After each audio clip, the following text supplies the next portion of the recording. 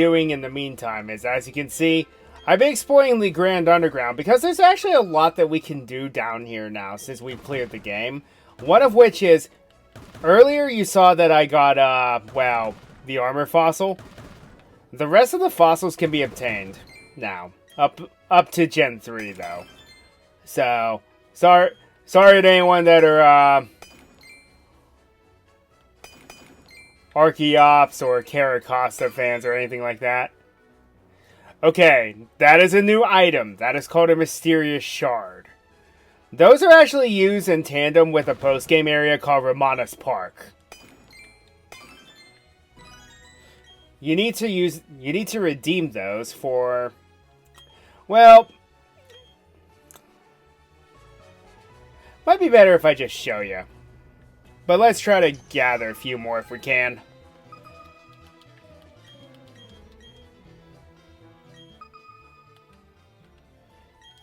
Because that was a large one. I've yet to find small... Oh, there's one. Spoke too soon. It's like, I've only found large ones. I haven't found a small one, and lo and behold, there's one now. Green shard. Sure, whatever.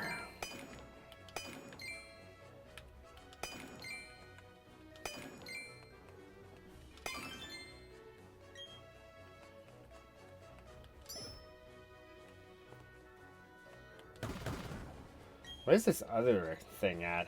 It's got to be over. There's too many unbreakable blocks that way, so no, nothing here.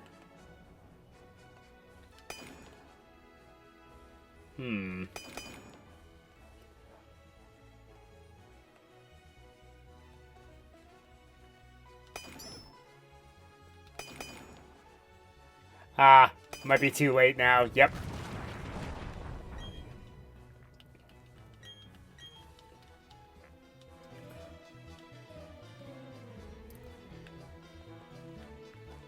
Alright, let's see what the big room is.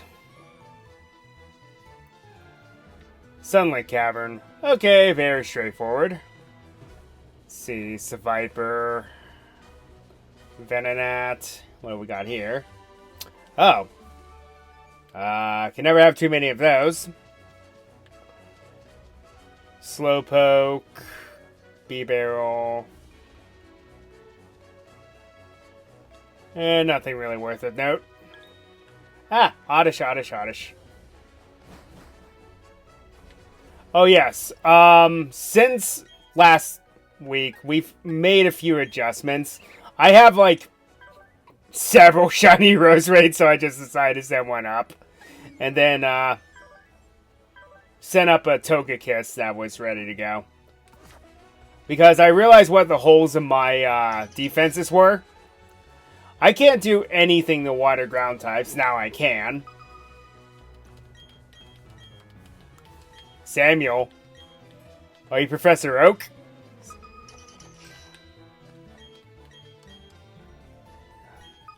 And then, I needed something that was, I could use in tandem with Salamence. But, also had fighting type coverage. And I just remembered that, Togekiss can learn Aura Sphere. Okay, that may not look like it, but I believe that's a Moonstone. I don't know why they use that model in particular. Because it doesn't look anything like them. I guess you can make an argument. Fossil. Claw Fossil. Not bad.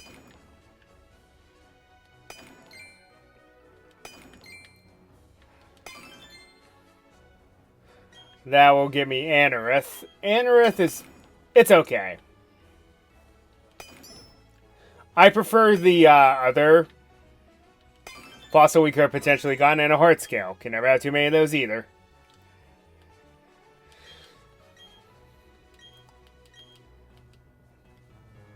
Its counterpart is debatably better, because it's one of the most defensive Pokemon that exists in the entire series. Cradily.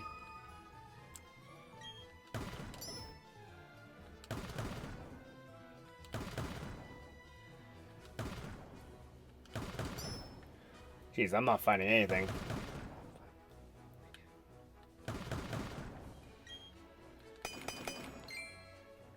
There's a box here. Not that it really matters. I have all the statues I want currently. I just want shiny statues now.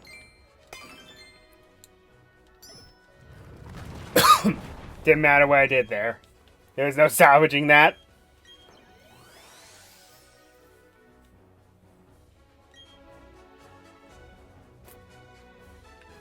I also hope it's not stuttering too much because, I don't know why. The last couple of weeks my Wi-Fi's been weird. I restarted my router not too long before I started, but... So it seems to be stable enough, but we'll see. Maybe I should change my streaming days. Yeesh. It's like Fridays are cursed or something.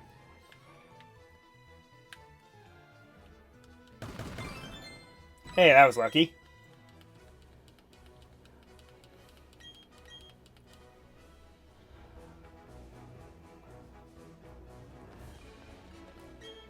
Ah well, enough screwing around. Time to show you the very reason why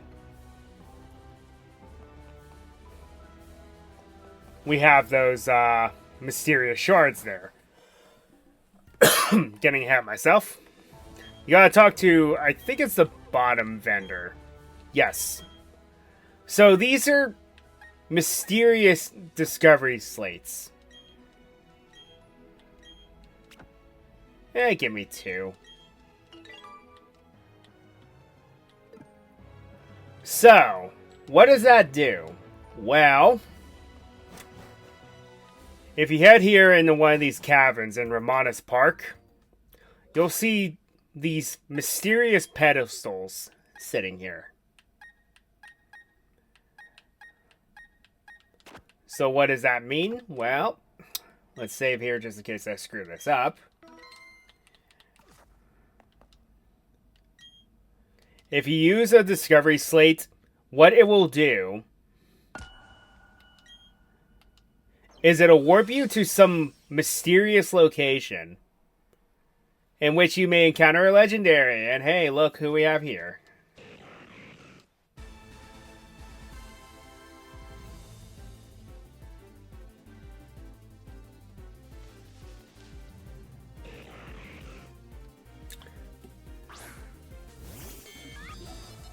So, interesting factoid time. Did you know that Registeel had to have its sprite change in between Diamond, Pearl, and Platinum? The reason... Oh no, that's the worst outcome. The reason for that is that its original pose in Diamond and Pearl looked like it was doing the Nazi salute. Yeah, that's not good.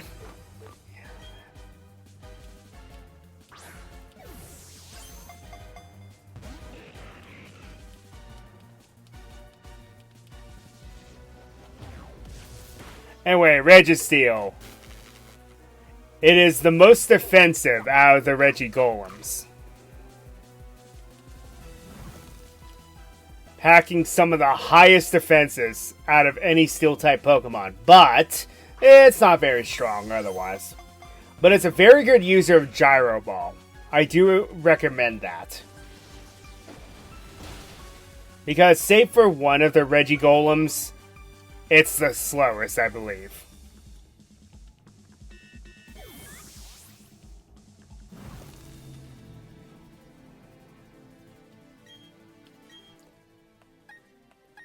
Okay, you don't seem to have a whole lot that can do much here.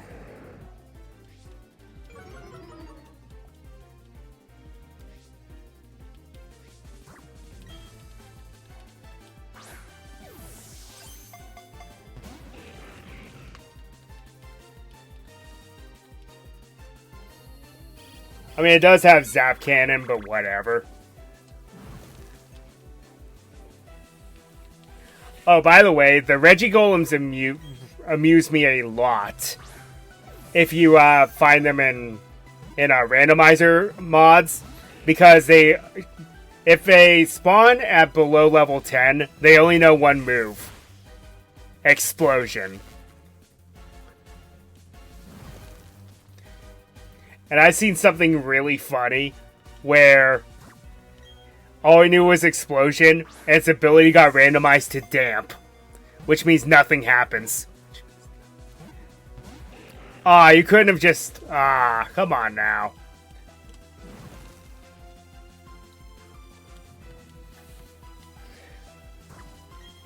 Wait, because damp is an ability that stops explosions. What a bad combination.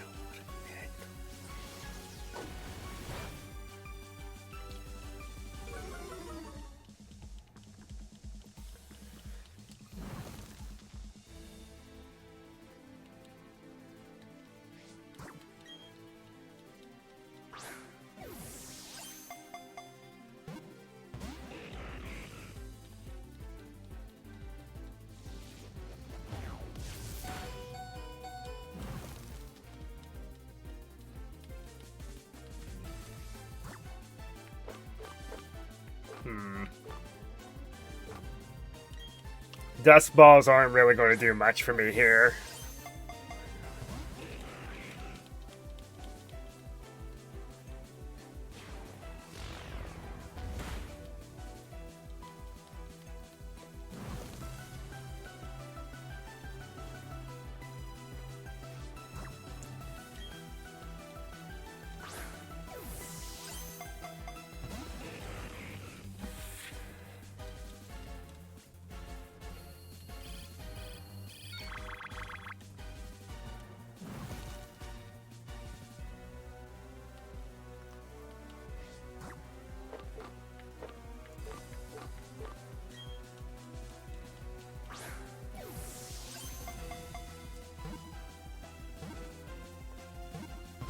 Ah, you couldn't have just, Because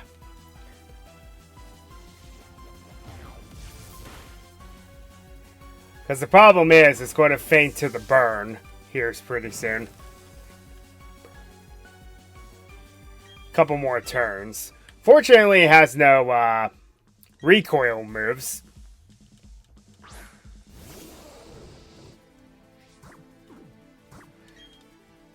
So that's all I can ask for.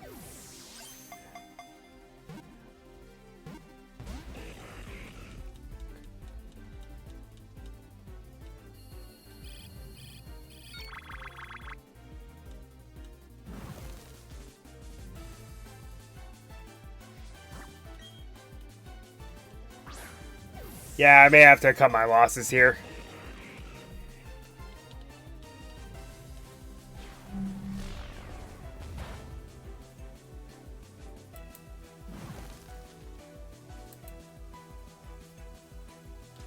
Well, that's unfortunate. And while, yes, I already have one,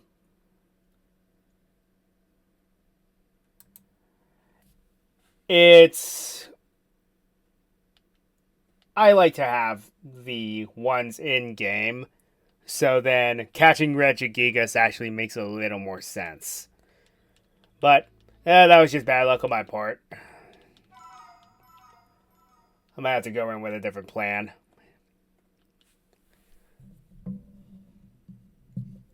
Porygon Z, I think, can learn Thunder Wave, so that might simplify things a bit. But in the meantime... Fine. Have it your way. I'll go outside.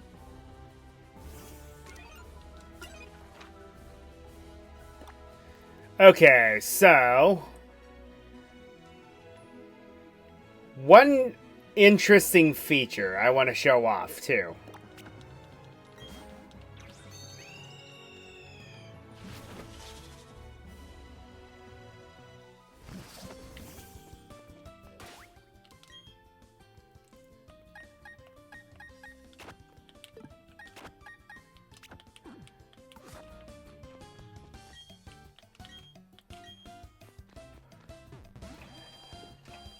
Took them several years to implement this again, but if you return to the gyms you can actually rebattle the gym leaders once a day.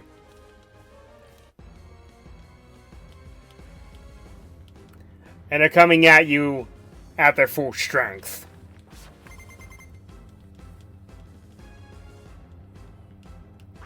And considering he's starting off with that, yeah, he's not joking around this time.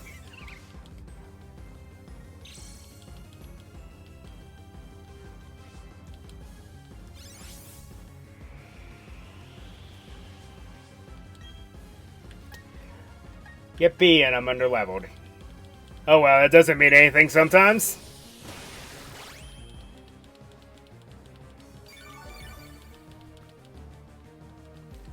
Fun fact, tactically, using Tyranitar as a lead is actually a very good idea. Reason being is that Tyranitar summoning Sandstorm, Sandstorms do something very different for Rock-type Pokemon. What happens is their special defense gets boosted in Sandstorms. See, even though that was a quad weakness, it wasn't enough to defeat it.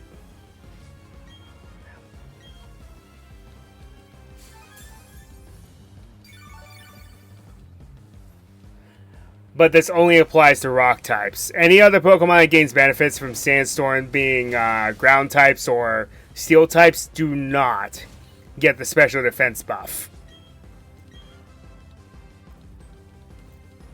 Also, the gym leaders are not messing around in a different idea, because I'm pretty sure that Tyranitar has a smooth rock, which would increase the sand stream from 5 turns to, I think it's 8 turns?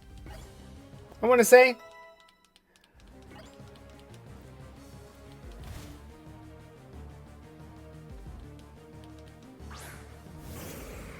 Relicanth. Well, this is awkward. Be nice to have that Roserade back up, because then I have a quad weakness here for it.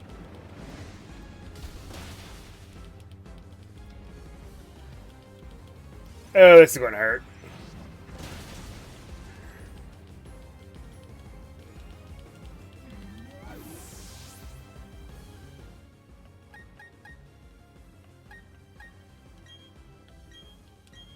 Yeah, because it will also benefit from the Sandstorm.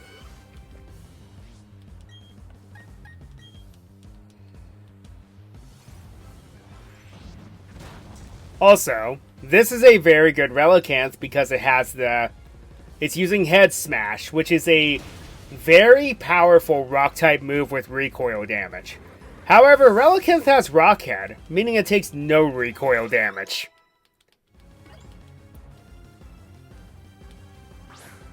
Good strategy. And because this guy has a thing for fossils and digging, of course he'd have Armaldo.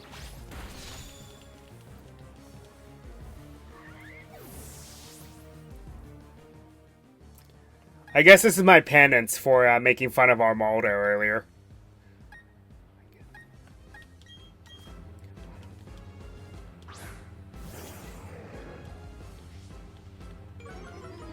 This may seem like a dumb idea, but hear me out. Ah, I missed. Of course you hit. Doesn't matter, because the Sandstorm... Oh, never mind. Well, that was lucky. So yes, fun fact. Rock does not resist rock.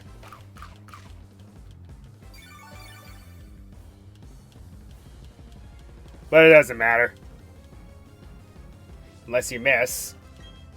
Yeah, it's the risk of using a move as strong as Stone Edge. The chances of missing are a little too high.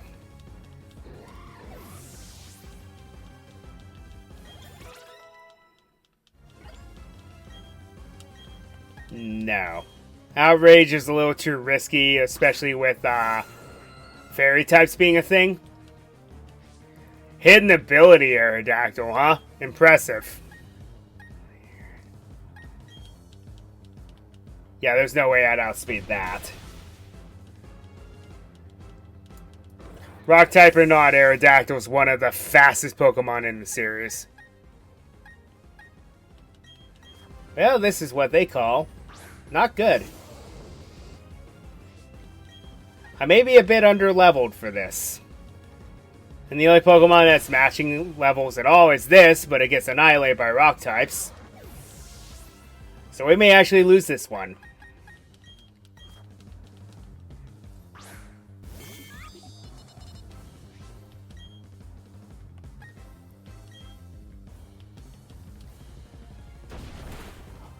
And I'm also realizing that half of my team are weak to rock types, so maybe I need to go back to the drawing board.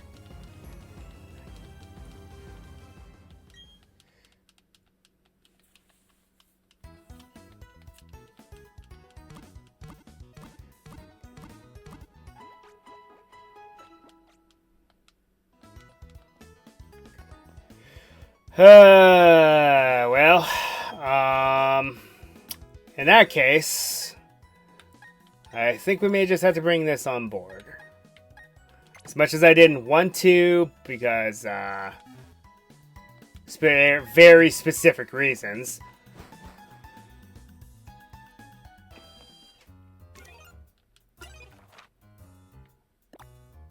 Okay, so let me get this straight. Because I healed last at Veilstone City, it will just warp me there. I see. Well, okay then. Alright, let's try a hand with a gym leader that won't destroy us that easily.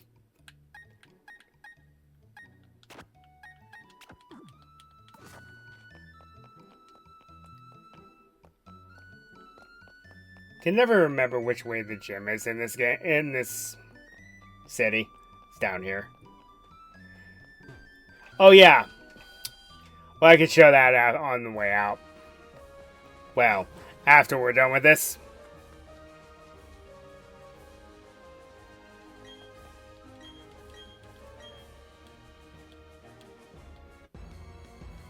Technically speaking, since Rourke defeated me, that actually makes him the champion. I'm not joking, that's how it works.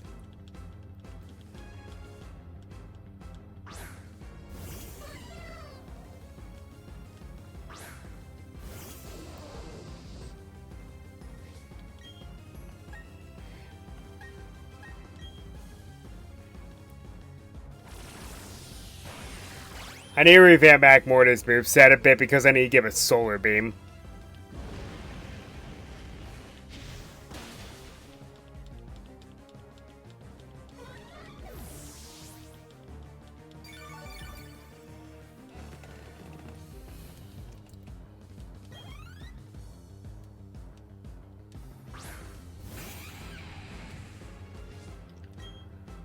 Well, how tanky are ya? That is the question. Not very.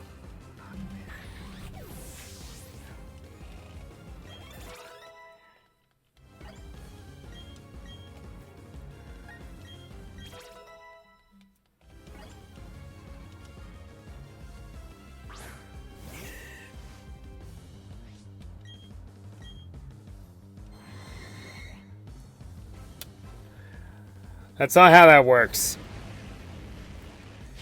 If you want to run Focus Punch on a Breloom, you have to use Spore first.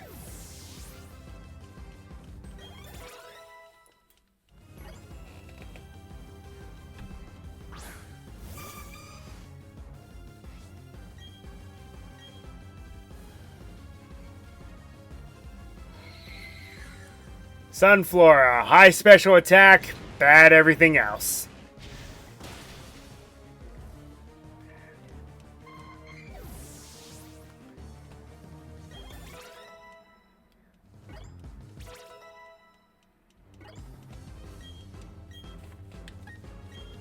Hyper Beam's tempting, but Tri Attack has too much utility.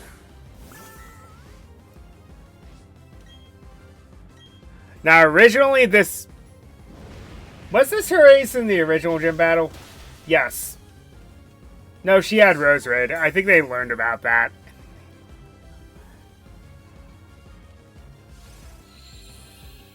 So this also helps, but also backfires against you.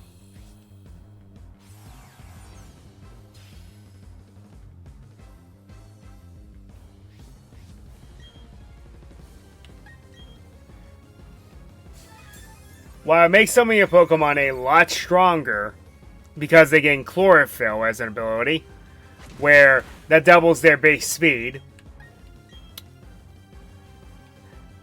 I'm afraid it powers up Fire-type moves.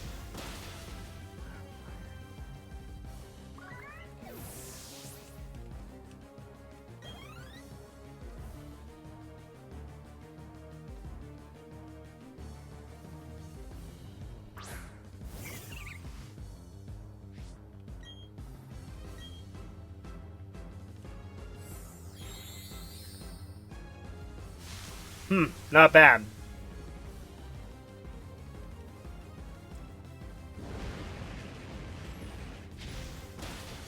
But not good enough.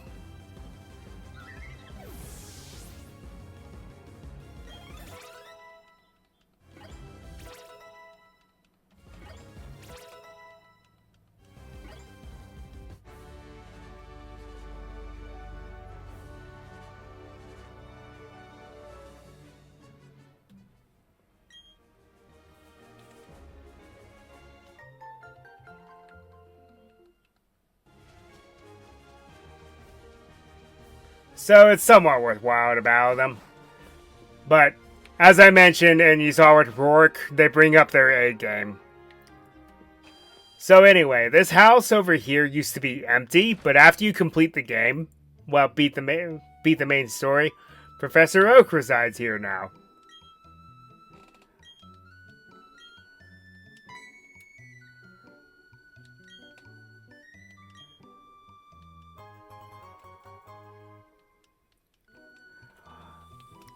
Well, if we wanted to get Porygon 2 and then Porygon Z the right way, we could.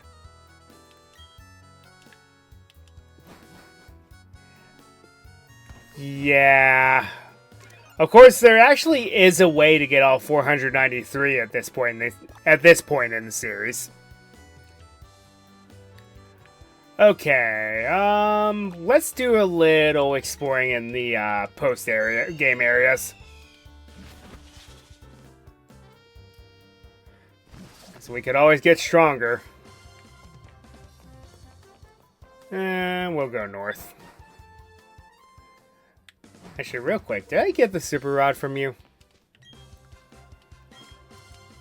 Nope. Yep. Okay, so...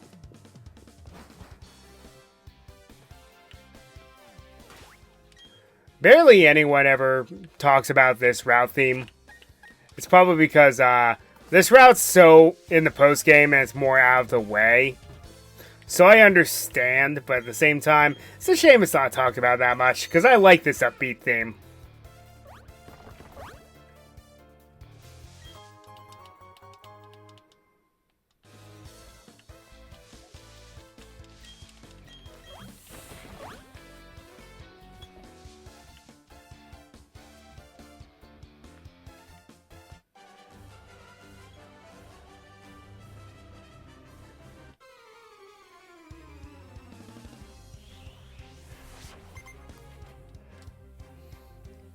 Well, thank you for that.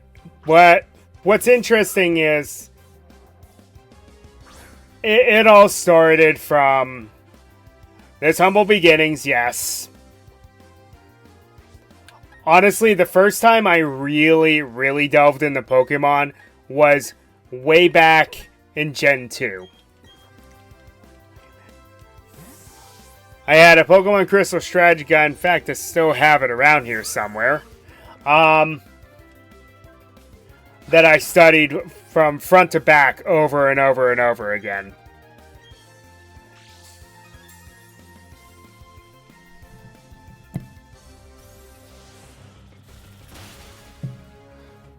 The whole metagaming and knowing how to obtain shinies, how to get the perfect Pokemon, that all came later. When the internet started to get really big, then it was easier to access everything.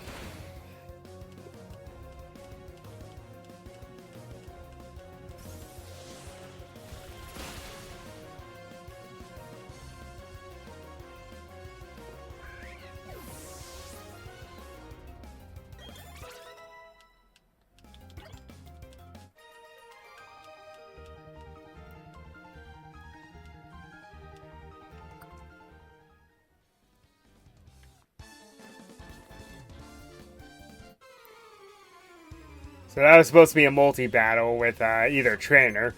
Honestly, you would not do very well with that.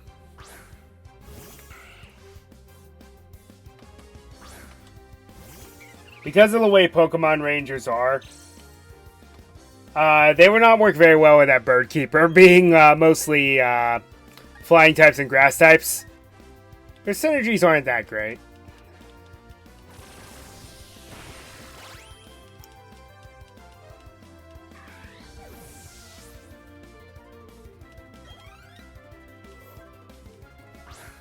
But as for the physical special split as of Diamond and Pearl, I had to figure all that out.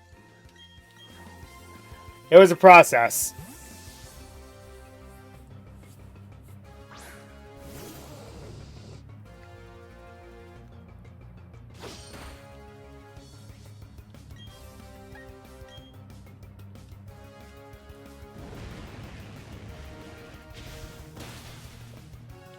No sturdy, huh? Not that it mattered.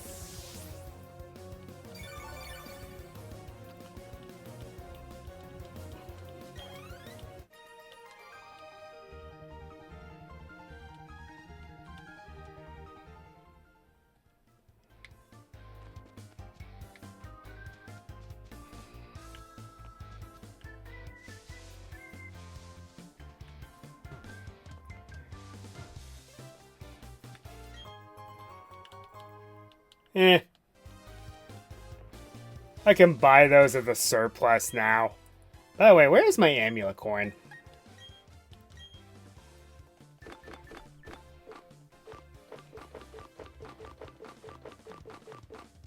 There it is.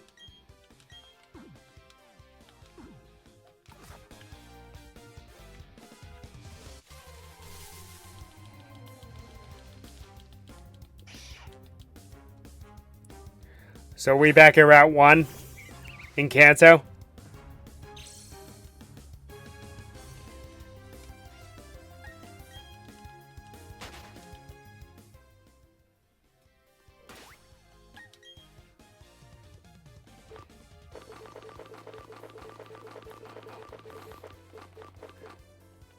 To build more onto that, I was actually christened Professor Oak back in high school because I knew too much about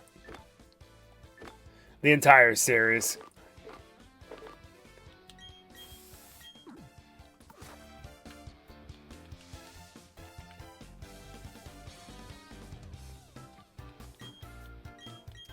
Not bad from going from a kid who would just train up his starter and nothing else.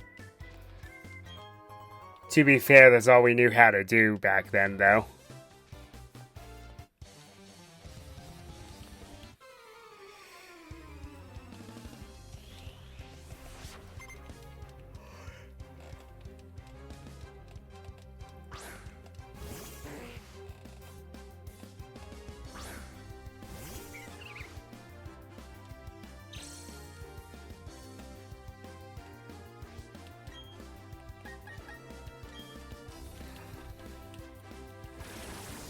You'd actually be amazed how much I know about the inner workings of Yu-Gi-Oh! Now.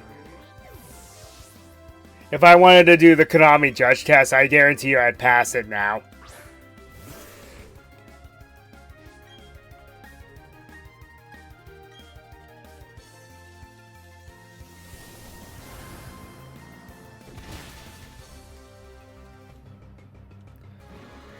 Not that I'm particularly interested in doing so anymore.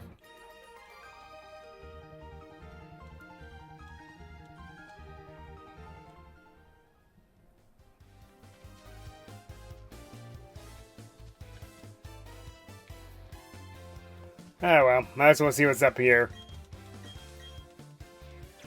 Because I've never really explored these routes that much. There was never any motivation to. It's like you're at the end of the game, you're the best there is at this point. Okay, so that just leads... Okay. I see.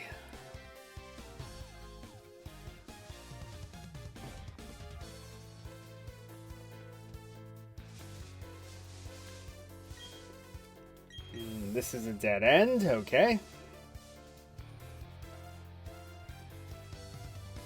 Huh. I see.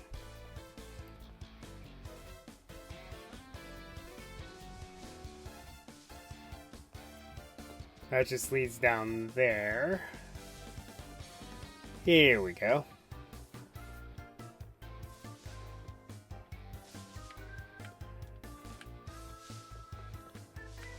Huh. My hidden item senses were tingling, but they seem to be failing me.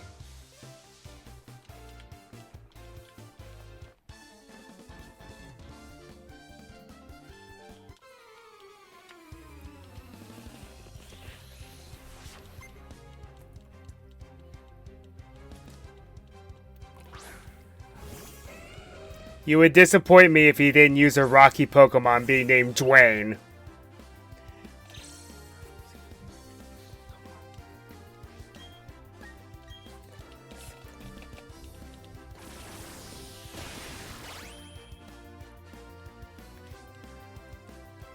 Even as sturdy. To use Scary Face. Sure.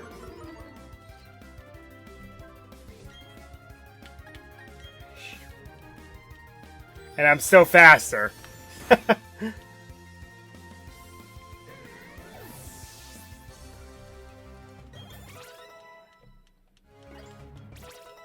Granted, I'm also almost 10 levels higher than you, but I digress.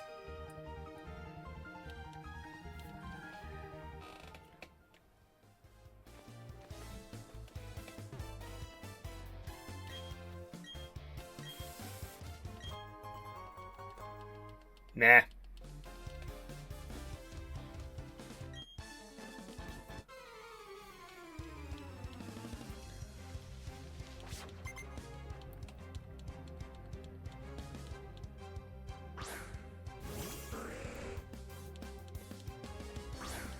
Have you not evolved that by now?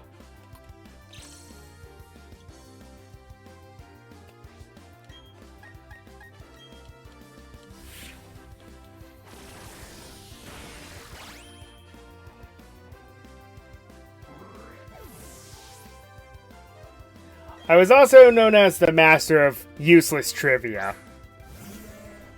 A lot of the did you know sort of things. It's like, kind of makes me wish that I knew about like did you know gaming or things or groups like that way beforehand, because it's like I feel like I could have helped them out.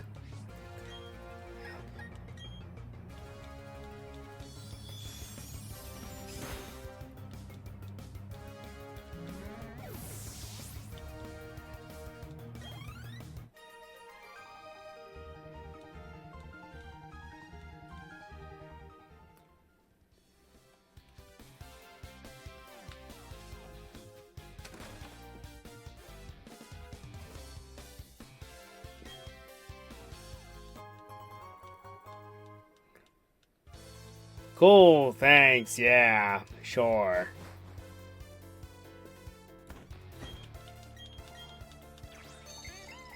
It's not that exciting. Oh, yeah, now I'm realizing why I never explored these routes. You needed to carry an HM slave with you. So you can never carry your full team with you, no matter what you did. Again, I'm very happy that the HM mechanics are gone now. But it also creates a new problem. And we start seeing this in Sword and Shield. They kind of took away explorable dungeons.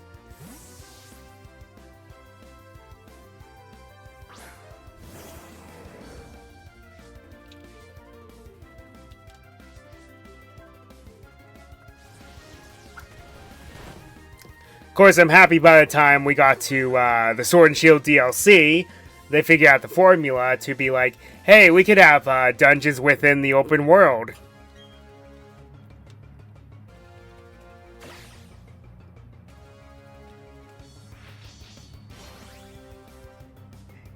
And that is how it should be now.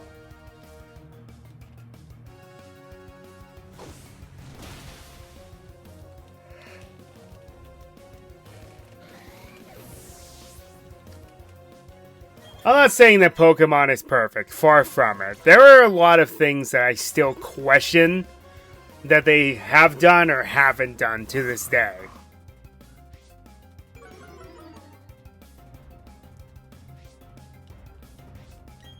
Which is why I think it is a great move that Pokemon Legends Z to A will not be out until next year. That shows you that they're starting to learn. You don't have to release a game every single year, working yourselves thin, and then giving us a very lackluster project.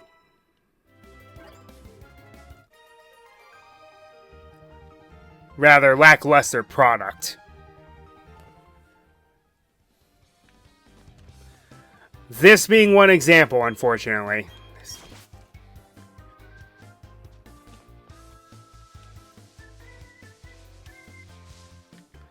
As much as I hate to say it, there's a lot of reality to it because there was not a lot of care that went into making this game.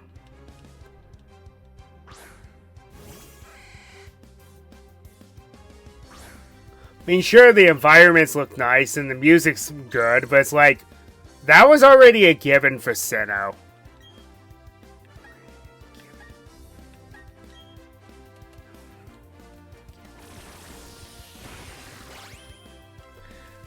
Whenever the Pokemon Orchestra travels, they always have a segment that's literally just called Routes of Sinnoh.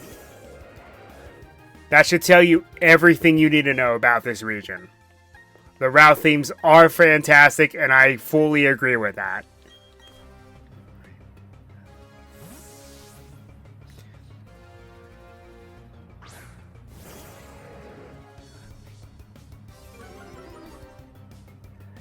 And this was the second region to show us a lot more, to focus more on nature. The only difference is they combined both ideas from Johto and Hoenn together, in which there's history here, but they also made it look pretty.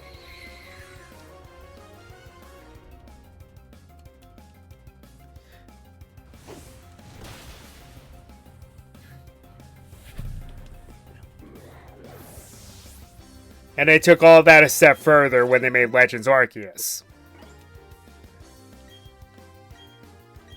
Good move. I didn't realize I could learn that.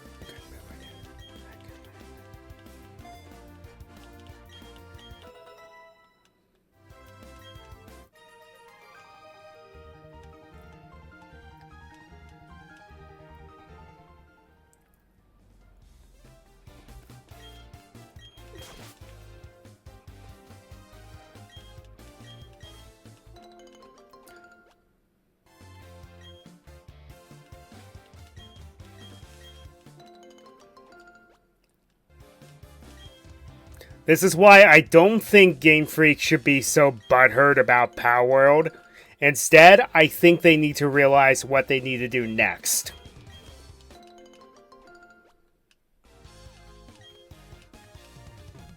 And that's why I believe that Legend Z to A got delayed to next year.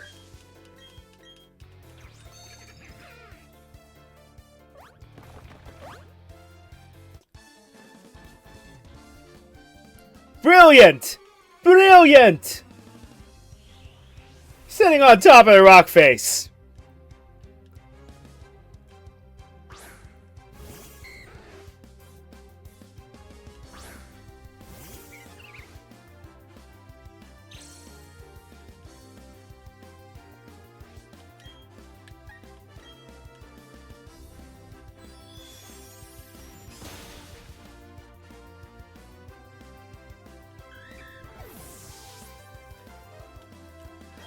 But anyway, the big delay makes a lot of sense because now they have time to actually polish the game.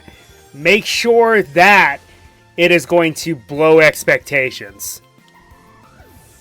Which, expectations are high because it's another Legends game. I like that entire line. It's just, I wish there was a branch evolution for Dragonair to keep the elegant serpentine look. Or you could go for Dragonite.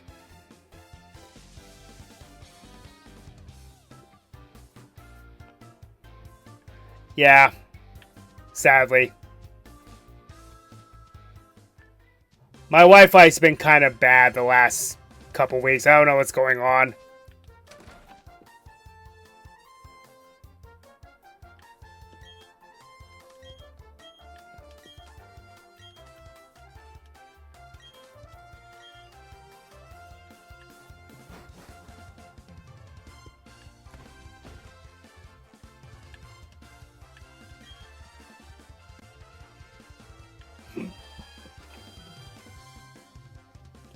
I'm running at 60 FPS, but my, looks like my range keeps, tanking down to...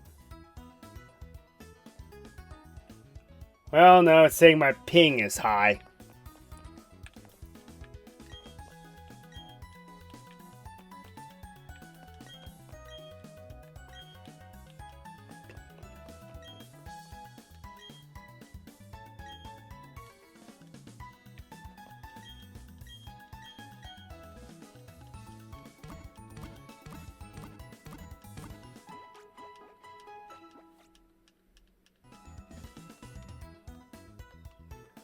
Says it's stable now, but we'll see.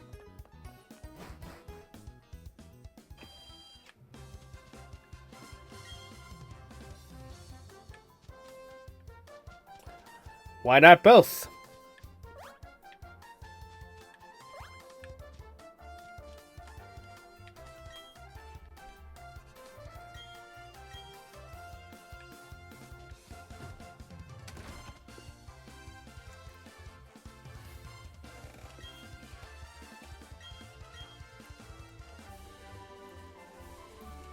Facade, a very good move.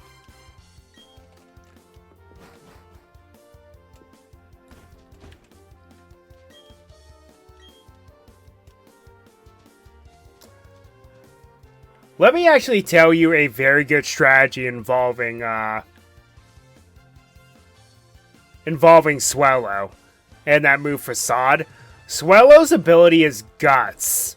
What that does is while it has a status problem, its attack power is multiplied by 1.5 times. Well, Facade does double damage if it's suffering from a status problem as well. Add that all together, and you have a very potent move on your hands.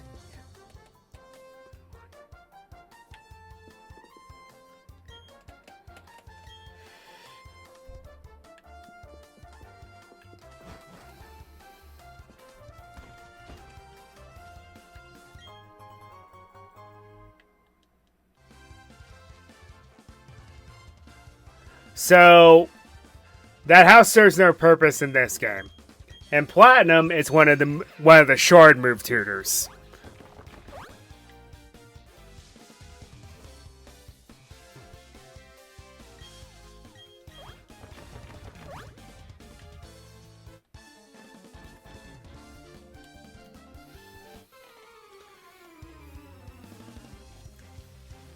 Yeah, it seems to have stabilized now. I think what's going on is my Wi-Fi seems to be okay. It's just my ping seems to be pretty high.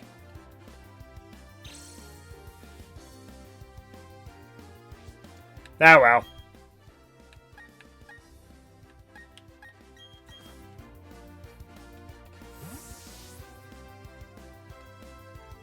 Because I get, whenever it says my signal is weaker, my kilobytes per second spikes. Which means, yeah, I have high ping today.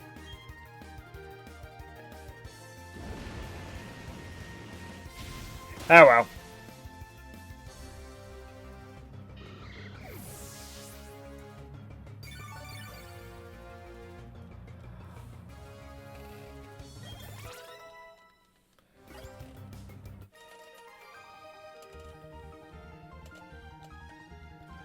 I mean, you're putting all your eggs in the one basket, buddy. one Pokemon with a lot of weaknesses.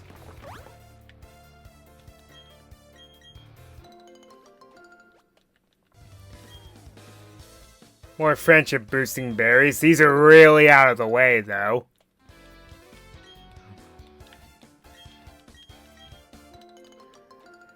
Yeah, if you ever wanted to cheat and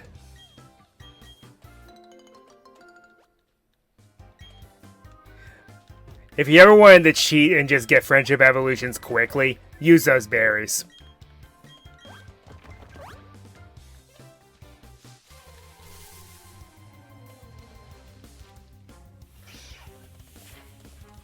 Yep, do you like the ball capsule combination? Makes it look like it bursts out in a fireball.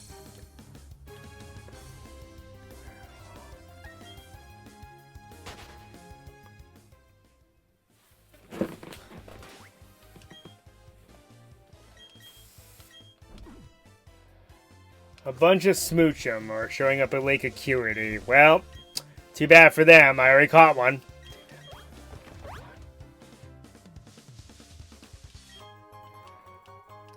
Alright, I know exactly who that's going to.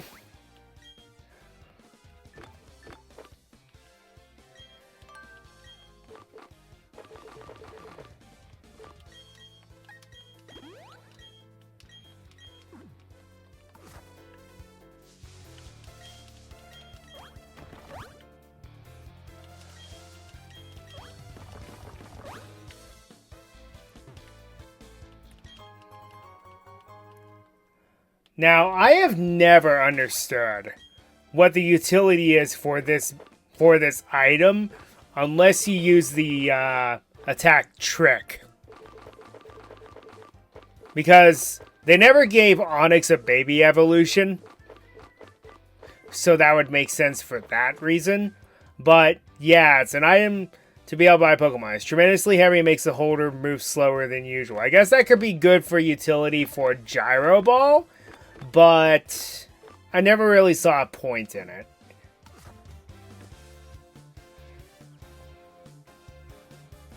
I guess that was the point, though.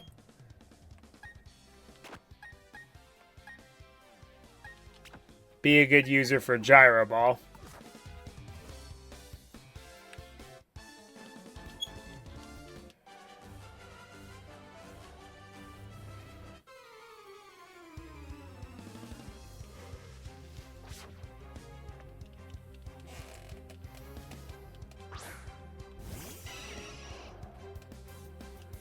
Geneva? Does this mean I'm violating the Geneva Convention?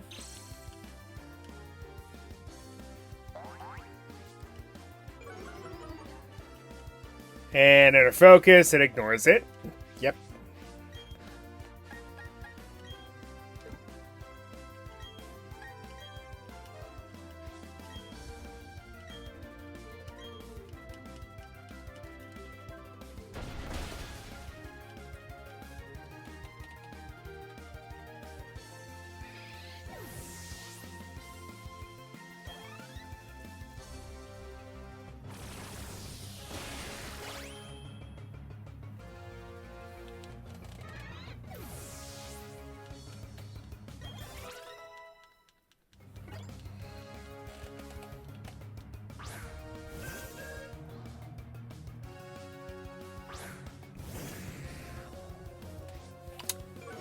Yikes.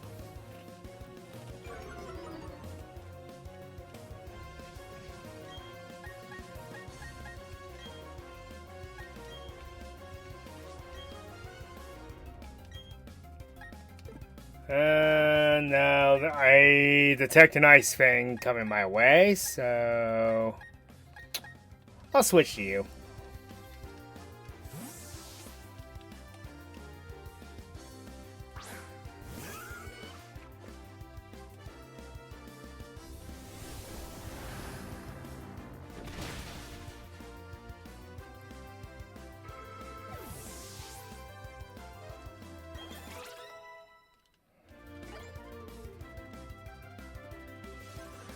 Oh. That is far worse.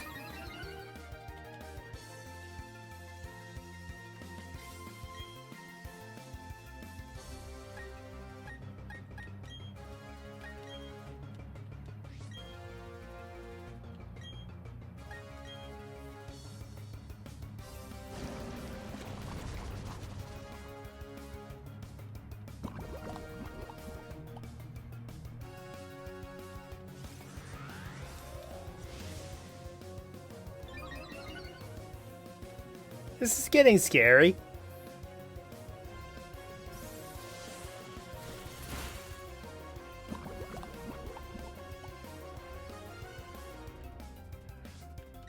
Oh well, it's 2-on-1, so that's below half health, so we're good now. But that can get very scary. So let me get this straight. You build up all those stats just to use a special attack.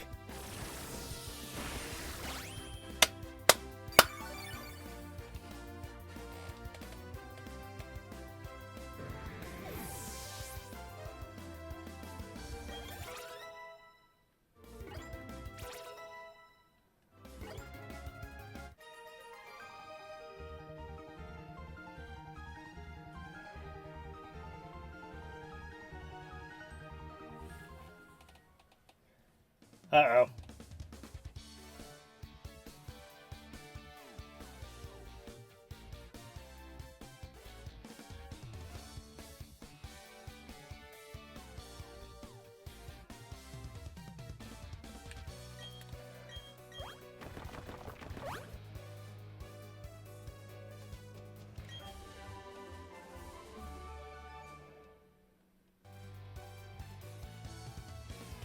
Alright, let me try something here.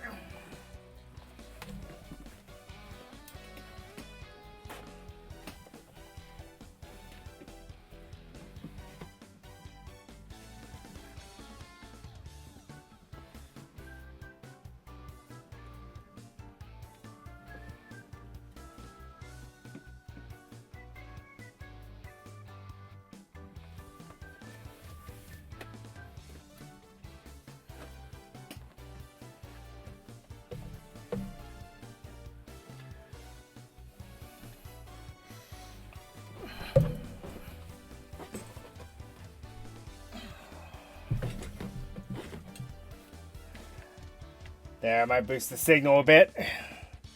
I suddenly went down to 0 kilobytes. I almost disconnected.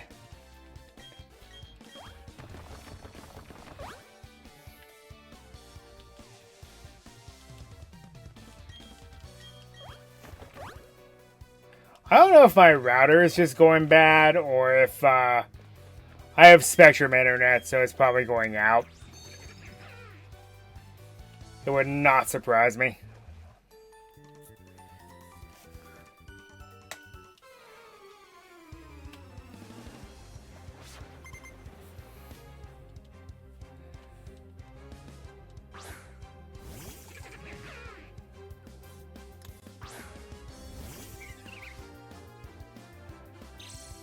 Of course, where I live, it's either that or Frontier. Take your pick.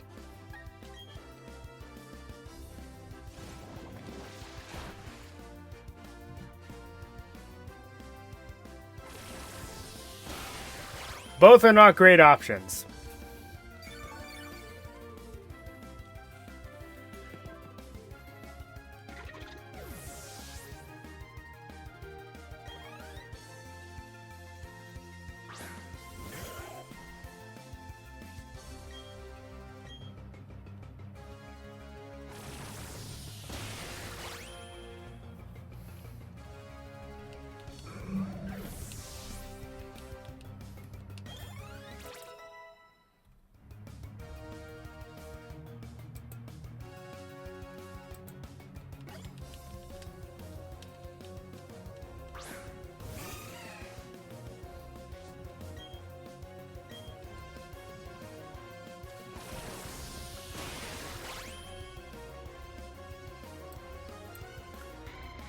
There used to be a way you could minimize the taskbar. I don't remember how.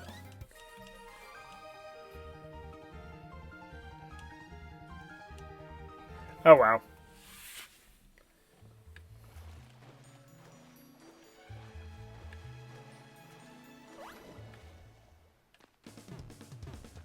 Alright, so who lives in the middle of a small island in the middle of this pool?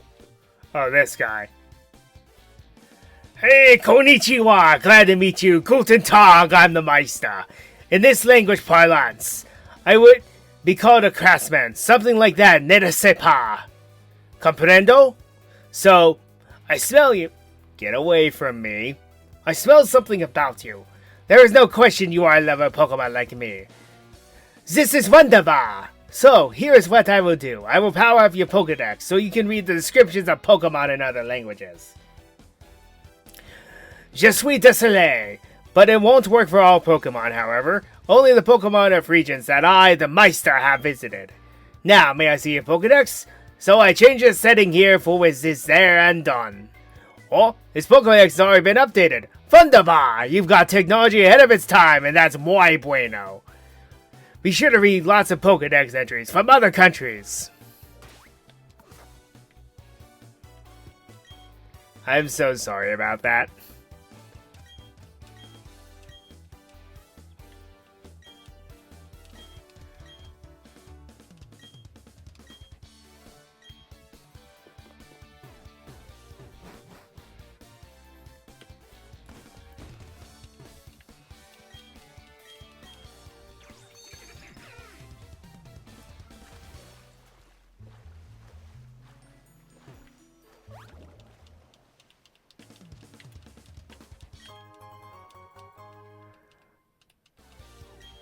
Yeah, I was going to say, why would that just be here?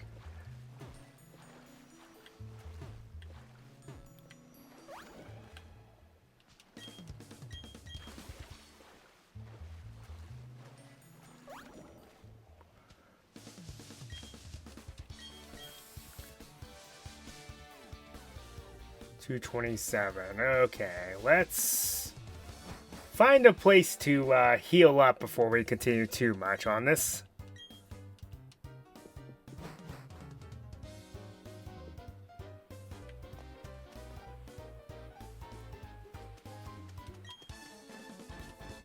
How dare you disguise yourself as an NPC?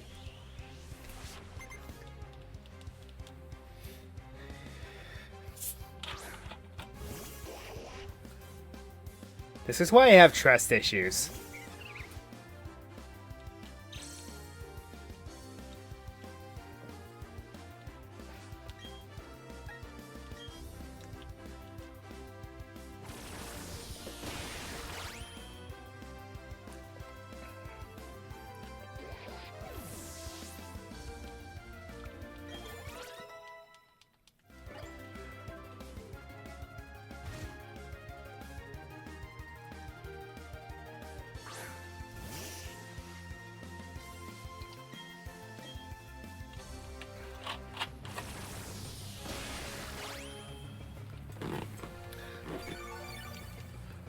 So I'm going to show you all something very, very funny when we get there.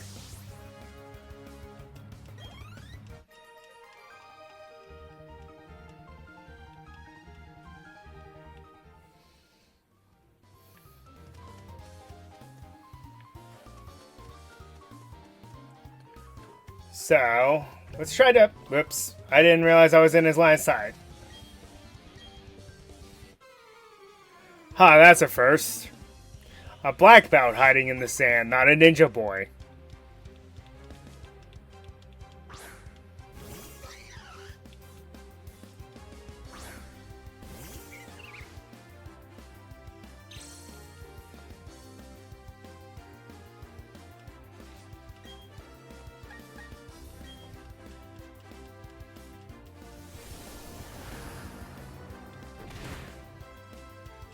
Doesn't matter what I do, Mankey's defenses are paper thin.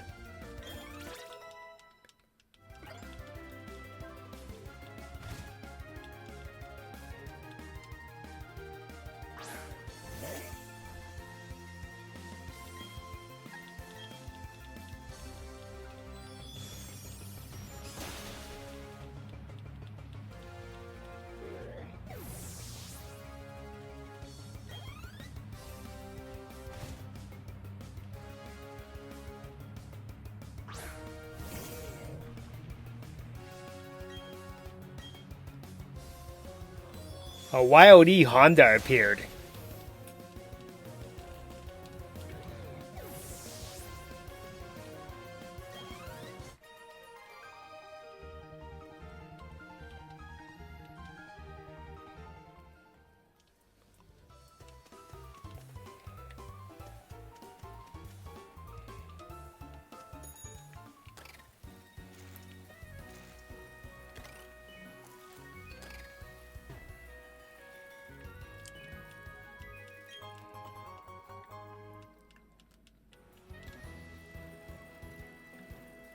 So this is a route I'm thinking it is. There's supposed to be an Easter egg on this route.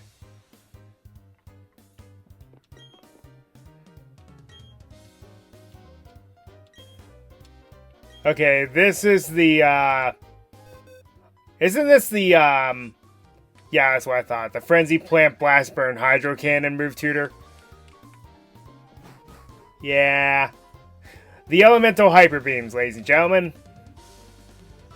They're okay.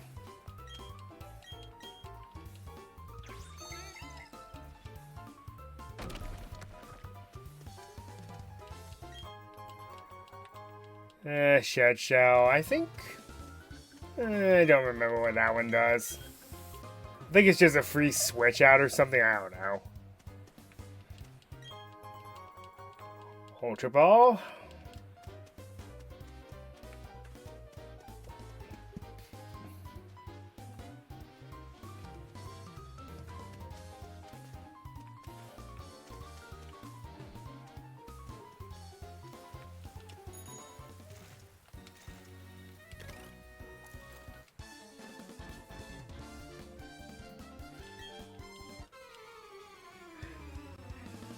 These dragon tamers are brilliant. Hiding on top of one-way roads in which you have to battle them no matter what.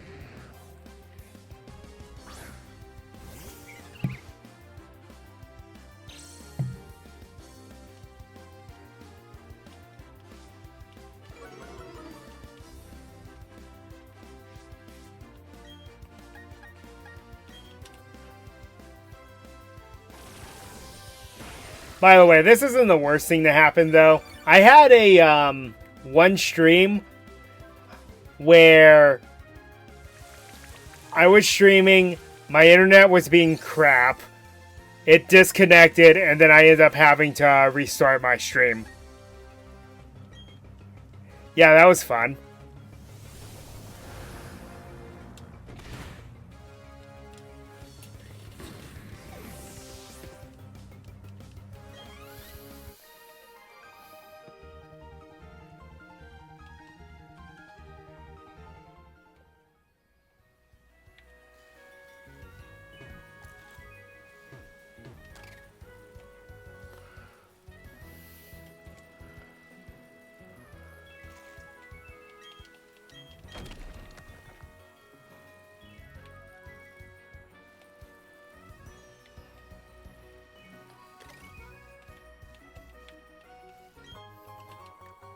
Anyone remember when Smosh did Pokemon in real life? Hey, you walked in front of me. Let's battle!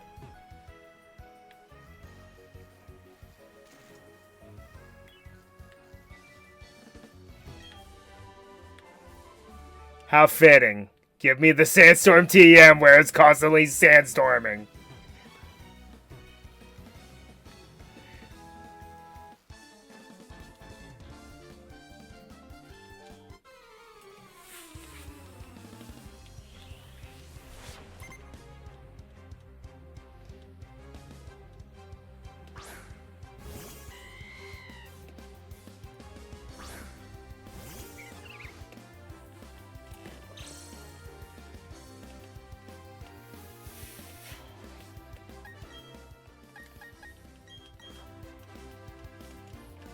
You might actually be strong enough to handle this now. And you're not bothered by sandstorms because you're a steel type.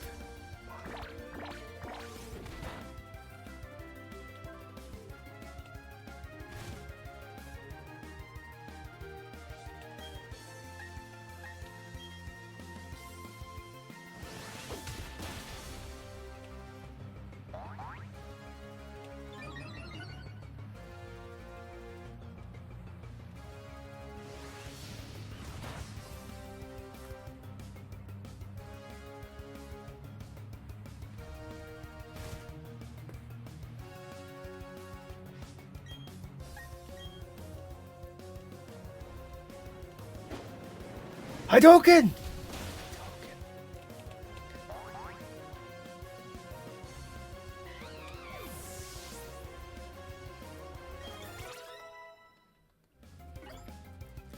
Who doesn't? It's also one of my favorite characters in Smash Brothers. It was my main back in... Lucario was my main back in Brawl.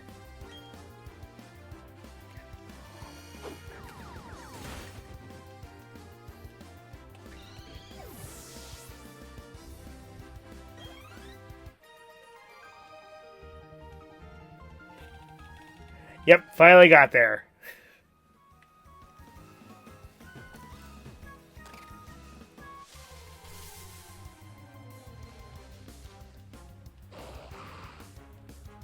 How fitting. A cactus in a sandstorm area.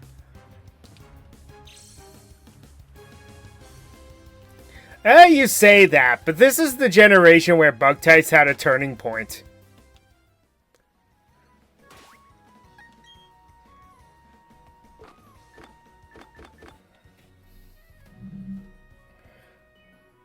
Let me drag this over here.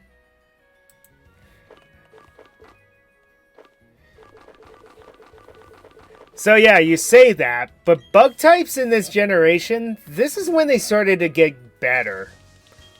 Originally, the bug type was one of the worst types in the series.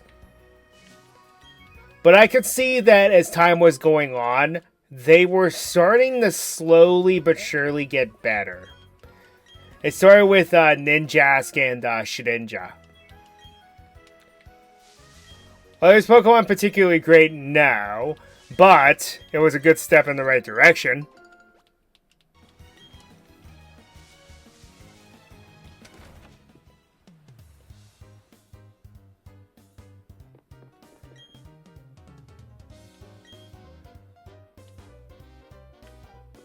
So, this character here is replaced by an interesting NPC in Platinum. The NPC is rumored to be Cyrus's grandfather. Cyrus's grandfather even mentioned that he made a lot of mistakes in raising Cyrus and that he would take it all back. Considering the type of person that Cyrus would become, that's a valid excuse.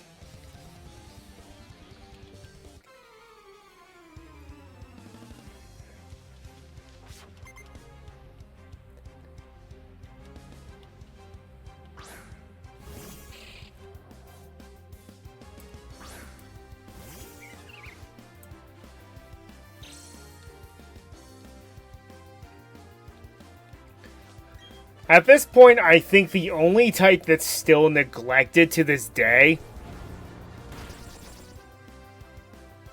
is the poison type.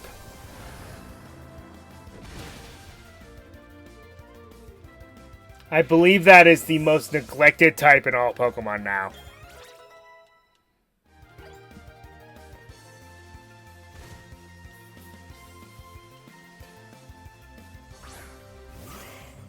Which is funny because originally it was the most common type.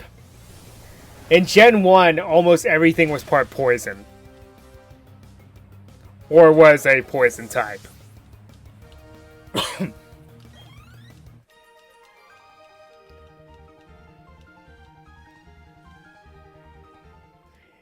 If you need an example of how many poison types there were, battle any Team Rocket member.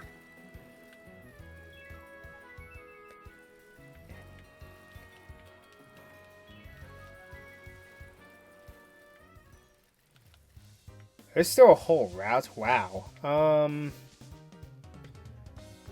There's a longer gap than I thought through here. Ah, there it is. Okay, so we made it to the resort area. This has something very funny in it. Ooh. Dropping low again. I know, my internet's going to be, I guess there's no easier way to say this. It's going to be bipolar tonight.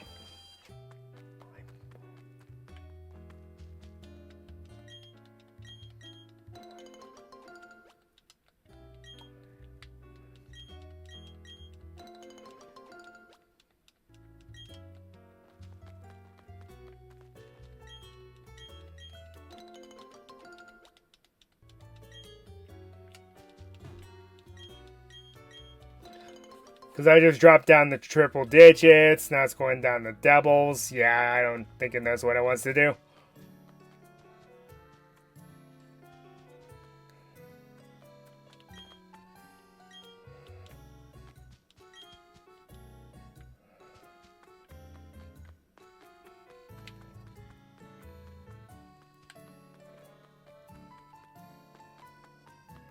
Okay.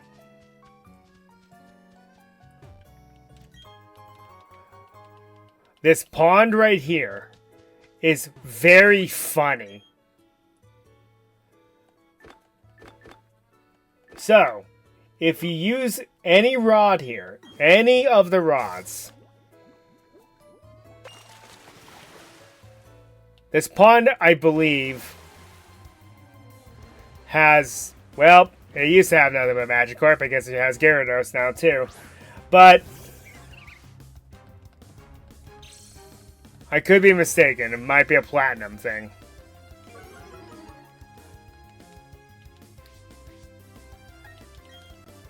It could be. But that Gyarados is only level 30, so who knows?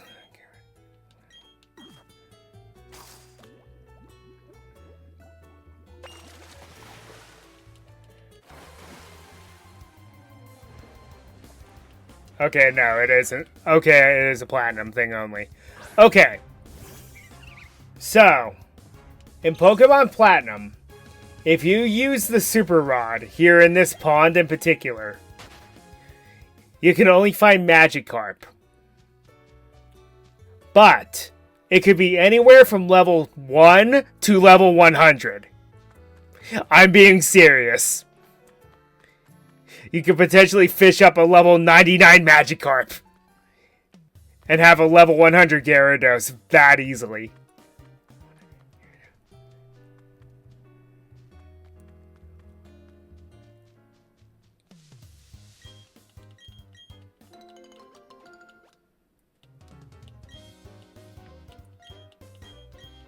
I've seen people, by the way, I have a fun challenge that we could potentially get 3 people on with. It requires a ROM of Pokemon Emerald.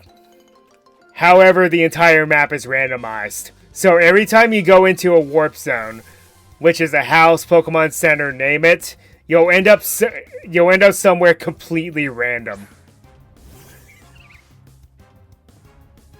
So for example, I might go into the Pokemon Center in Oldale Town and end up right in front of Rayquaza with a level 5 starter.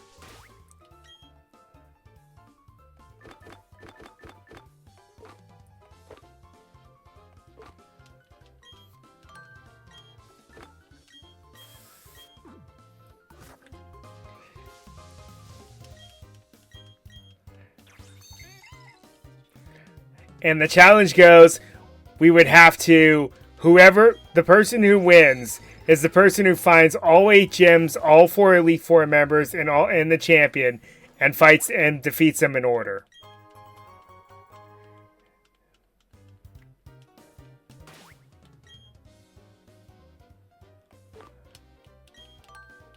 If it sounds like chaos, that's because it is.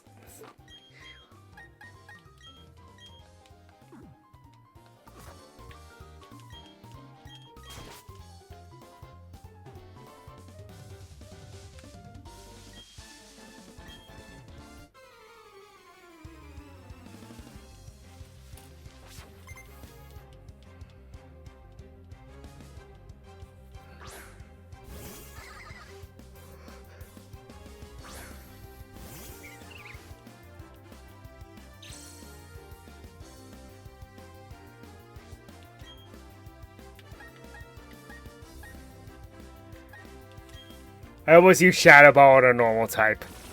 Anyway.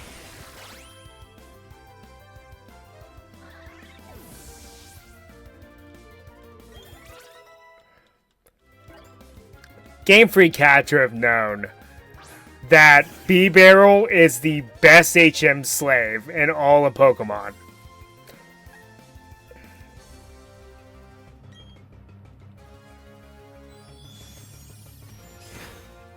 Because aside from Fly, it can learn every single HM. Well, correction. Aside from Fly and Defog in this game, it can learn every single HM.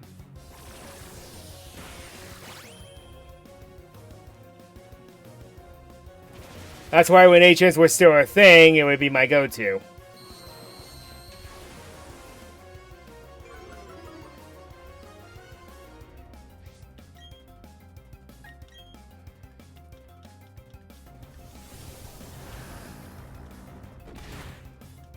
That shouldn't be allowed. Using a ghost type move on a normal type. But I love playing around with his ability.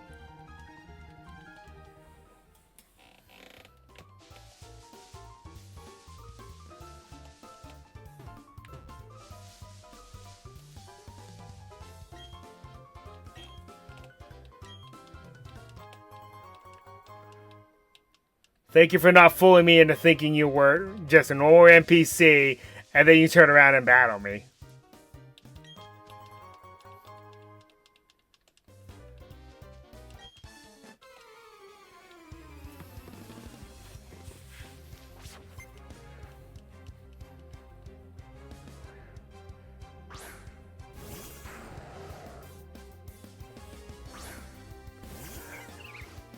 But I will also explain something else. So yes, Lucario was my main back in Smash Bros. Brawl. However, in Smash 4, it had gotten nerfed so hard that I just did not like using him anymore. And then Ultimate more or less returned him to how he used to be. There's still a few nerfs that they kept in for him, but he's a very tactical character. Since he has his own special revenge factor.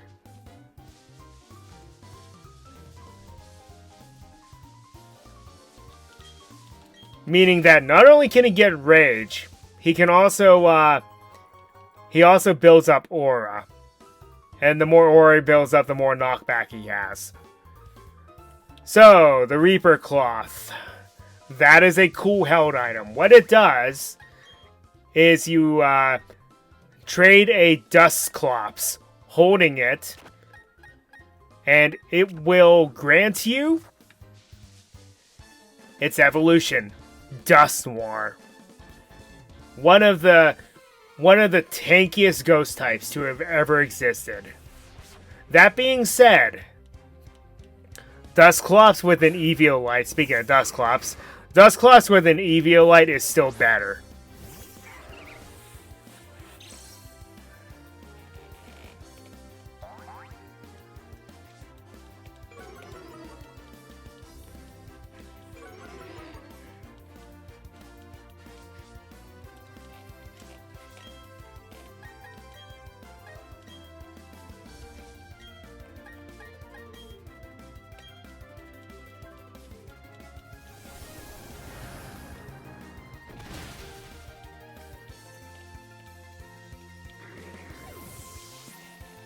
Because the Eviolite is probably one of the biggest mistake of items that they have ever made. What it does is it multiplies the Pokemon's special defense by 1.5, physical defense and special defense by 1.5, if it can still evolve. In some cases, it makes some Pokemon better than they normally would be.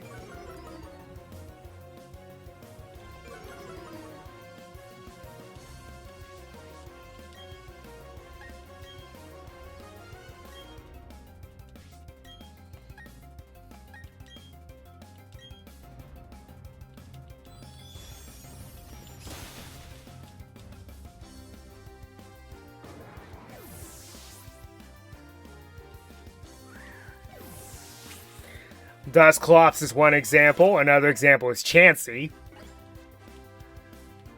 Then another one is Porygon 2.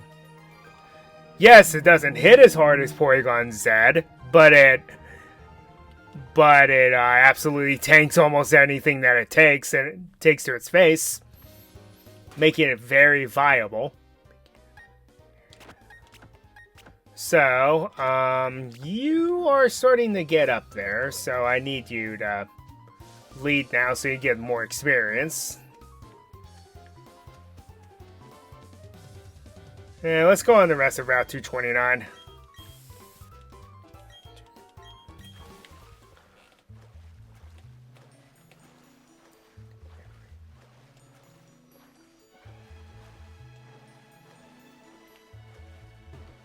Water route, because of course.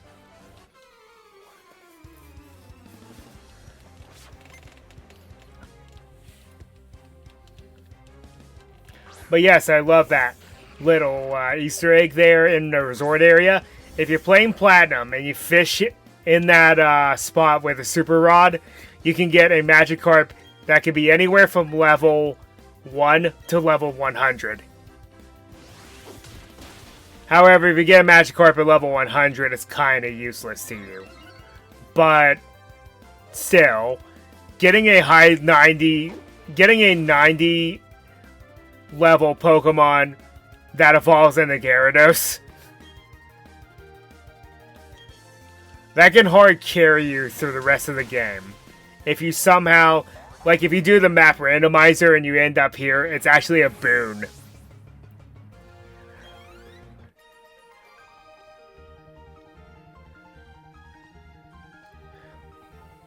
Because, let me tell you something. The whole level thing, where your badges dictate whether or not a Pokemon will listen to you, that doesn't apply after Gen 2.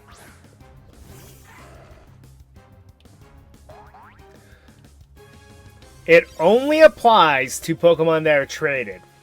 So Pokemon that were not originally yours.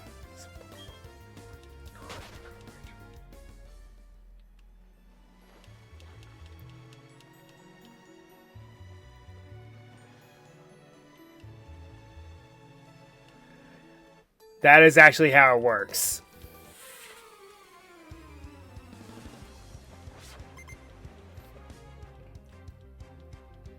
So long as you're the original trainer, it doesn't matter how high its level is, it will listen to you.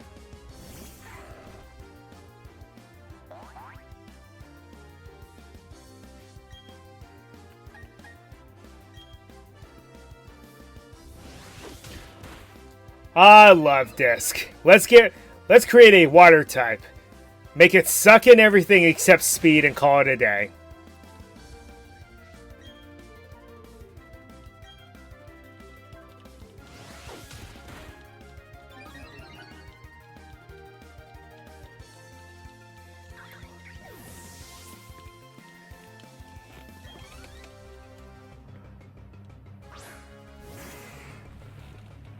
Lapras, and I'm plus 2 attack, so...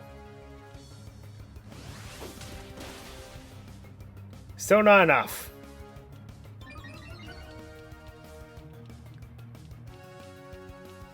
Of course, I'm not surprised. Lapras is the epitome of bulky water types.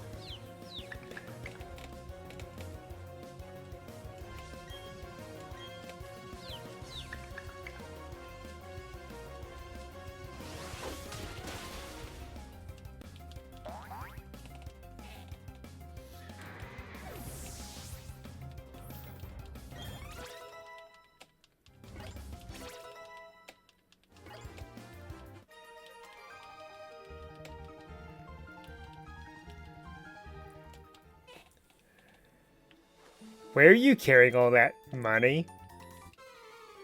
That's not how this works. Swimmers don't carry a lot of money.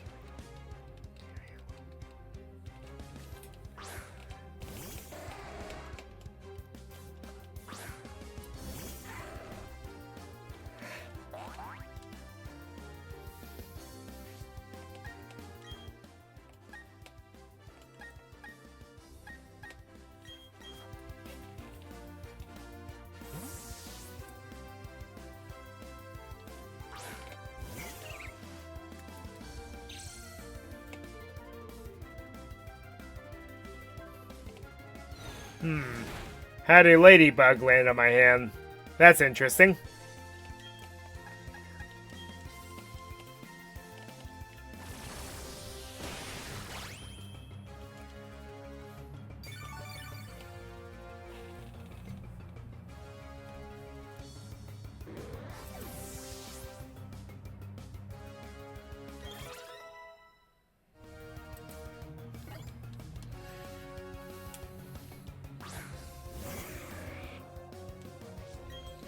Oh, Seal and Dugong, how I wish you were better.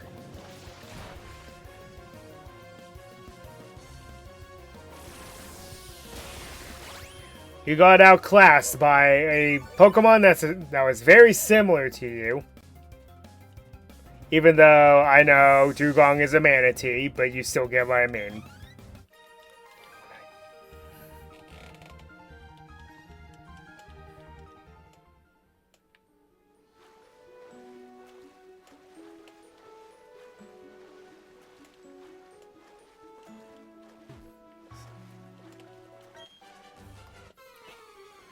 The Spheal line did it better.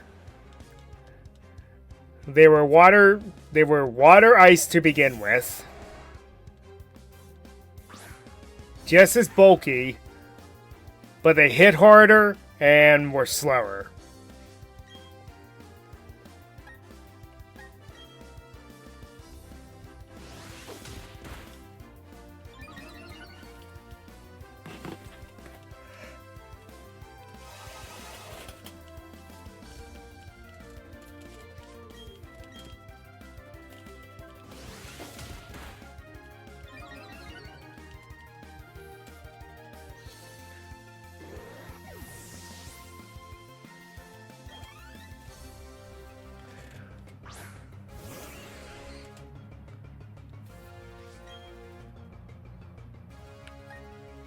Oof.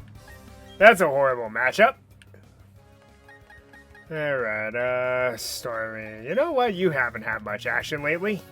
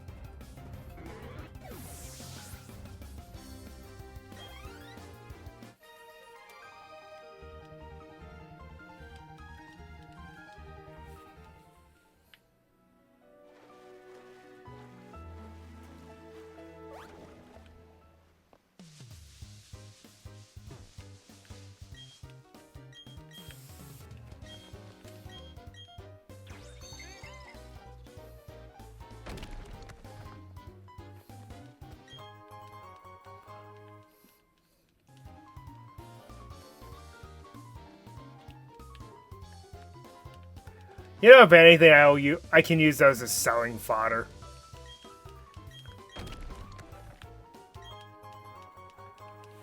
Carbos. Well, I know who that's going to. Looks like I maxed out attack on Lucario, so it's speed.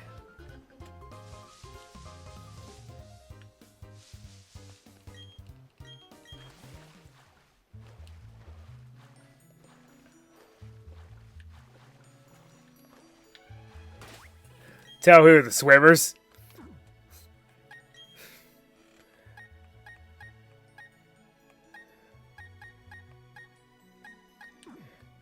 No shirt, no shoes, no service!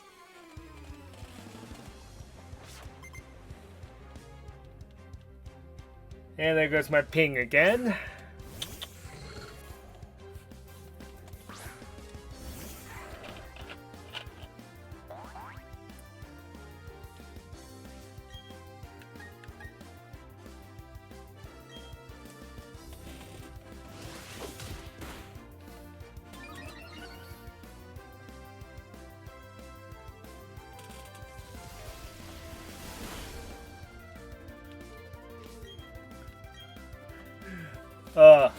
I always choked on my drink. not good. Ooh. Ooh, that didn't feel good.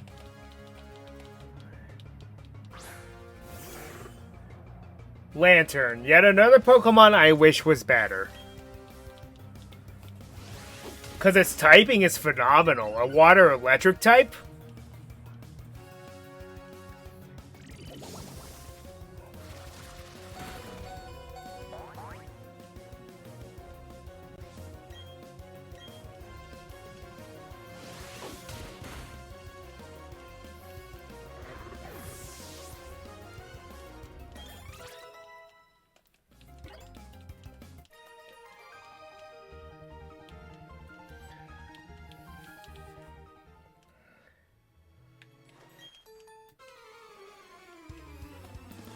No, their growth is stunted. All my Pokemon are level 1. It's because I'm using the fear strategy. Yeah!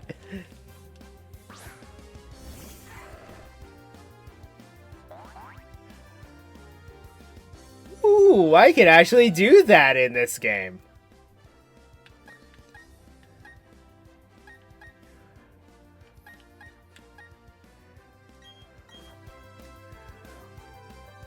The fear strategy.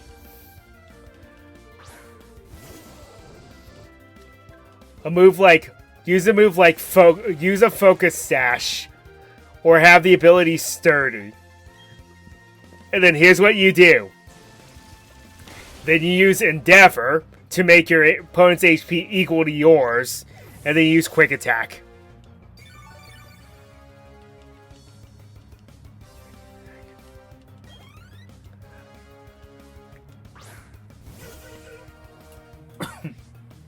And then add insult to injury. Aron is a worse offender of this because Sturdy is renewable if you give it the Shell Bell. Because whenever you use Endeavor, you'll get all your HP back. It'll just start a never-ending cycle because it's only level 1. Almost any move will almost defeat it in one hit.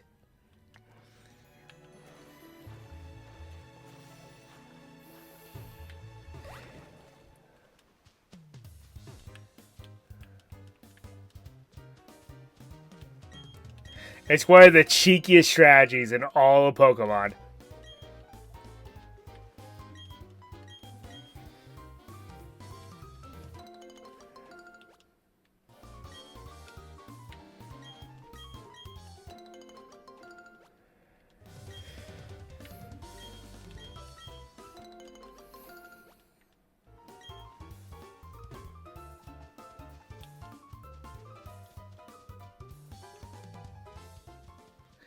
And we came full circle. We're back to the fight area now.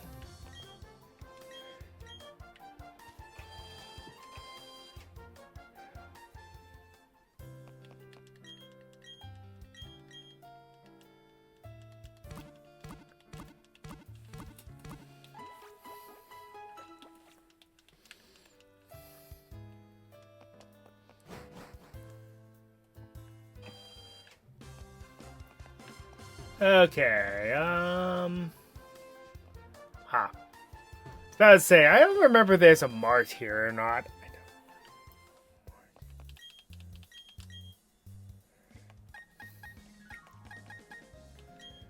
Don't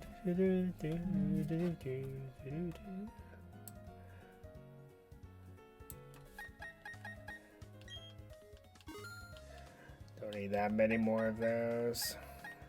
I know I'm running low on these.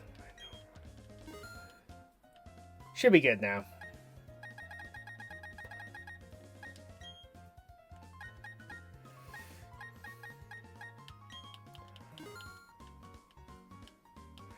And might as well top myself off.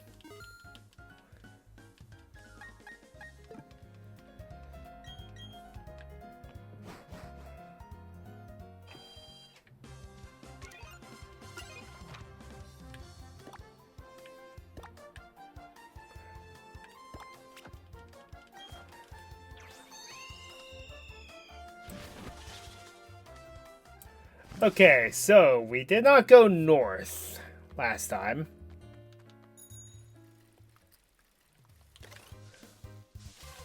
Ah, I forgot that. Yeah.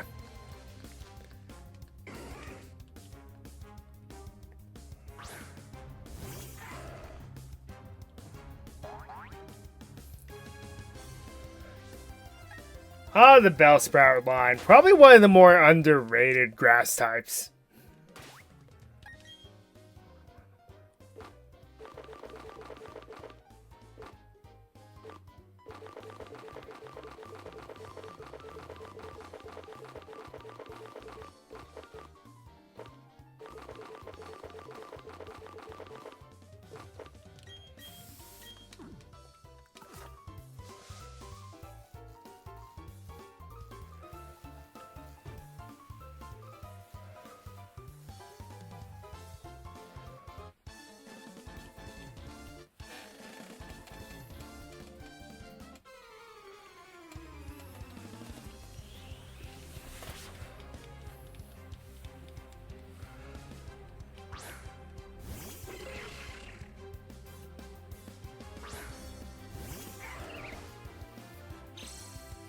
Trap pitch and execute, huh?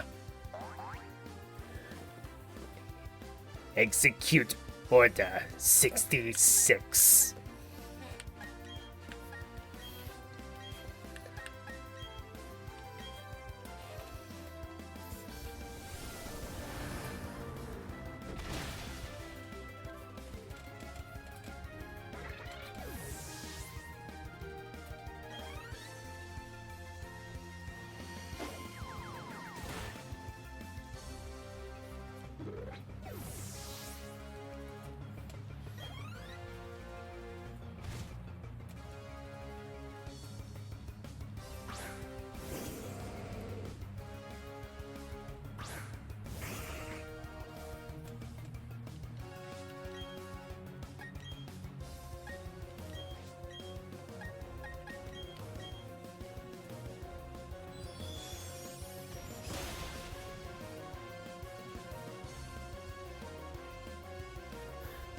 An unnecessary critical on the Vibrava. Sure.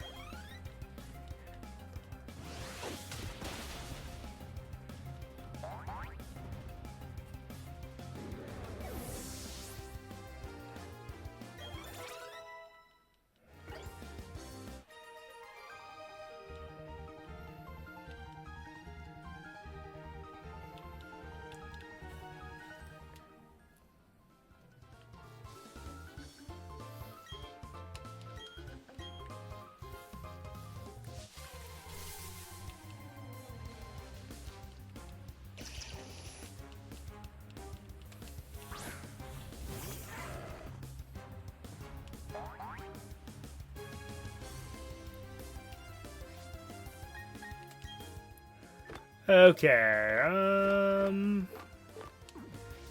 nope. I have no way to just flee from this easily, so I'm just gonna have to fight it.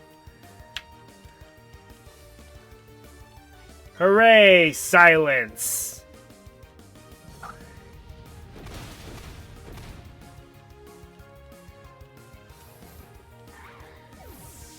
Yeah, unfortunately I had to fight the Duck Trio because, guess what? It has Arena Trap. Meaning that unless you are a flying type or a Pokemon with Levitate, you have no way of leaving battle. So that's unfortunate.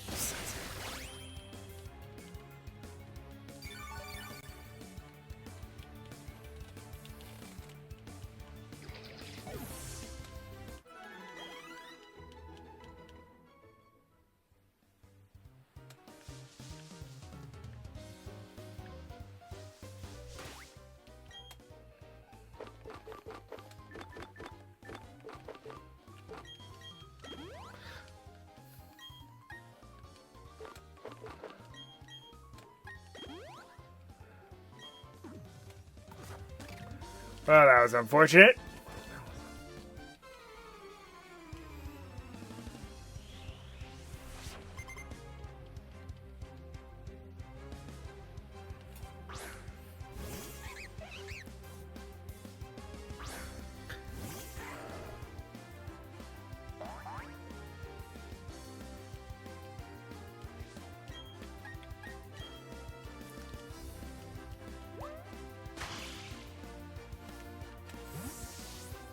Huh.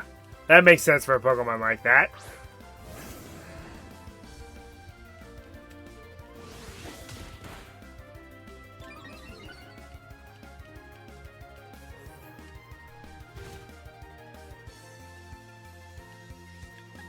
Alright, so there's no way I'm faster than you, so I'm switching out.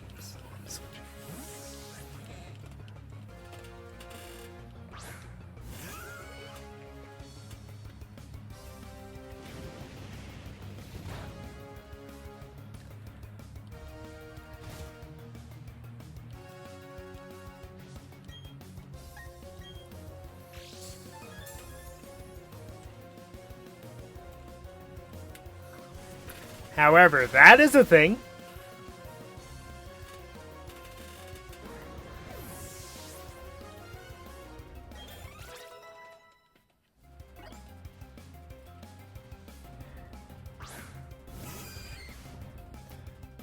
Oof.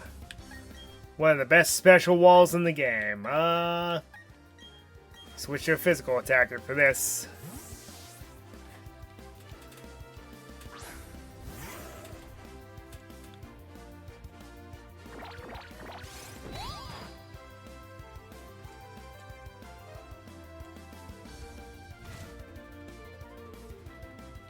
Please tell me I get that back, or else I'm going to be quite tilted.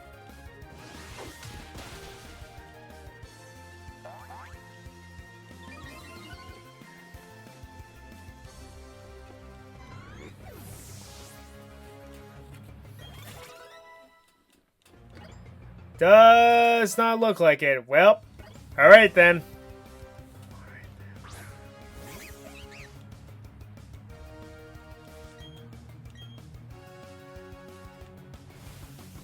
You're already faster than me, so why are you wasting your time?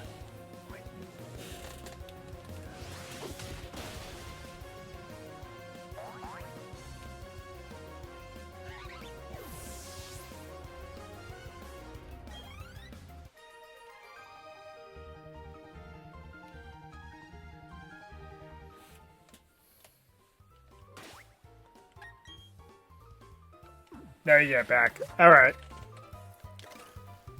So it's just deactivated for that battle. Okay. I hate that this is in the post game, but that's what you need to evolve Rhydon into Rhyperior.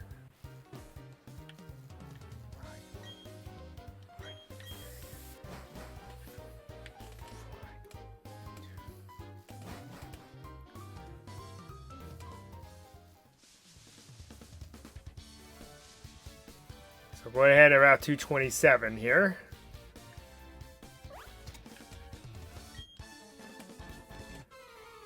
Because believe it or not, there is actually a post-game plot here. It's not much of one, it's much better in Platinum, but there is a post-game plot here.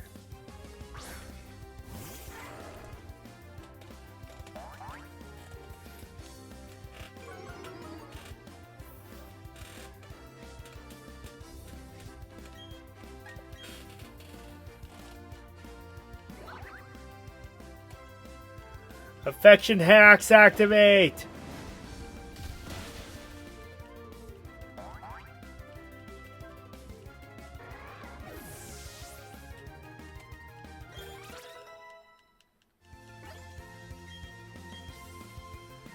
Well, that's better than quick attacks for sure.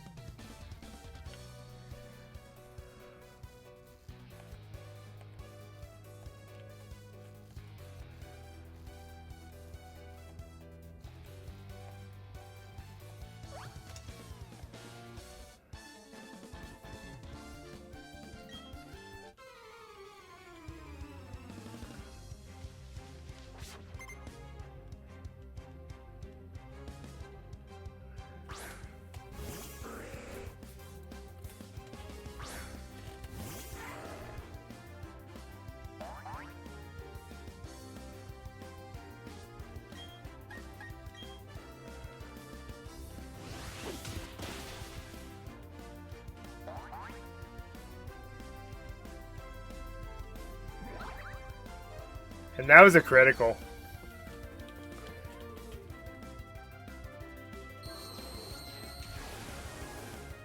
Ah, yes. Anyone remember how obnoxious Screech was back in Gen 1 and 2?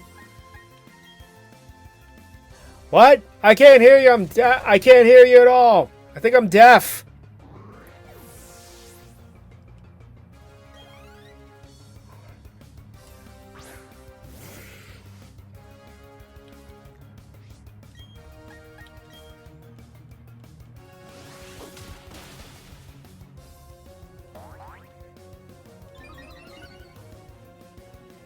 Could have gotten the crit that time. Oh, this is gonna hurt. Well, ain't that a kick in the head?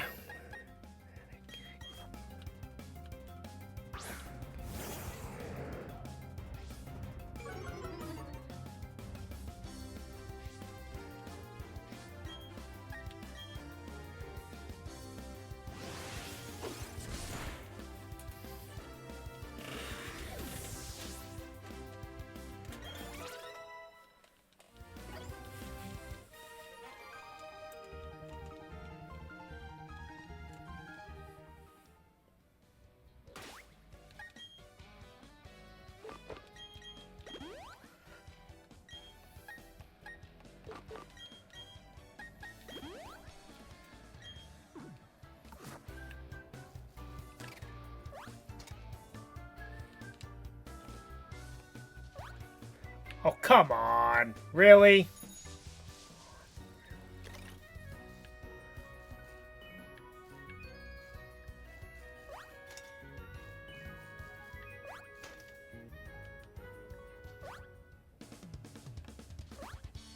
What is it?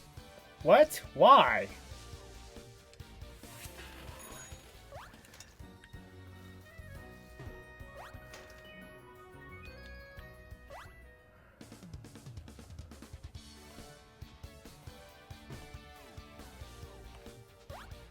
I tap down once and then it goes jumping over the edge. Sure, that makes sense.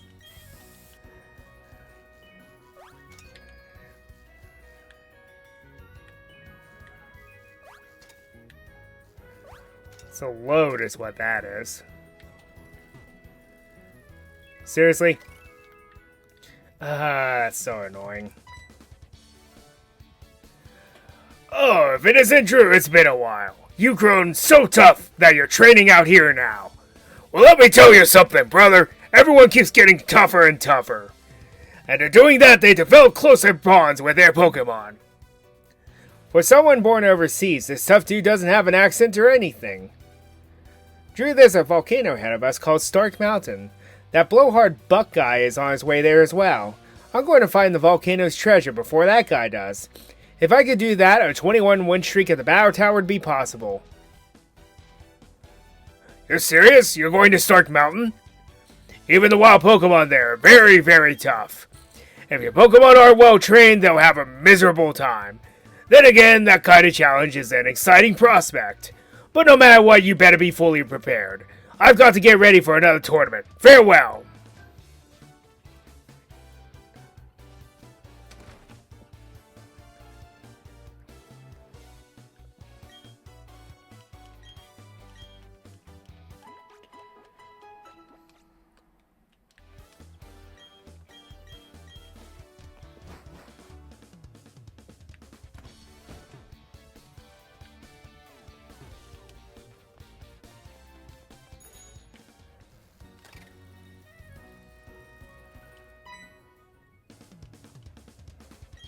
Yo, if it isn't true, don't tell me you're going to Stark Mountain too. You're pretty wimpy, you're sure you're going to be okay? Why am I asking you that? It's not like I care. Anyways, if we run into each other on Stark Mountain, the race is on to see who gets the Magma Stone first.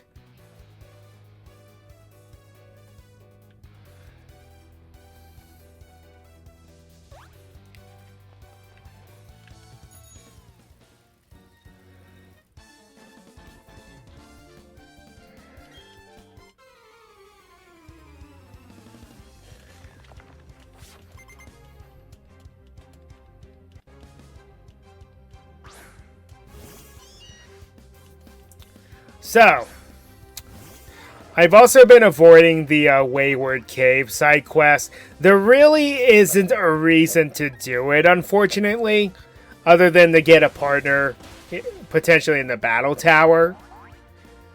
So, we're actually not going to do that. I'll probably do it off screen on my own time. But we are going to do, after Stark Mountain, there are 2 more things I'd like to do, and then we're going to wrap things up on this game.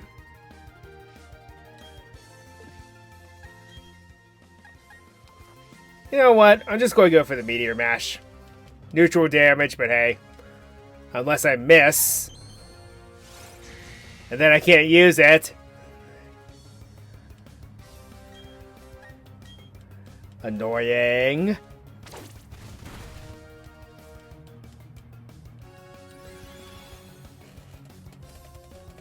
I actually used a Hypno at a playthrough. Wasn't terrible, but it wasn't great either.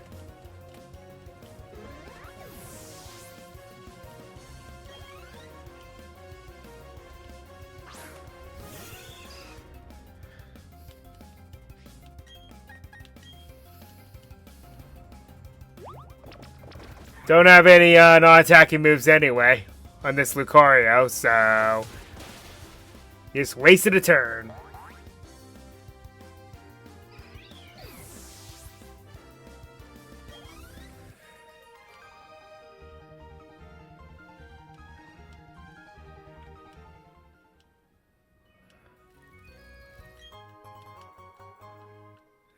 Zinc, I'm not gonna use that. I think I'll just sell it.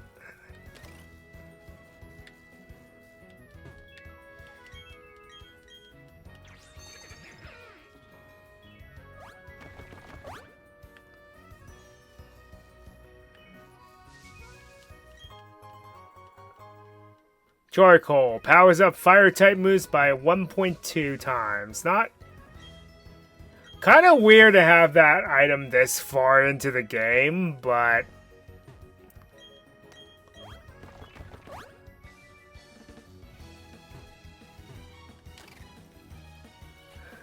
that's part of the reason why there are some NPCs that ask you, hey, what was your starter? Lie to them, because sometimes you won't be able to get the item until much, much later. Skarmory? Huh, I didn't know those were on this route. Not bad.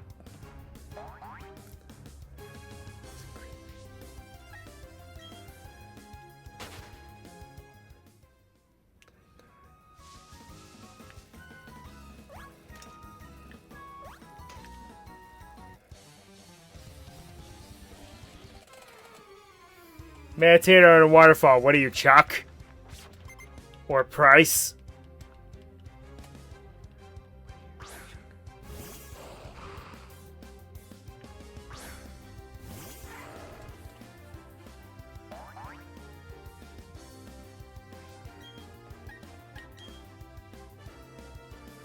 Ooh, I fell for that one.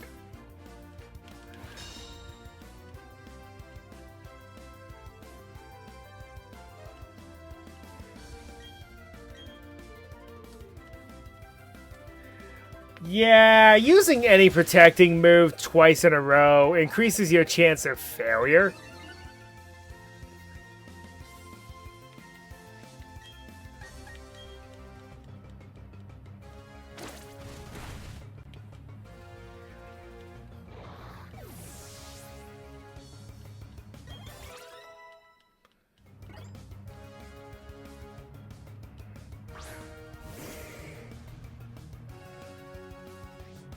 Alright, this is a bit above your pay grade, so we're going to switch out here.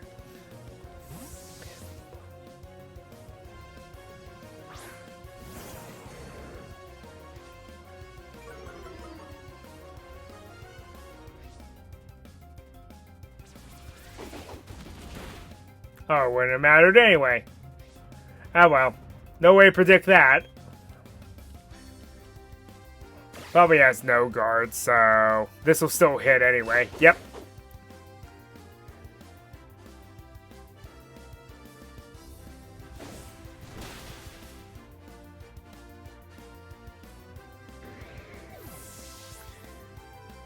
Unless the Pokemon is using a move like Phantom Force or Shadow Force, any 2-turn move in which it hides somewhere, it will get hit by a Pokemon with no guard.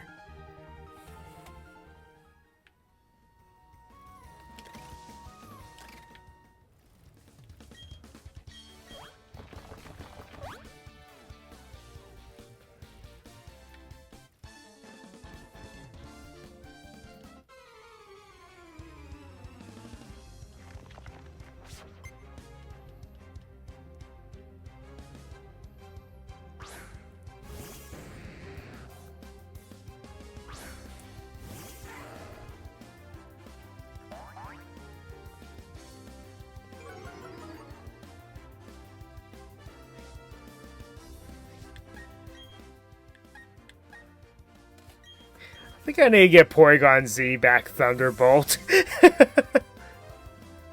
Either that or Discharge, because running a couple ground types here is not the worst idea.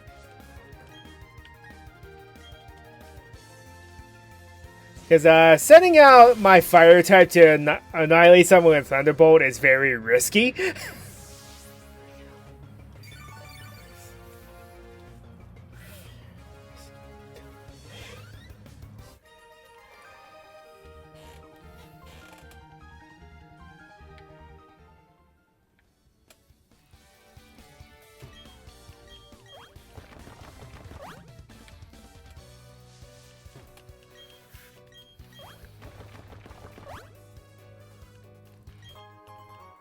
Life Orb. That is a very good item. So, you take a small percentage of damage after each turn. I forget how, well, after each attack, I forget how much it is. But, you deal a lot more damage. Making it a very nice high risk, high reward move. Well, item, rather.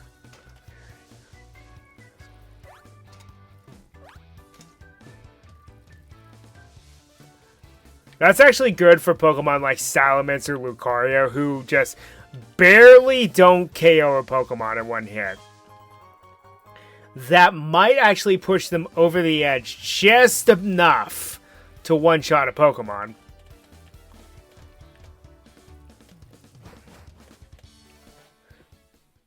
However, as I mentioned, high risk versus high reward.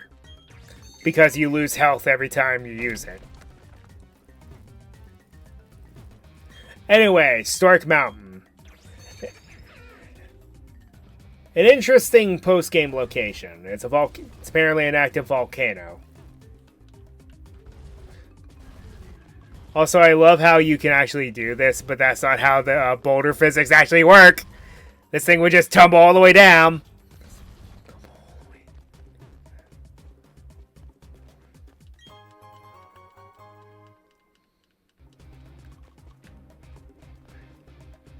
Heh. Me using logic in Pokemon. Who would have guessed?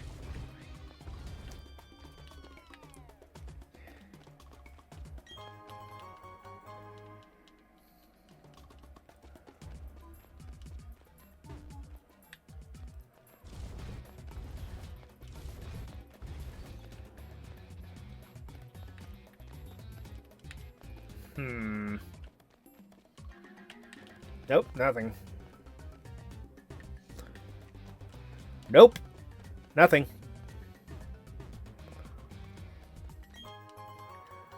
Okay, now Stark Mountain in Platinum. Unless it does happen in this version, I don't remember. No, it does. I think it's a little later on. You're supposed to team up with Buck. I think you do it just up ahead. In the next area.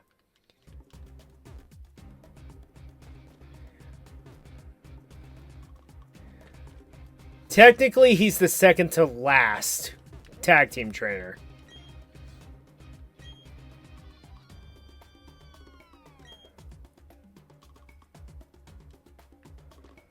Except you don't get experience in the Battle Tower. Yeah, it was the next area. Okay. Hey, Drew, right? Your buddy challenged me to a battle earlier. Yeah, I own the little dude. Maybe made sure he was taught a lesson. But I don't know if I could beat him again next time. Seriously, you're bound to run into skilled trainers wherever you go. Anyway, I found out about this place, but the Pokemon here are tough. What do you say we team up and go together? You didn't even let me say yes or no.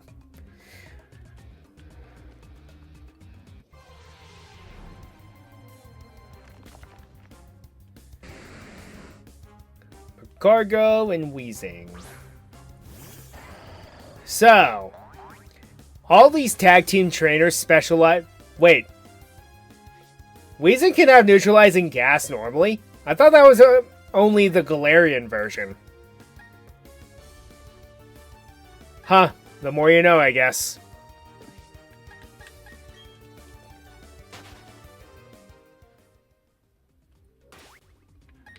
I will have to keep that in mind, because there is a Pokemon that is legal to use in the Battle Tower that would greatly benefit from a Weezing with neutralizing gas.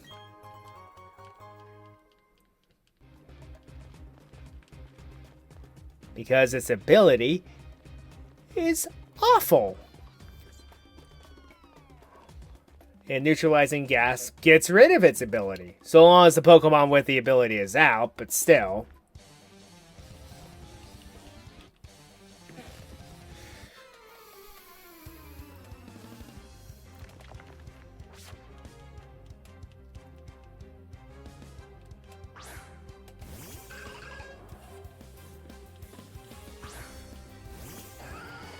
But anyway, Buck here is another one of the tag team trainers that you find throughout the game. Now, he specializes in special defense. His Pokemon, whenever you battle him in Platinum or battle alongside him, he prioritizes in Pokemon with high special defenses. Claydol here is just one example of that.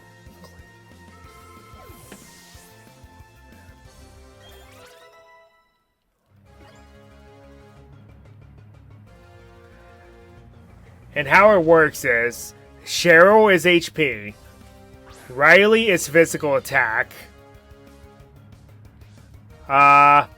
Buck is technically defense and special defense, that's right. Okay, so yeah, he's more defensive than offensive, which is interesting because he's the younger brother of one of the Elite Four members, Flint, who is a very fast and loose character. So, more like caveman style, hit hard and fast. But anyway, why did you use that on the Pokemon that's not quad weak to that?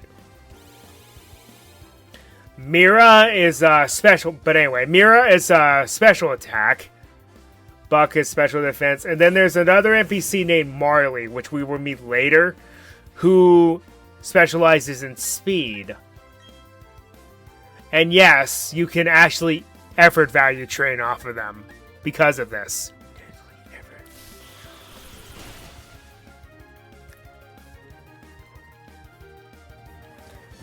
But sadly, only in Platinum. They're just NPC tag partners in this version in Diamond and Pearl, I'm afraid.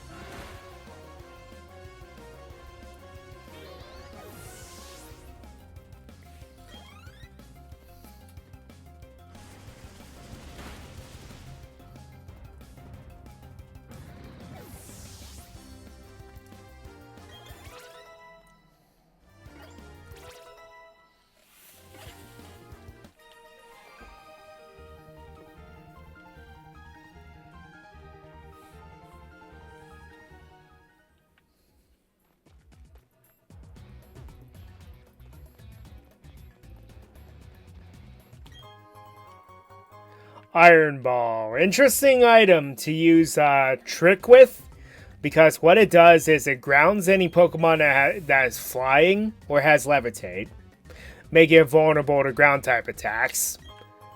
And it also slows them down as well. I mean, it's a giant iron ball, of course it will. But it also is a very potent item for the move Fling, in which the user just flings the item at the opponent.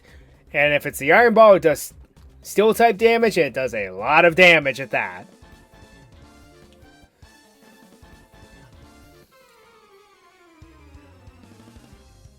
Think of it like kind of chucking an anvil at somebody.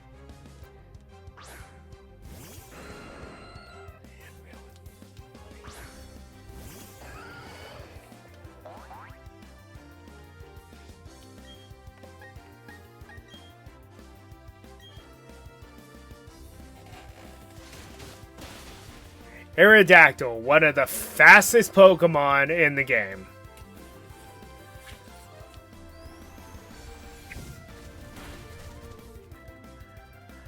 And Kangaskhan, while decent, is not fantastic without its Mega Evolution.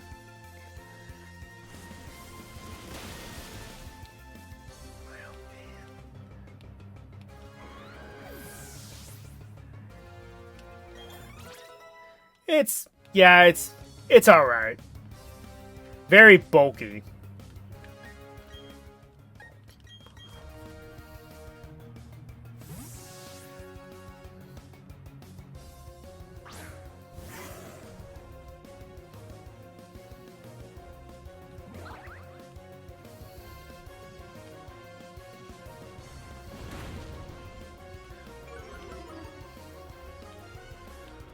I sometimes wish there was a way to turn off affection hacks, because, yeah, it's not fair at all.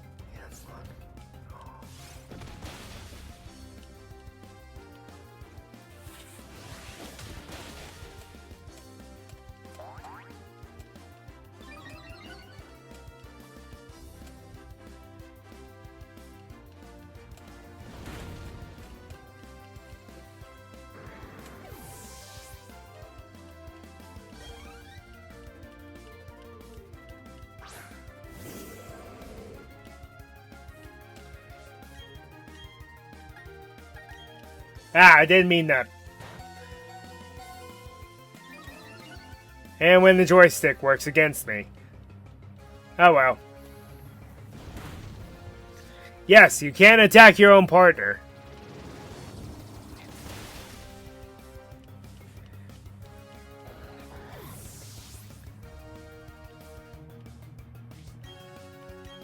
Ain't that a load of bull?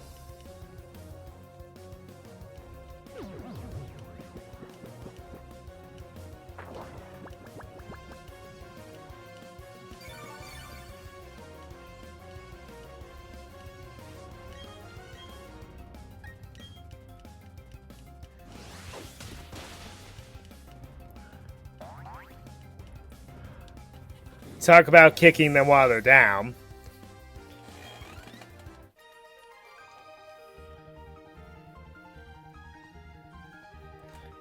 Useful items? You didn't even use any items.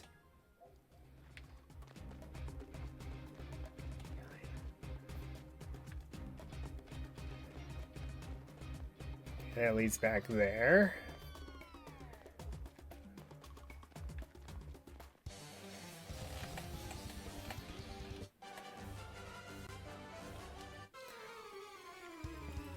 Now, flying and fighting type combination, that's actually pretty good.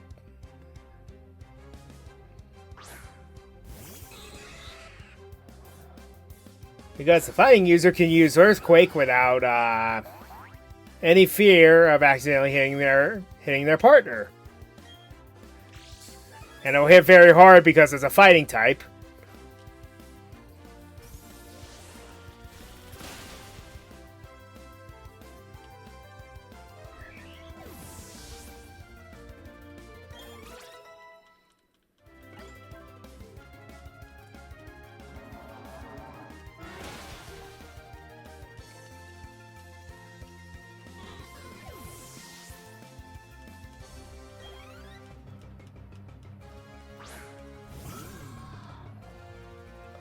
Honchkrow, cool Pokemon.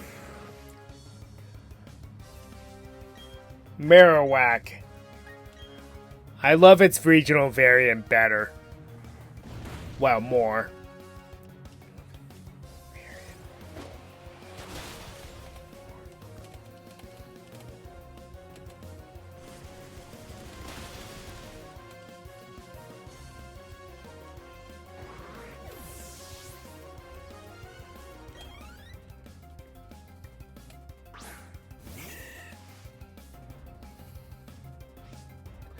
Breloom. That's risque.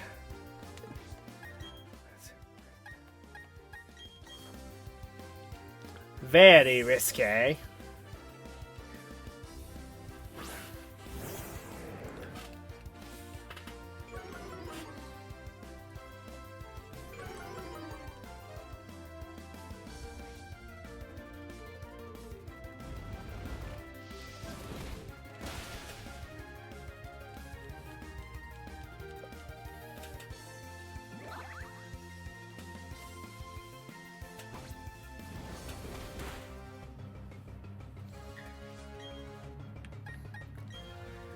Foul Play, a very good Dark type move in which you use your opponent's physical attack stat against them, making it quite devastating.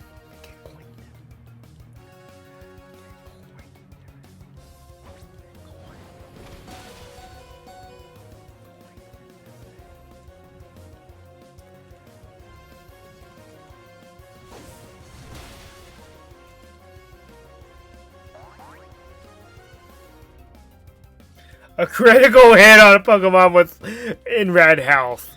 Yeah, great, yeah.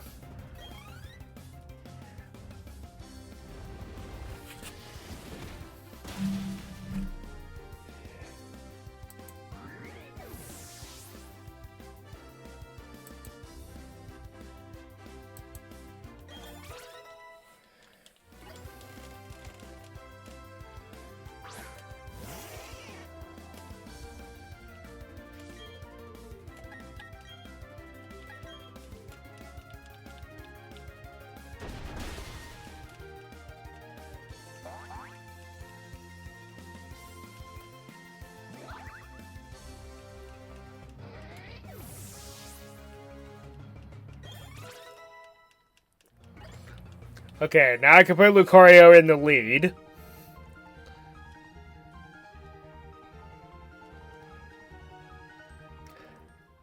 Without hopefully encountering wild Pokemon.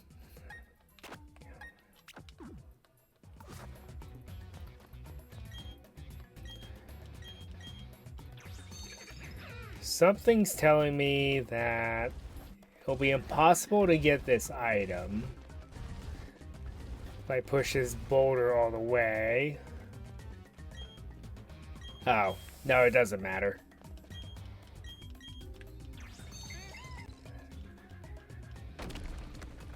Interesting. And that just leads back here. Okay, okay.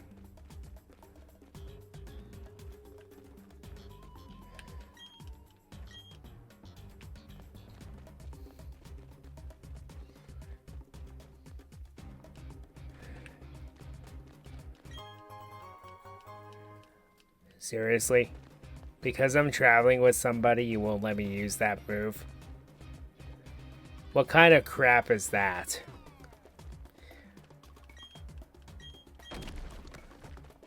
I feel like smashing rocks is more of a liability than climbing on them.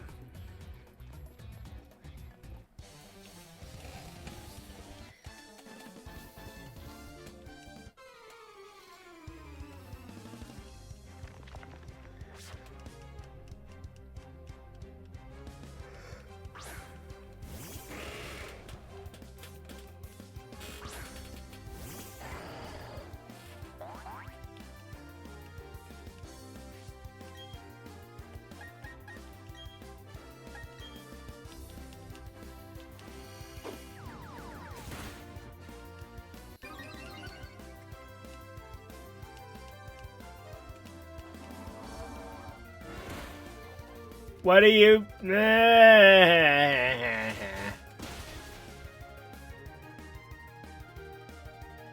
Yep. Yep.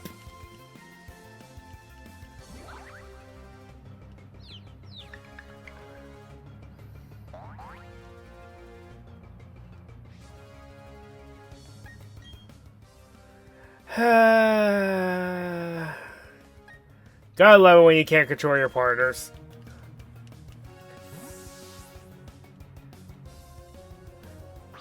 Knock out the Machamp, then it becomes one against two on their side.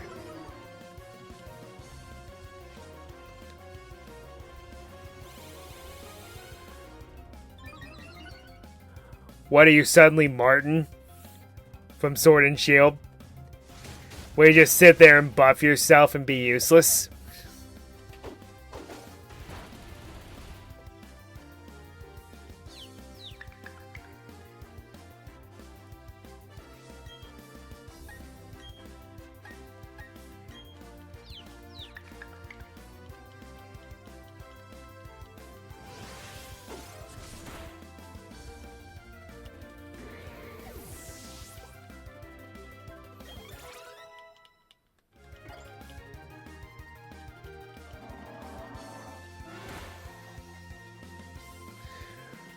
Well, at least he did something.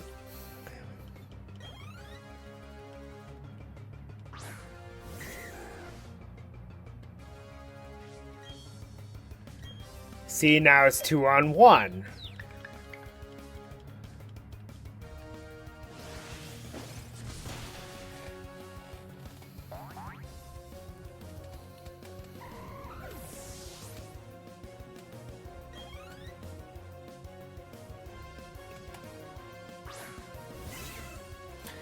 Also, I realized that this Dragon Tamer's name is Drake. Of course it is.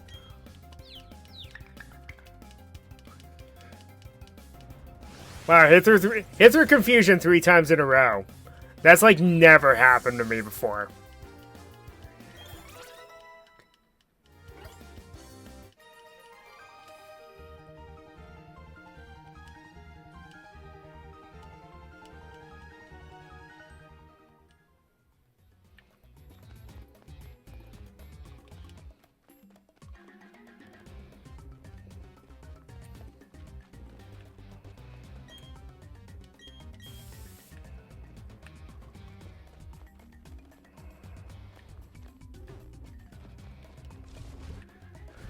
Don't think I can do anything with this way. I think I have to use Rock Climb. Oh, no. Never mind.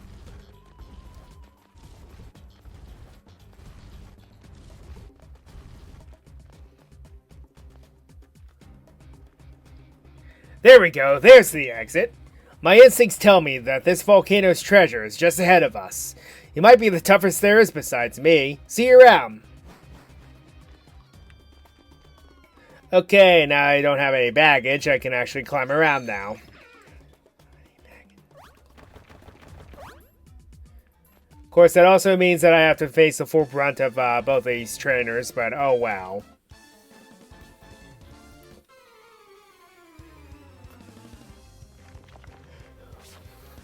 C'est la vie. Dunsparce. Is that all you've got?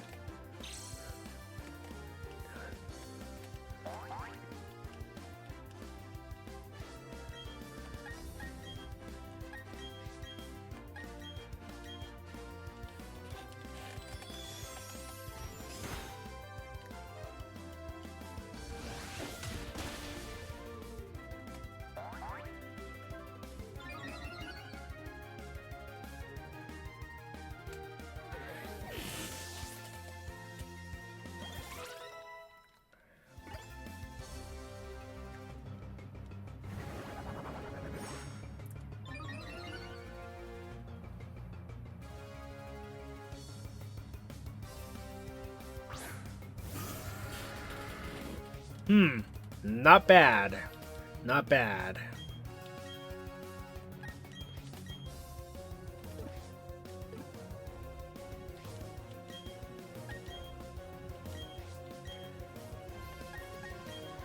And I say screw you to your physical defense buff.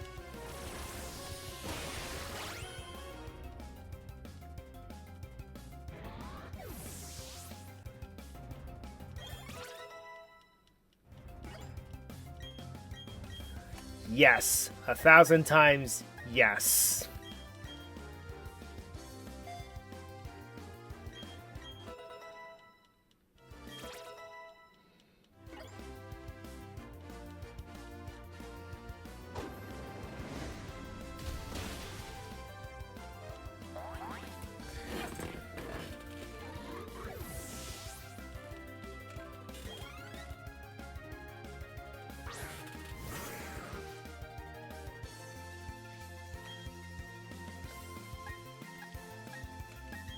Eh.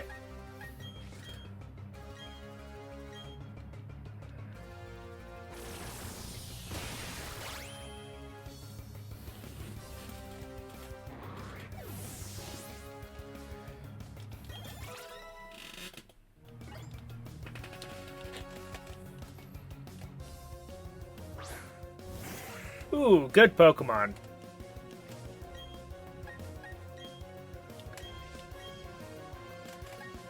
Fun fact, did you know that Scyther and Scizor have the same base stat total? Despite Scizor being the evolution?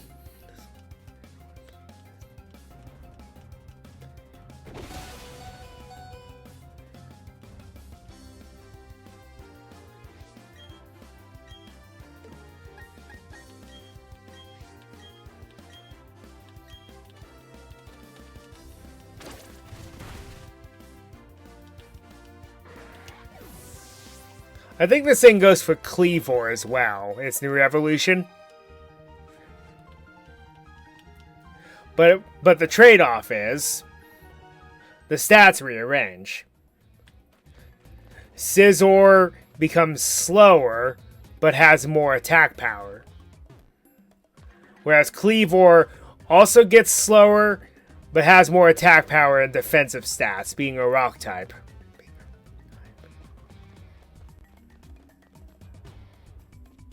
So Larry becomes a pick your poison scenario.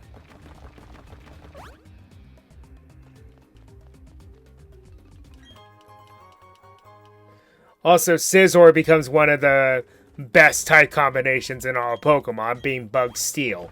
It has one weakness, which is fire. That's it.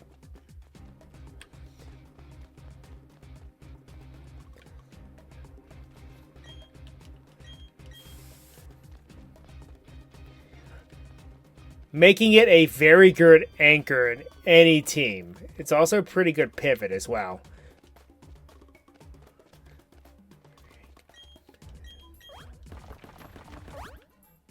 Alright, I think this is the last item. And there was a nugget. Cool.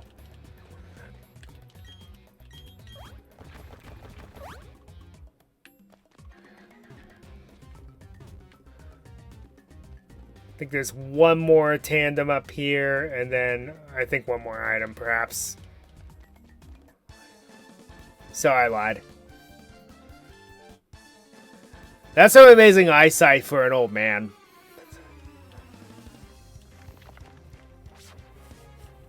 How he was able to see me that far away.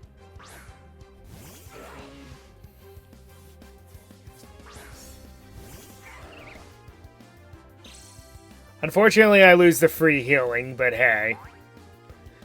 When there's only 2 more attack teams left, who cares?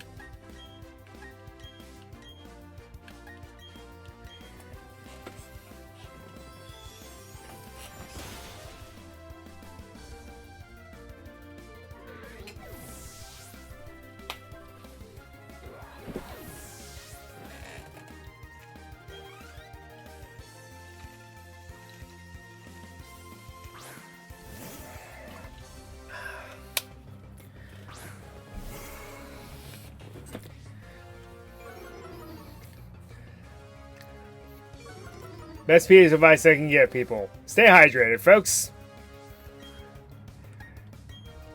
Had to go grab my bottle of water while moves were going through.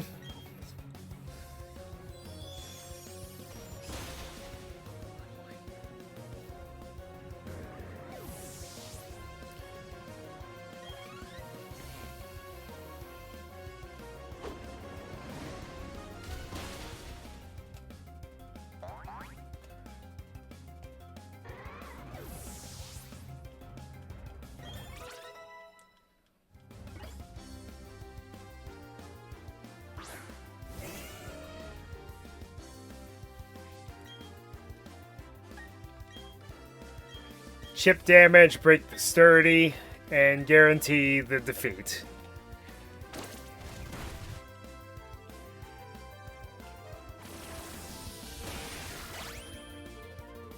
And that's how you do it.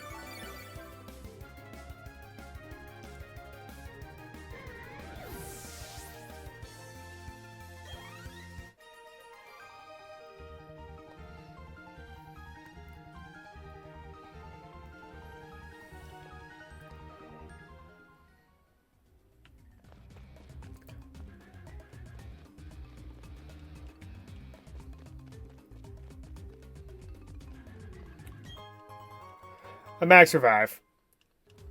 Cool. Why not?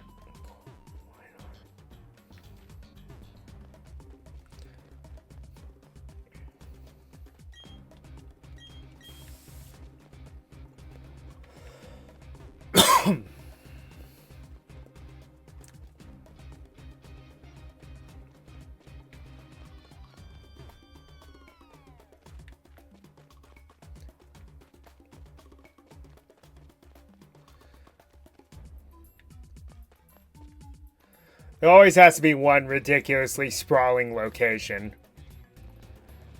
This was, more or less a predecessor to what would become Twist Mountain in, the next generation. It's like, you want to talk to me about a confusing maze? That's definitely one. Check this out. This is the Magma Stone, the treasure at Stark Mountain. Since I found it, that makes me the greatest trainer out of everyone. Thanks, you all helped it happen. Oof. Whoa, wow, that was wicked. The volcano's in shock from that. It might be so shocked it'll erupt. Nah, that can't happen. See ya, Drew. Say hi to that zippity trainer buddy. Something's telling me that's not a good thing. Call it a gut feeling.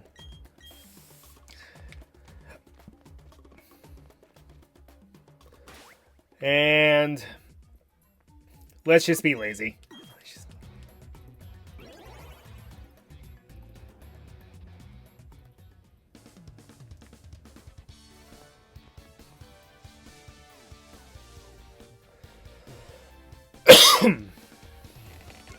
Okay,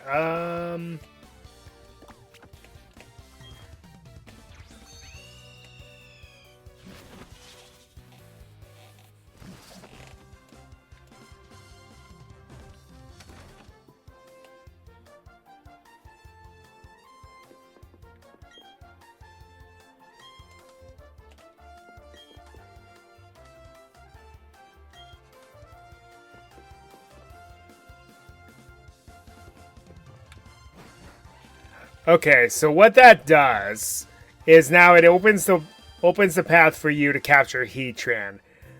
Yes, there are a lot of legendary Pokemon in this generation.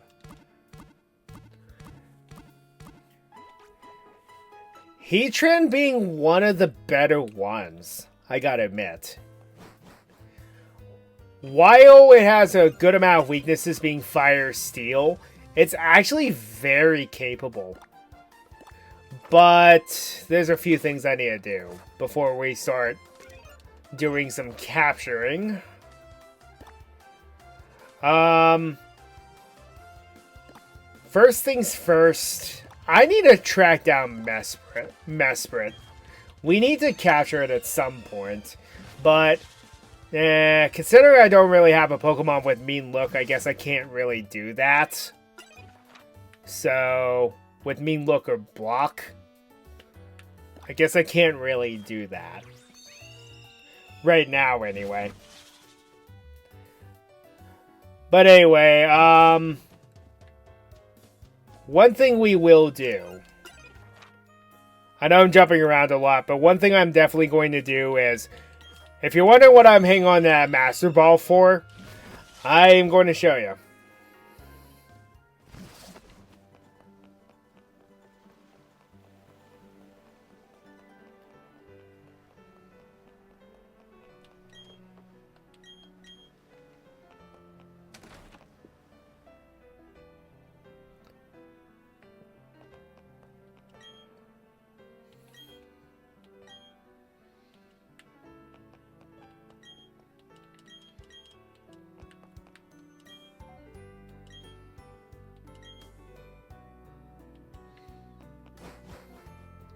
Yeah, Canalave City has a bit of a legend to it. There are two Pokemon that live nearby. Darkrai and Cresselia. Darkrai is said to summon nightmares upon anyone who sleeps, whereas Cresselia can purify those dreams. They represent the new moon and the full moon, respectively.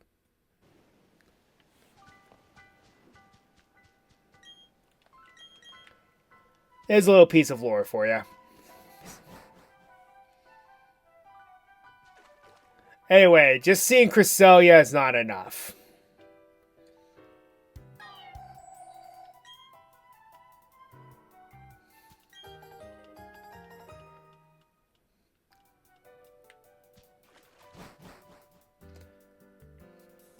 Also, fun fact, when you're in there, the water forms a crescent moon. I like that little touch.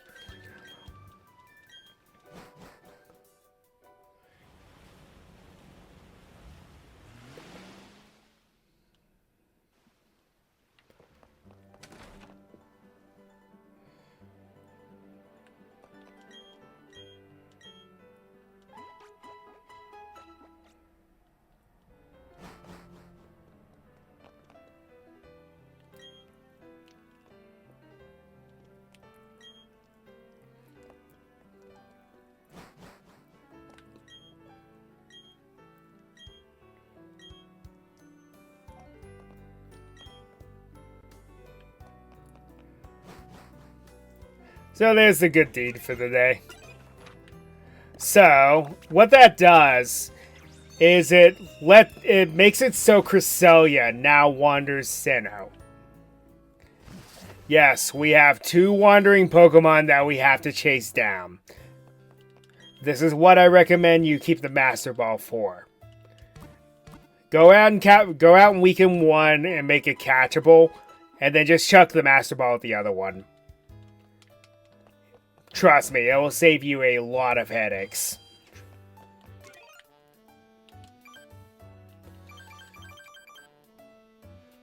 Okay, gotta find my marking map here.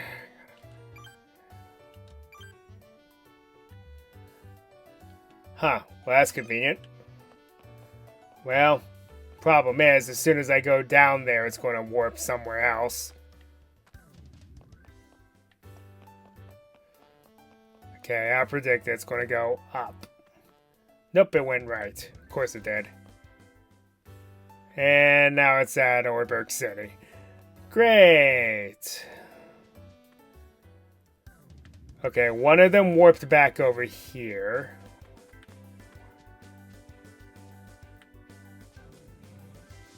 Problem with Cresselia. Cresselia does not have a special battle theme.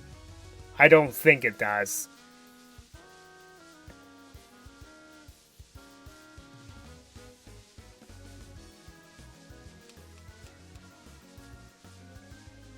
Come on, Max Repel, run out.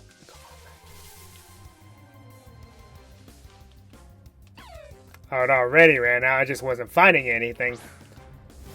Well, that doesn't happen often.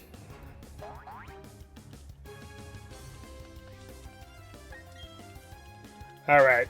Well, that's going to be a dud.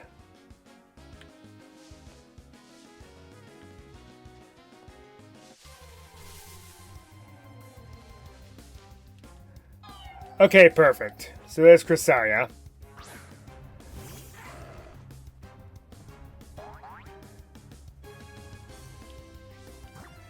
Alright, so because I'm not about this, let's just end this immediately.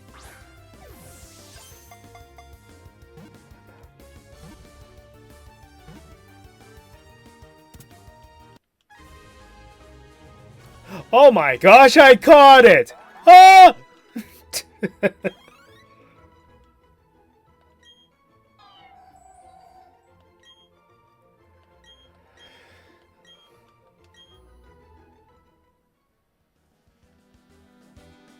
So the other one wandering is Mesprit, so I'm not going to really bother with it until... I'll catch it off screen, but I'm not going to bother with it for right now.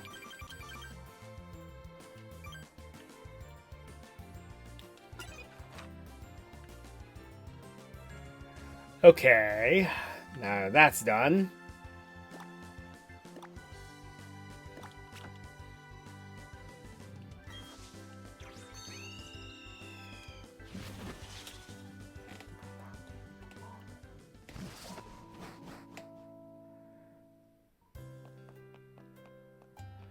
Let's fly to the Pokemon League because now we have a new little side quest.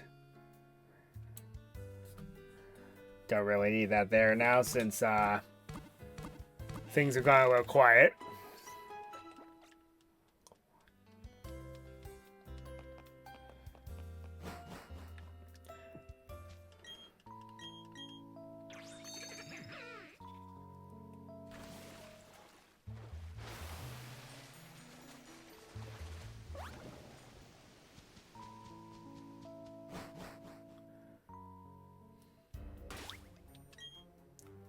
Okay, here we are in Victory Road. Because there's a new alternate path that opened up to us. Below this dragon tamer here, there was a guy just standing in the way of that one cavern. He's gone now. So, that means we can actually go there now.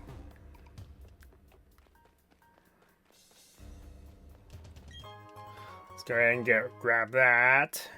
Sure.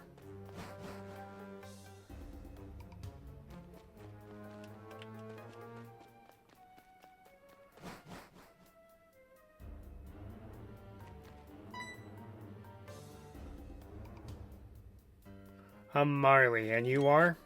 I see. Drew, will you help me, please? I want to get through this tunnel. Will you let me go with you?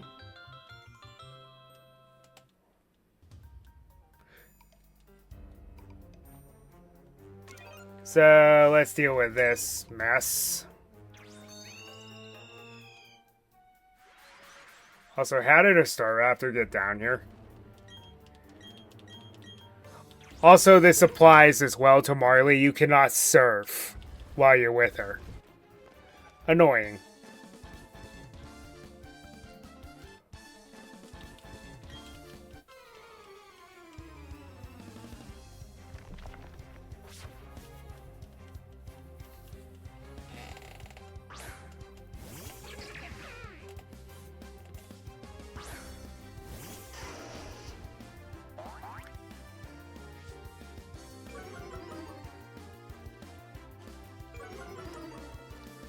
Also, not a bad Pokemon to be paired with. Arcanine. One of my personal favorites.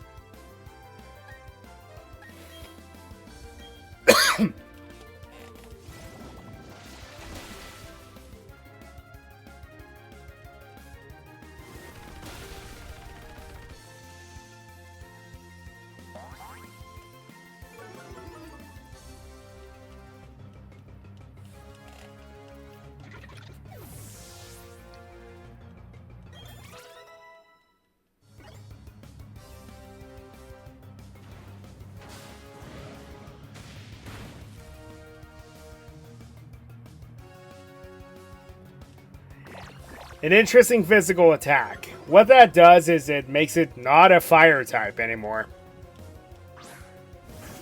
Which is very bizarre.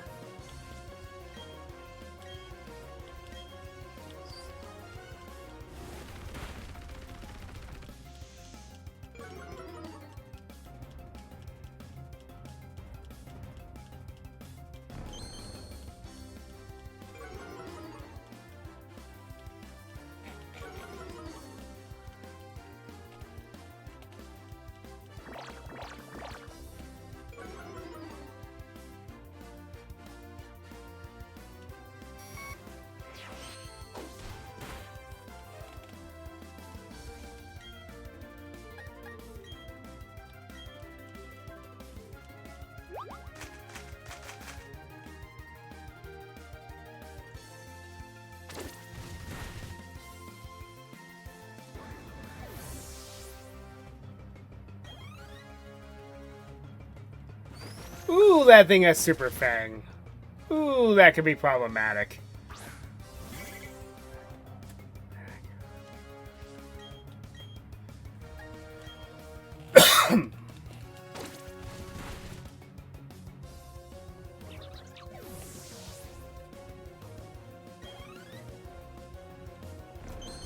Super Fang's a cool tactical move.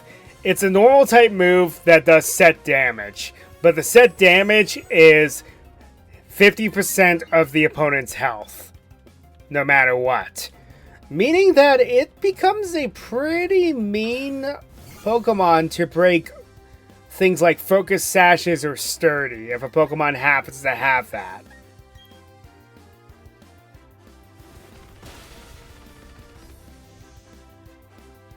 Or you can make Toxic more potent. There's a lot of things you can do with that.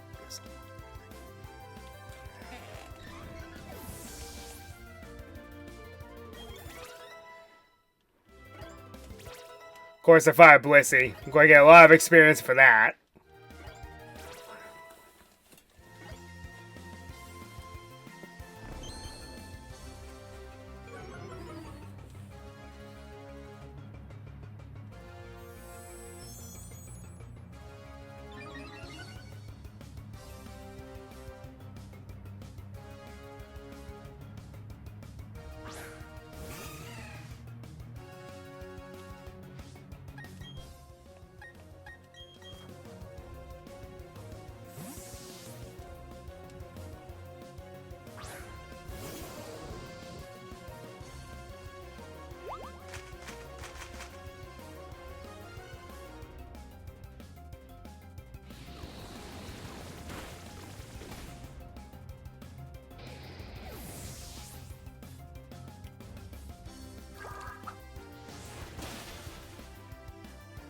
Ah, so you don't have huge power.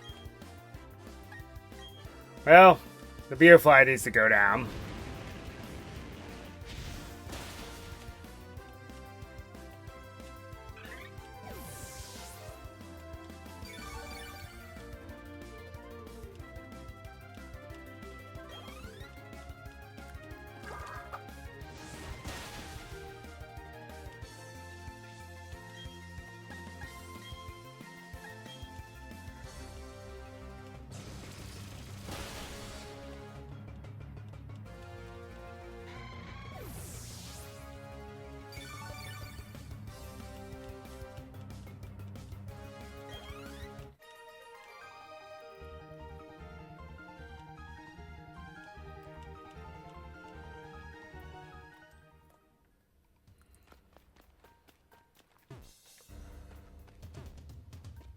So far, it looks like Marley has the worst nerf out of any of the partners thus far.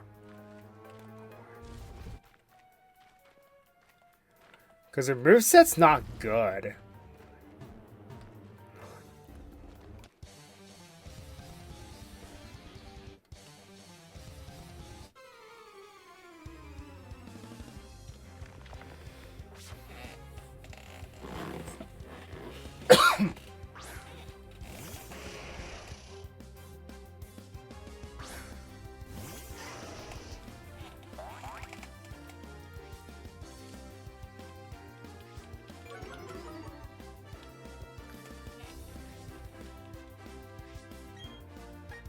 Oh, good thing Mr. Mime's a fairy type now, because I can hit it for some very big hurdy points right now.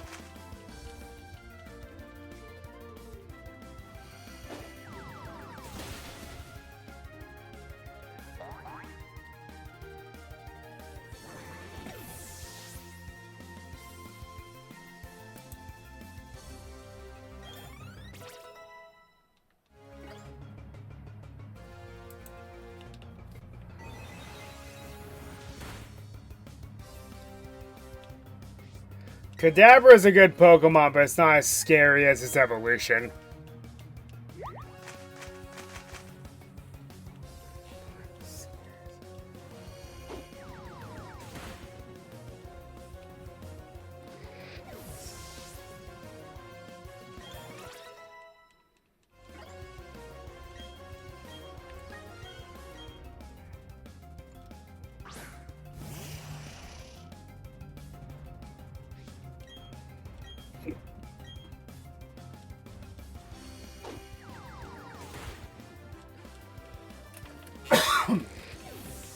It probably wouldn't survive a hit from that either, but hey, at least it's stronger.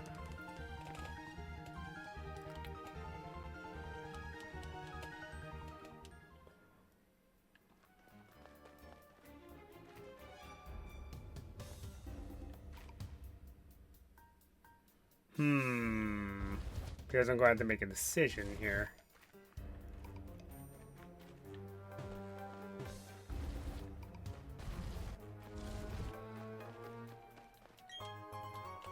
A Duskstone. Hey, another one. Honestly, it ain't bad to have another one of those. Now I have to come back for the other item.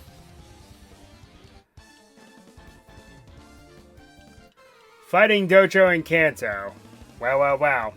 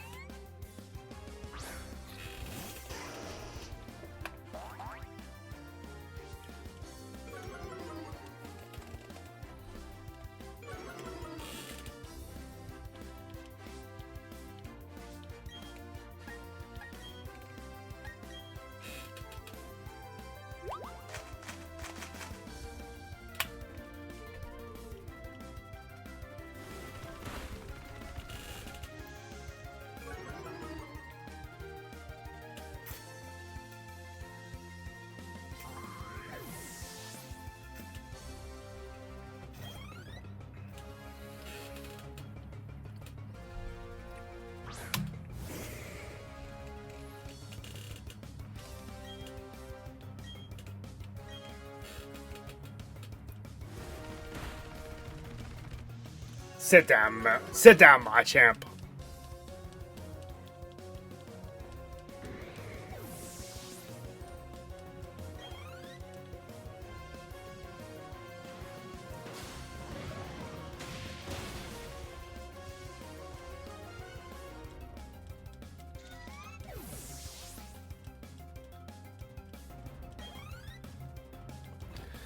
So the question becomes, if it is a mono fire type and it uses burn up, what does it become?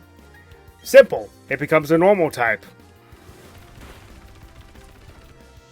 When all else fails, it just defaults to normal.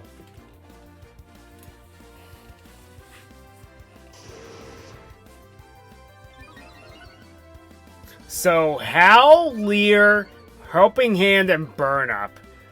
Jeez, that's a bad moveset.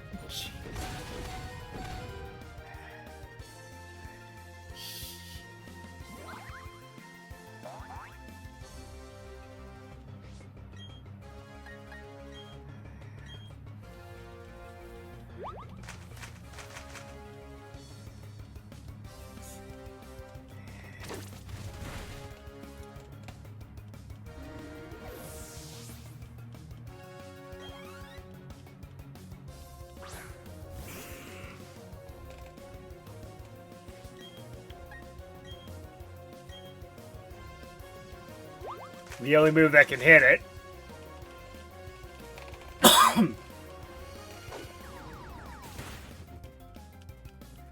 And because the Gengar's defenses are paper, down it goes.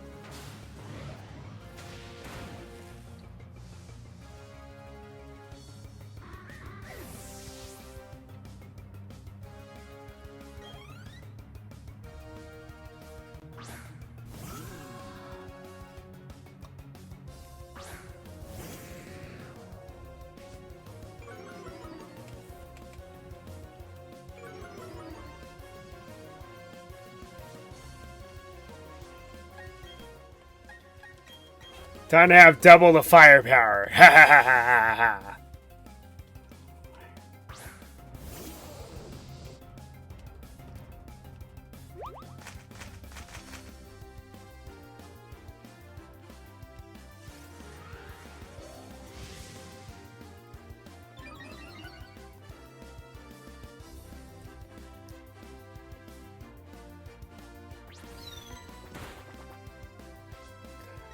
Remove Astonish. Jump Scare. Activate.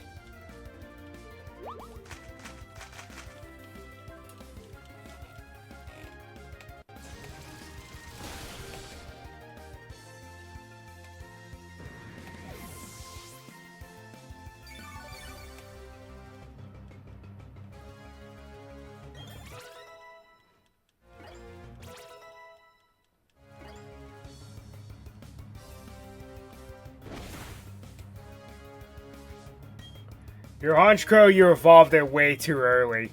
Its moveset is terrible.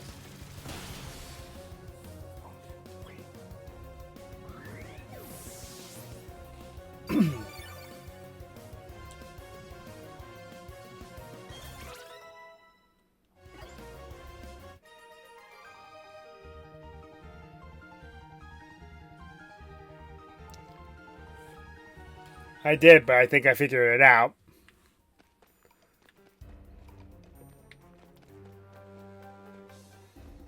Birdkeeper asked me if I have an Achilles heels like I did, but I think I figured it out. And nipped it in the bud before it got worse. Bye!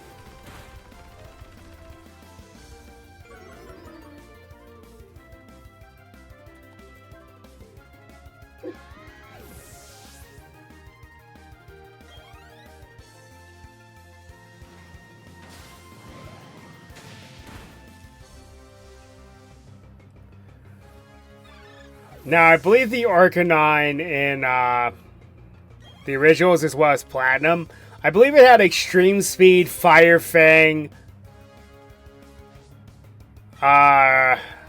Helping Hand, and something else. I don't remember. Anyway, what I'm saying is its moveset was better.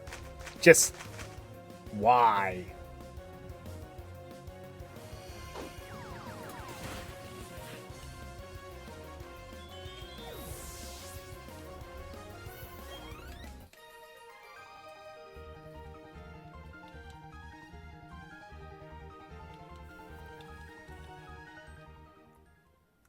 The future is always moving. Everyone knows that.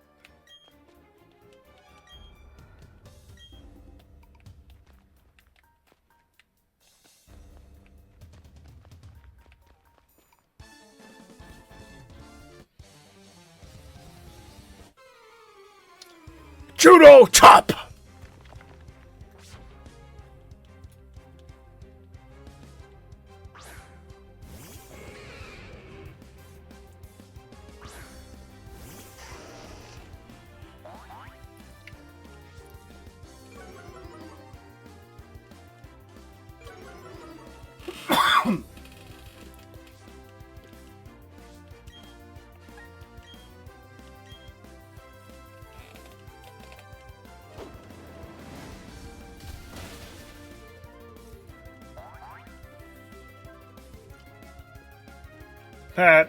Well, that was unnecessary.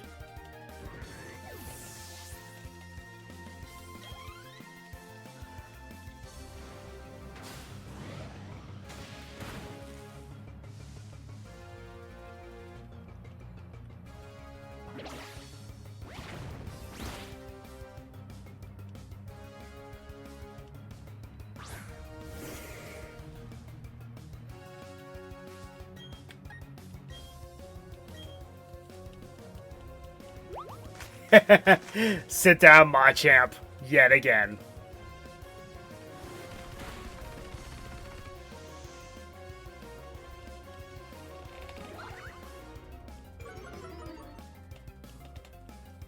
It even did a crit. Wow.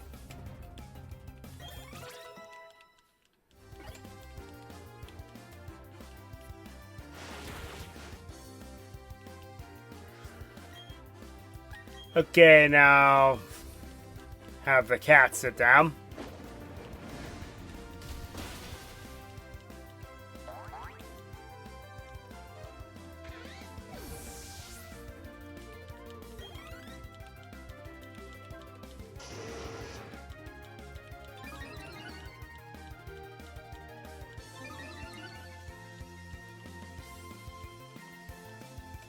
Wait, that works on both? How did I not notice that before?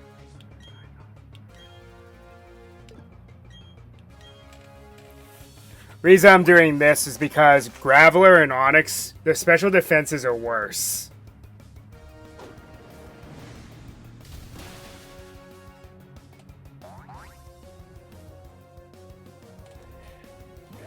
You can do all the crits in the world if a Pokemon is sturdy.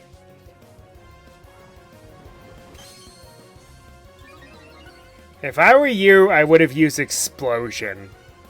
You may as well.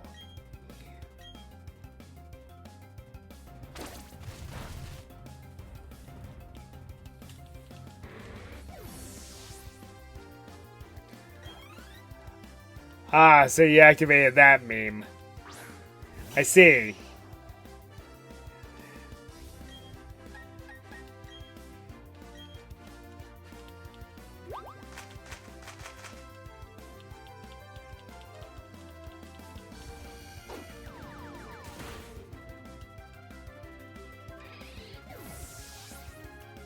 So when I started this video, this Lucario was level 50. It jumped 15 levels.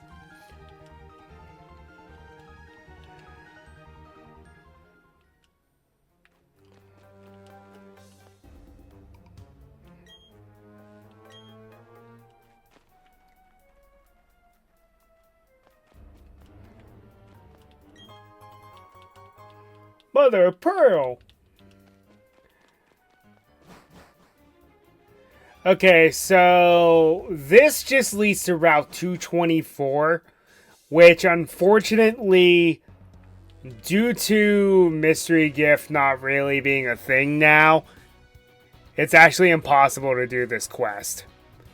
This is just an interesting little location that's on the edge of the Sinnoh map.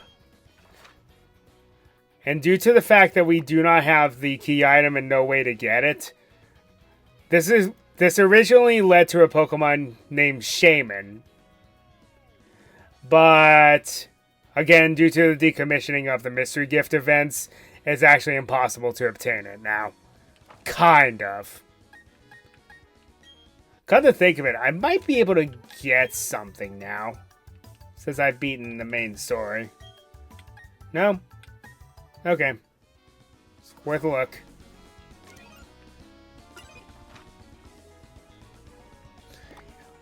But anyway, eventually they released the mystery gift items to allow you to get Shaman, Darkrai, and Arceus. But there are two more things I want to do before we call it quits on this game.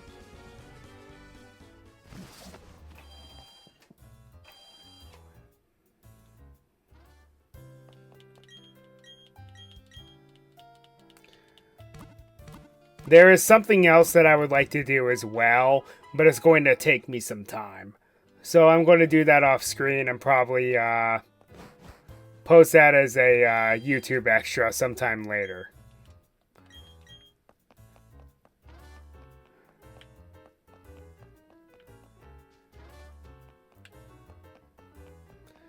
So, down here, on Route 214, I believe? Yes. Okay. I don't want to look at my trainer card. I need a repel. Wait a minute, before I get too carried away, do I have a Thunder Wave TM, or is there a way to get Thunder Wave on my Porygon Z?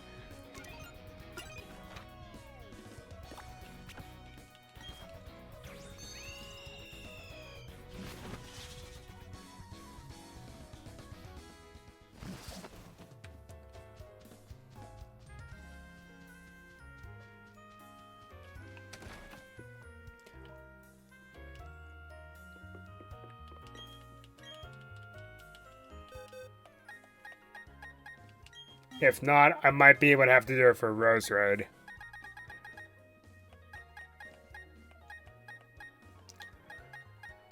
No, but I'm going to re-give it Discharge.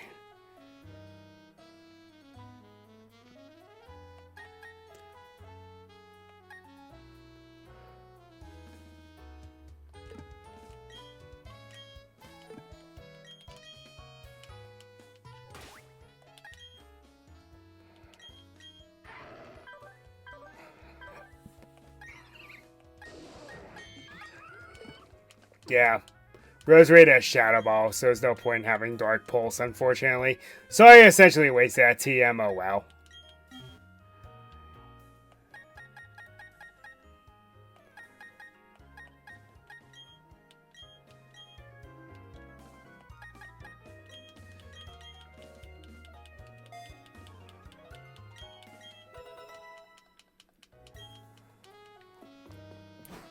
Okay. So, even with Discharge has a very high paralysis chance, which is what we're aiming for. So, something new has appeared south of Veilstone City after defeating the Pokemon League.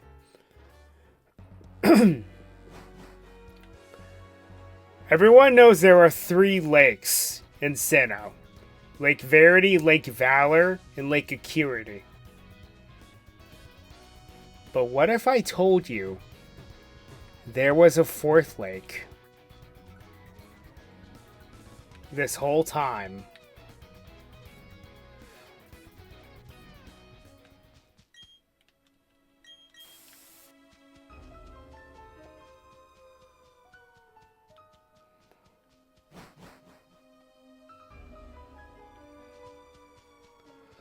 Welcome to the Send-Off Spring. The 4th Lake of Sinnoh. With very unsettling music.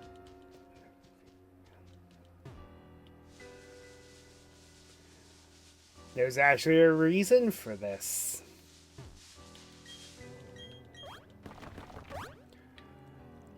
This leads to a location called Turnback Cave.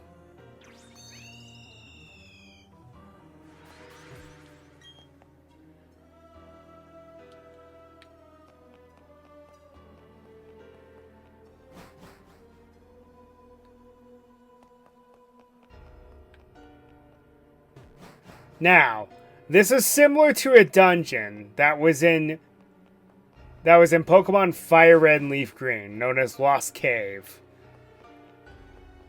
This place is seemingly random.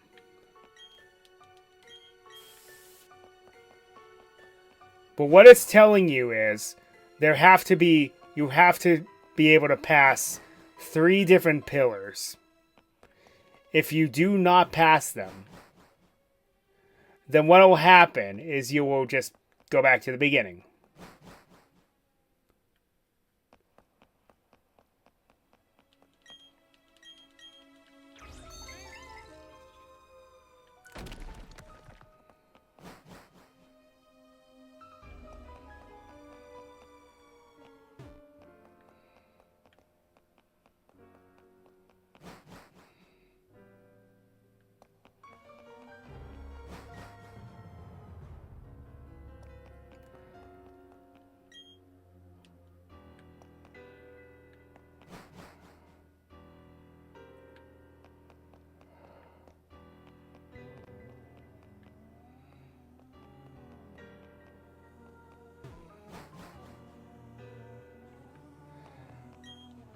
Okay, there's another pillar.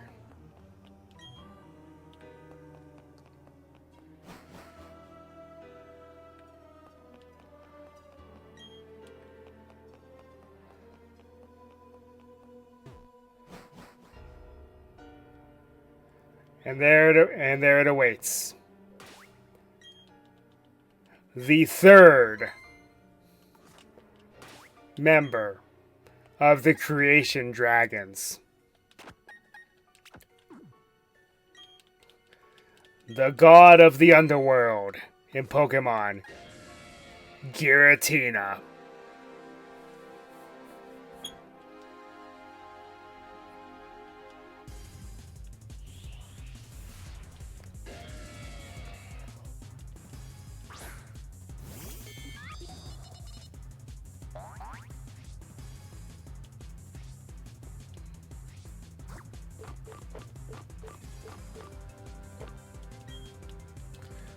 Also, yes, I was not exaggerating when I said there are a lot of legendaries in this game.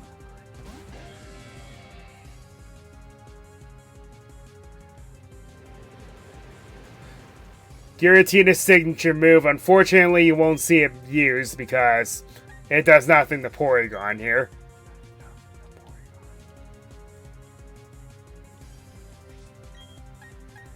So I'm faster than it. Good to know.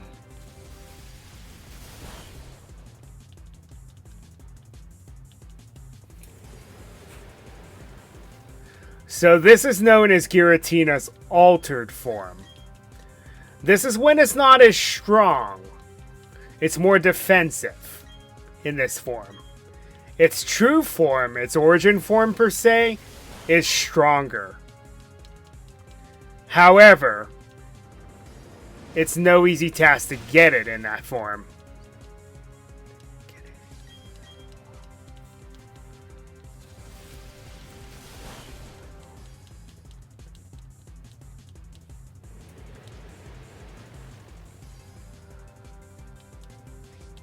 Well, give me a free turn to heal.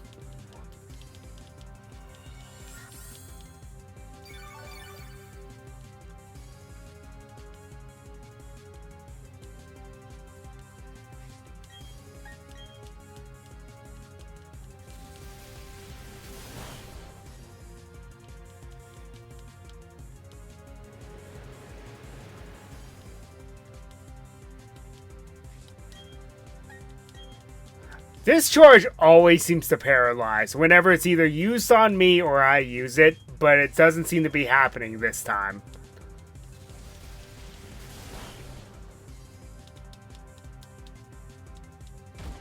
Oh, you're gonna be annoying.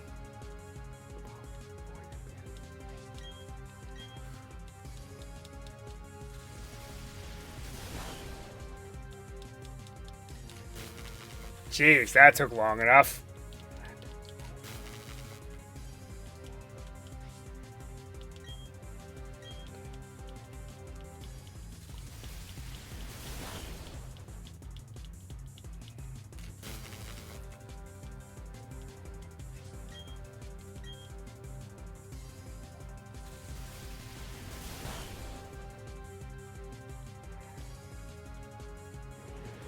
Okay, fun fact.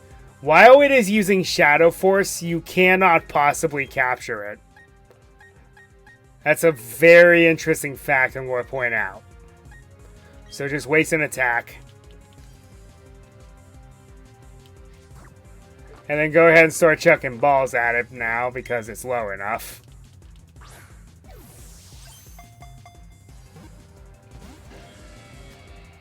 One shake.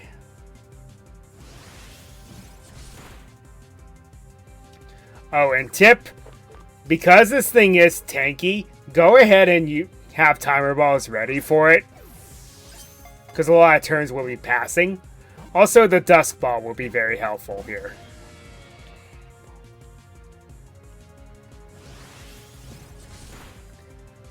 Now, I like to do something funny with Giratina here.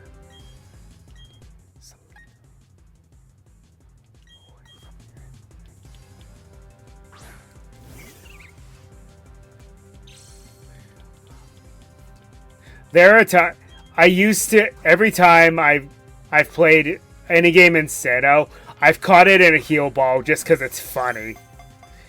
They're capturing the god of the underworld in a pink Pokeball.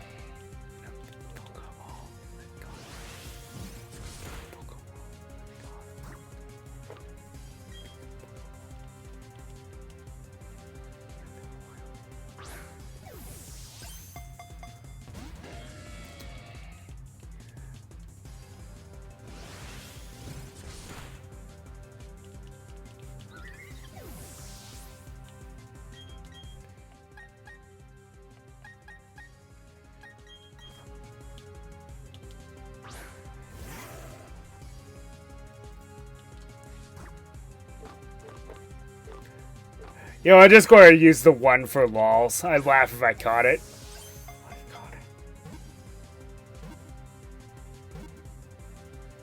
Are you serious?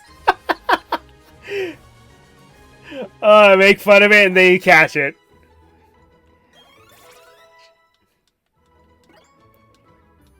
I caught Giratina in a pink Pokeball.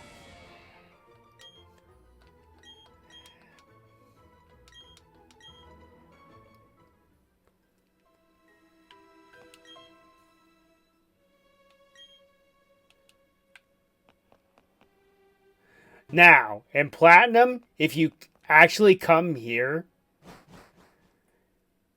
what will happen is that you'll find a portal to the reverse world, in which you can obtain the Grisius Orb, allowing Giratina to go into its origin form.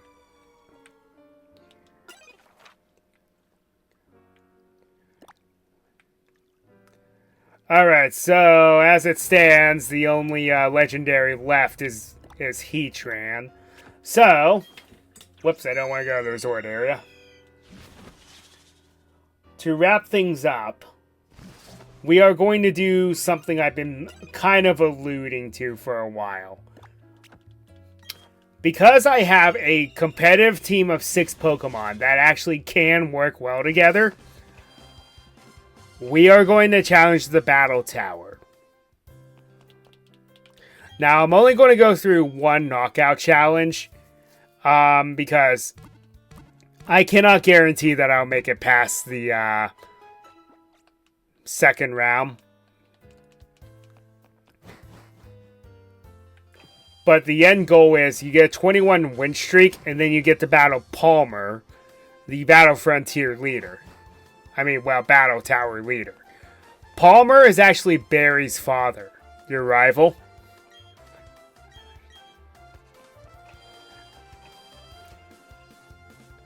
I don't have a lot of good held items right now, unfortunately, but we might be able to manage something.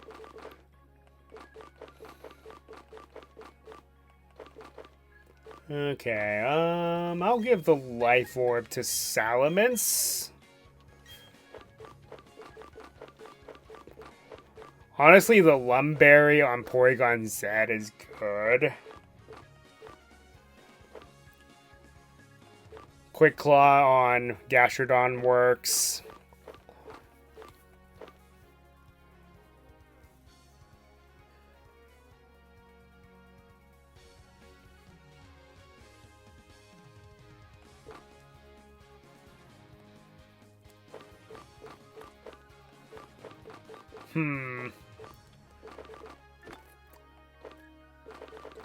Do I have any Protect TMs or do I have to go and buy them? Alright. Not yet. Going to need a Protect TM or two. Bailstone. Come on, Ryu. Come on. Remember where you're going. No, not the Pokemon Center. Force of habit.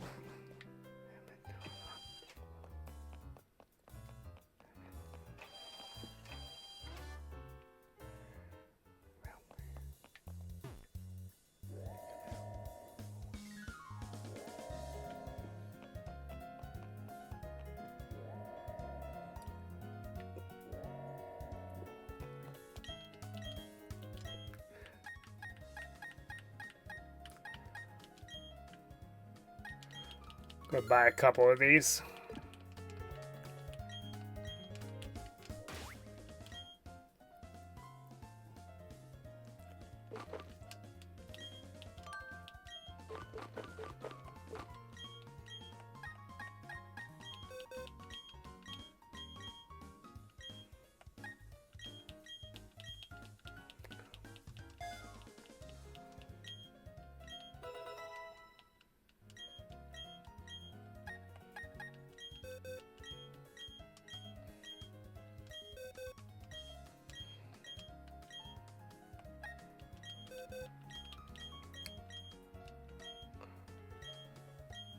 Now, I will actually mention something else that's interesting. If you use Protect on Giratina's Shadow Force, it actually ignores it actually ignores Shadow Force. It actually ignores Protect. Goes right through it. It is a very brutal move. So brutal, in fact, that yes, not only does it ignore Protect, it actually does the max damage.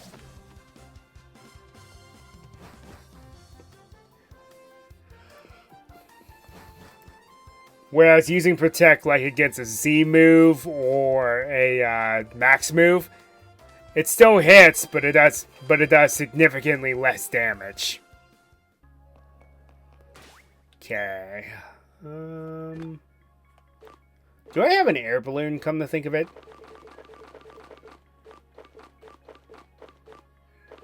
No, does not look like it.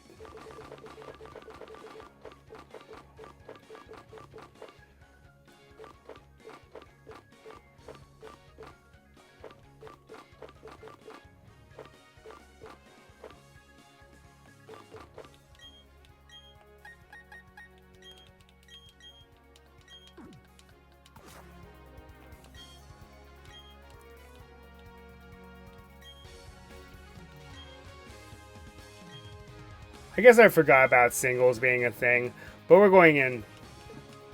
Wait a minute.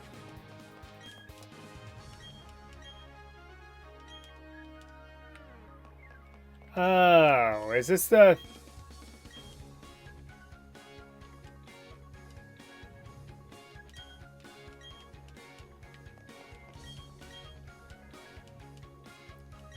I guess it doesn't matter then. Okay. We're going to go into the normal devils. Going in with the leads being Salamence, Lucario, Gastrodon, and Porygon Z. That's what we're going to go in with.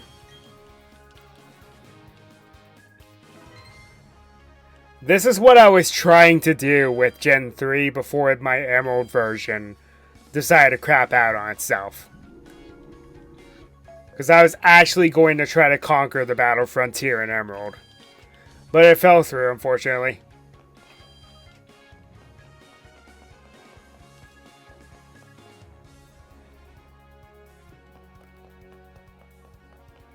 Which, knowing what I do now, I probably could do it.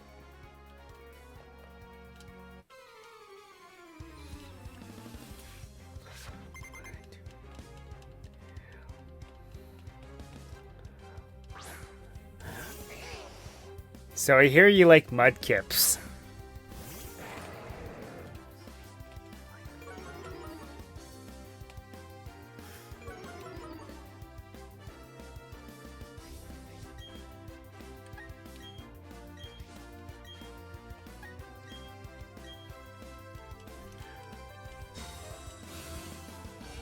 Yep, I'm using the Protect Earthquake strat.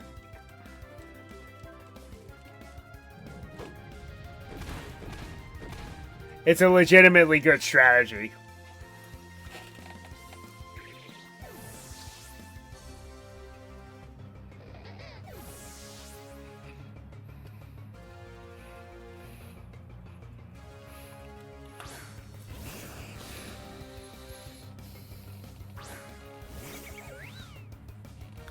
I guess it really doesn't matter now. Um...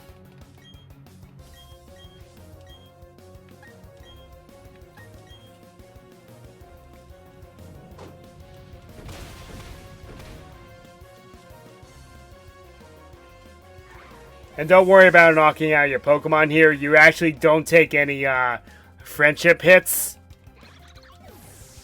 in these battle facilities. It doesn't count.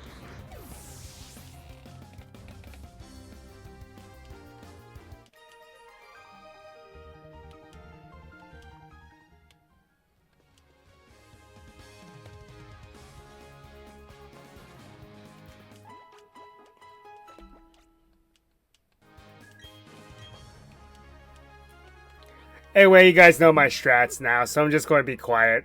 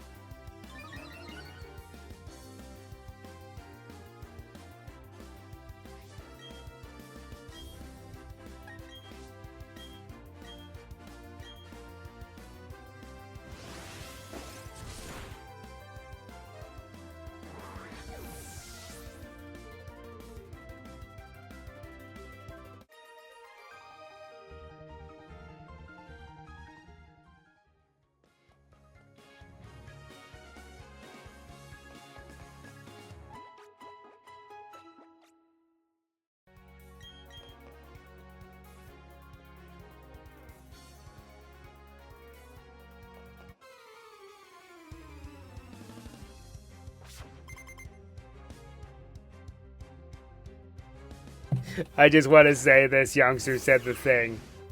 I like shorts. They're comfy and easy to wear.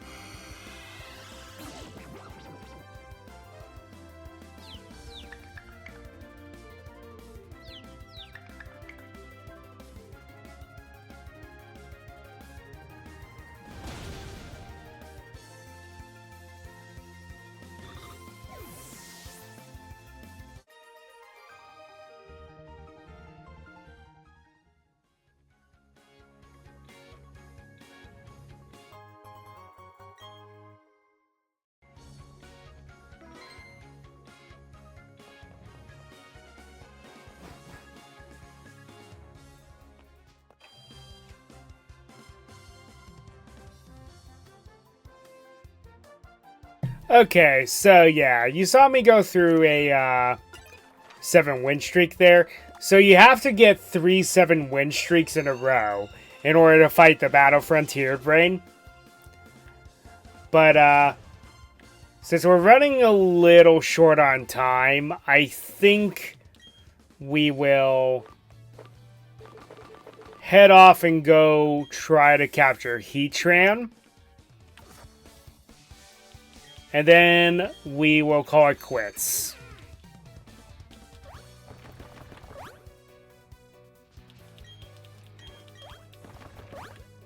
And like I said, because that is so long-winded, that's probably going to be a bit of a piece of bonus content. Now I actually have a question though. And that's something else we're going to do. So I lied. So we're going to go capture Heatran, and then there is another thing we're going to figure out. Since it's nighttime now.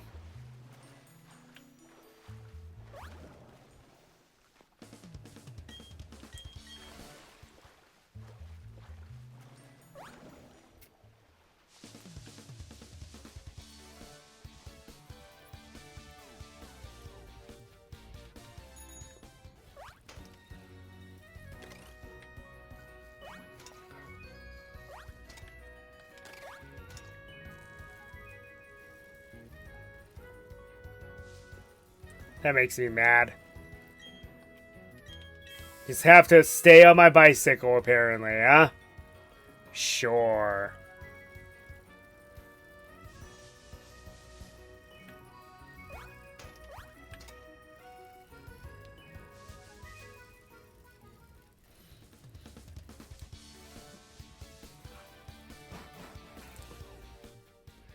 Okay, so back here, we need to head into the chamber where we found the magma stone.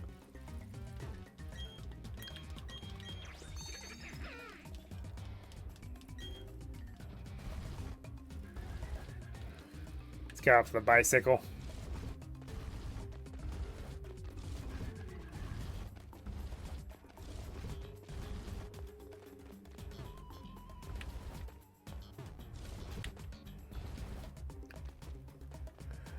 Ah, years and years of boulder puzzles.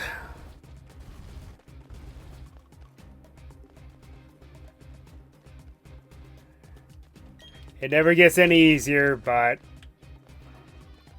I've become a bit of a master of it now. Because we've done it so much.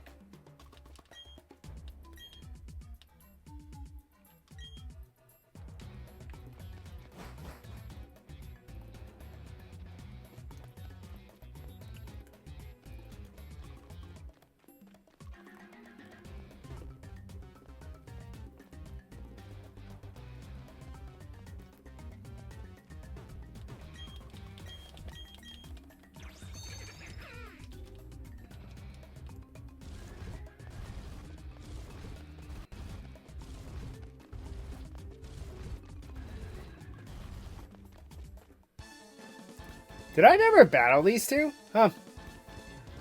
Well, there we are.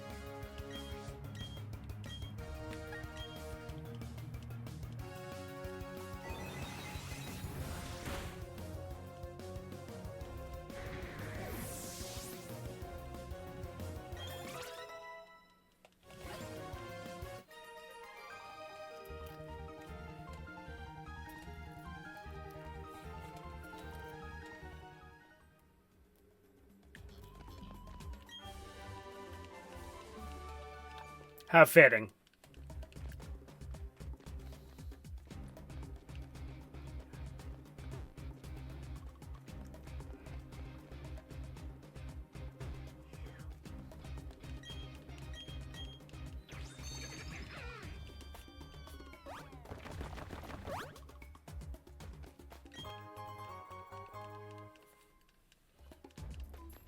Guess there's a couple areas I never visited, huh?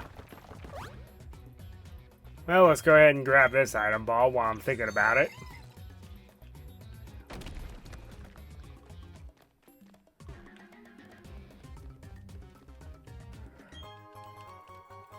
Calcium. Eh.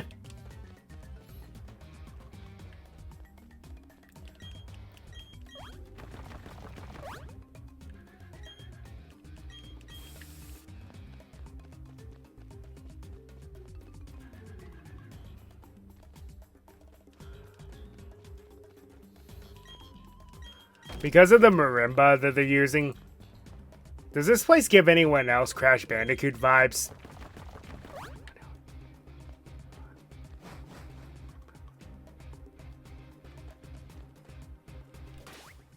Alrighty, and there we are.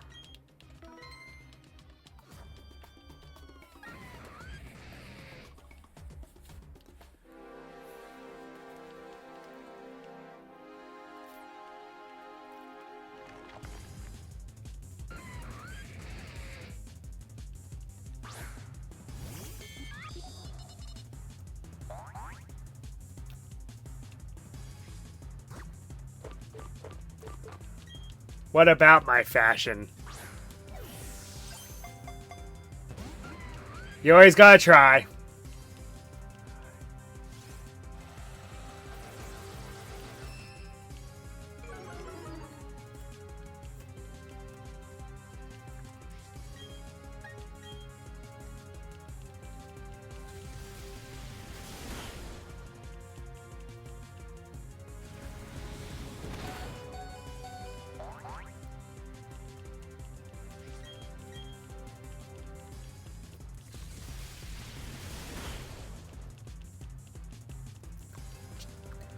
Geez, 2 discharges and not a single paralysis. Well, this was going to be an uphill battle.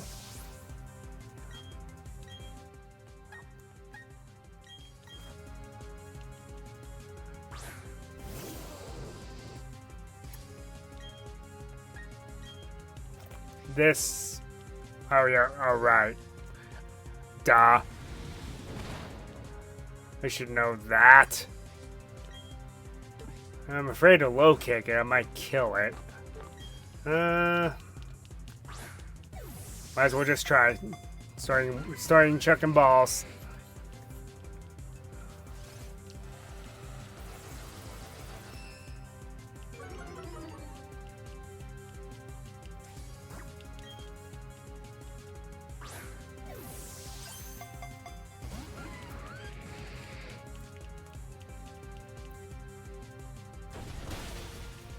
Jeez, I guess this thing has answers for everything.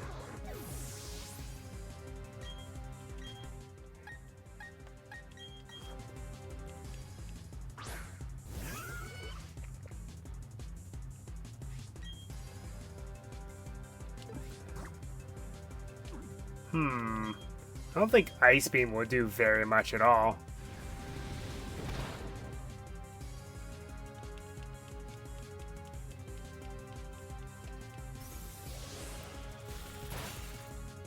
Cool. All right.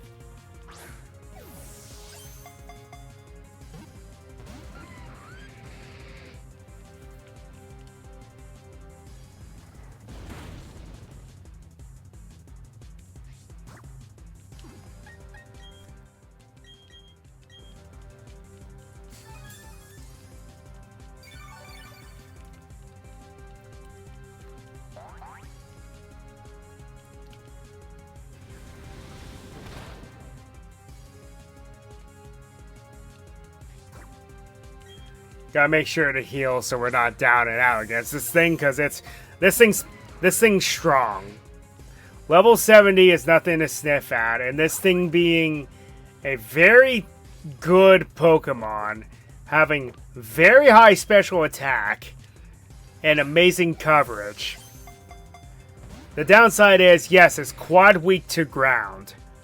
But everyone I know that's run Heatran has it hold an air balloon immediately, making it immune to ground type attacks.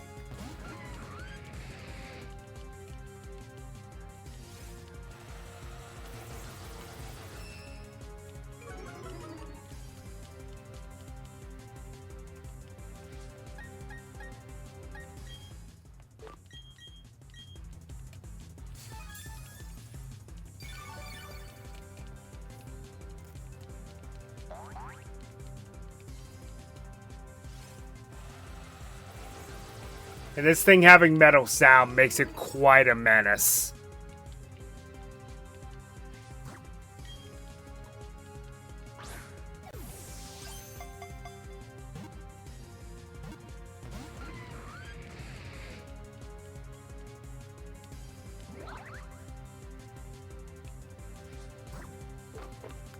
Oh yeah, I forgot to mention this. Heatran is one of the few legendary Pokemon to have a gender. It can't breed, but it does have a gender, which is strange.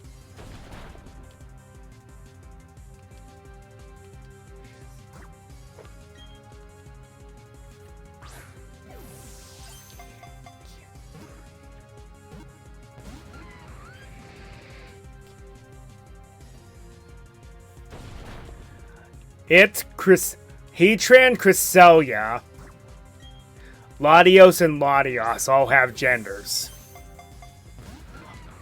Most of the other legendary Pokemon don't. They're genderless.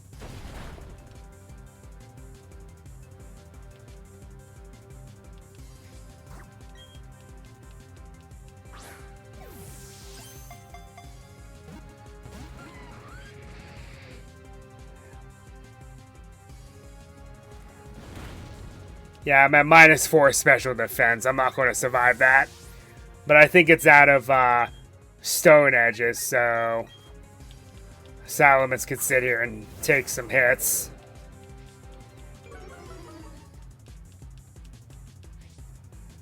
Plus there's that.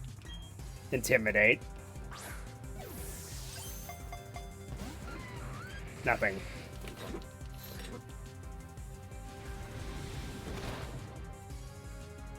Maybe not. Yikes. This could be a problem.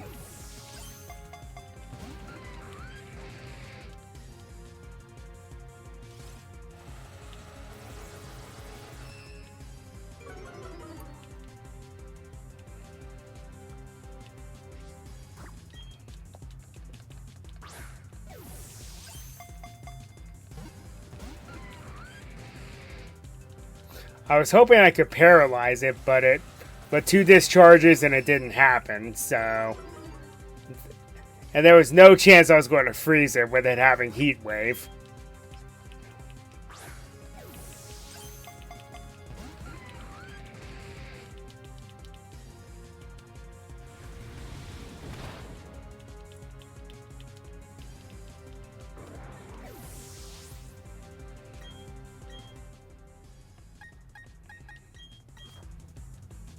I'm going to have to revive Gastrodon because there's no way I'll stand a chance.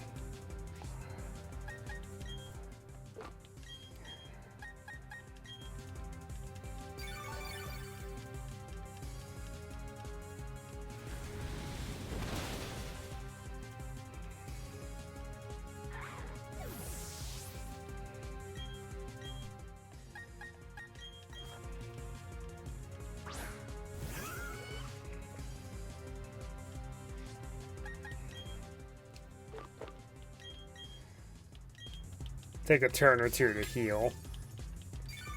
Because Metal Sound has 40 PP, so if that's all it's going to end up using after some time, then so be it.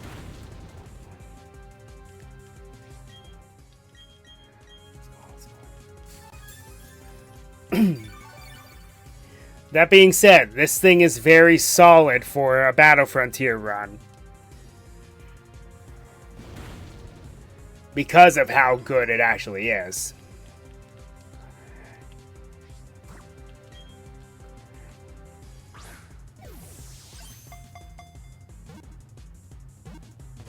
Oh, come on.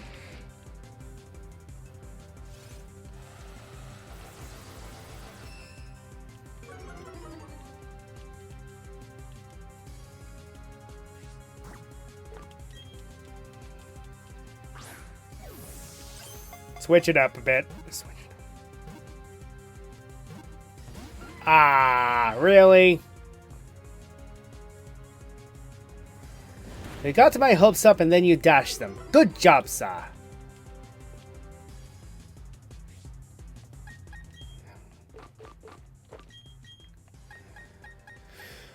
I have to wake up Mac Mortar because there's no way I'm surviving another attack.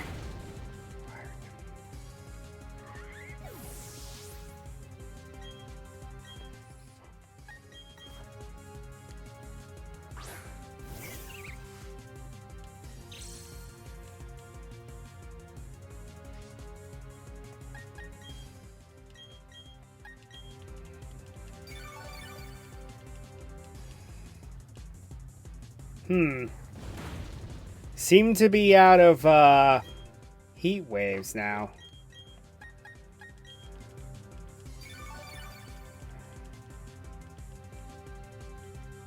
Yep, because it's just using earth power.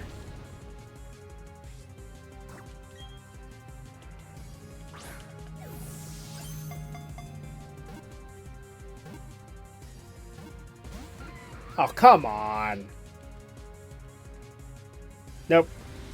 I stand corrected.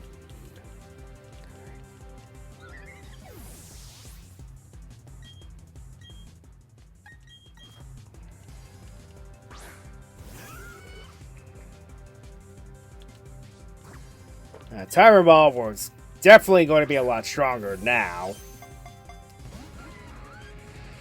Breaks out immediately.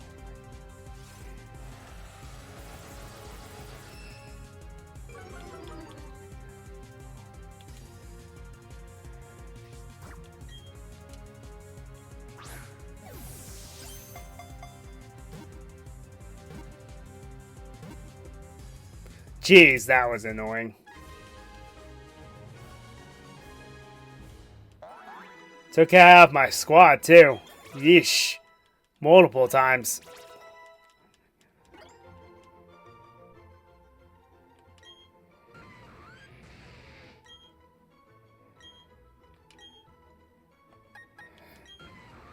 How good is it?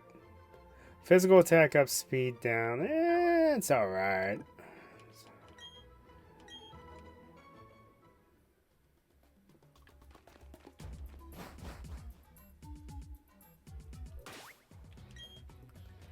Okay, so there is one more thing we are going to do before we call it a night.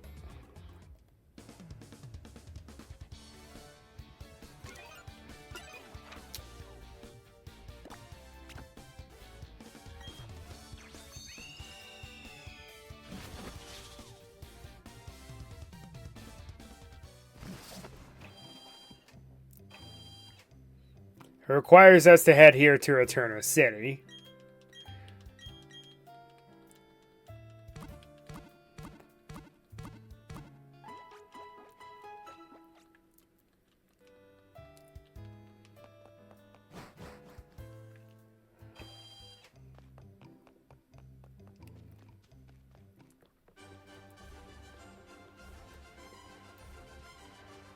Okay, so we go into Eterno Forest.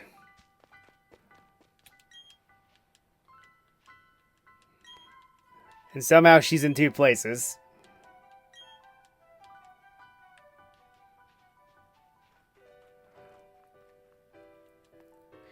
In the back of the Eterno Forest, there's an enigmatic place back here called the Old Chateau. It is rumored that there were two potential people who lived here. It's unknown. They are Cyrus and Charon. Now, unfortunately, Charon was not in Diamond and Pearl, so unfortunately, he will not be here in Brilliant Diamond Shining Pearl.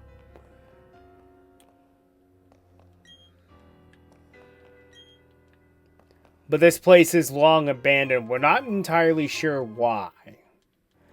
And it's haunted. Like, you'll see ghosts of people just wandering around sometimes.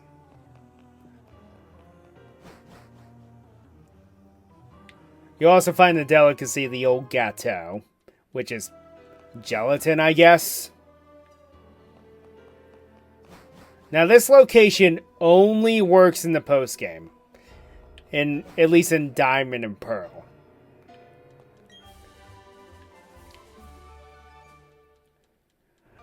In Platinum, you can actually come here straight away as soon as you're able to.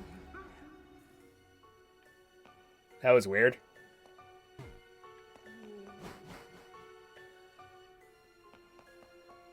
Also, that poster stares at you, and it looks like Beethoven.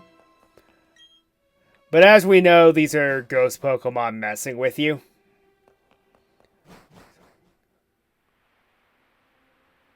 So there's this strange TV sitting here.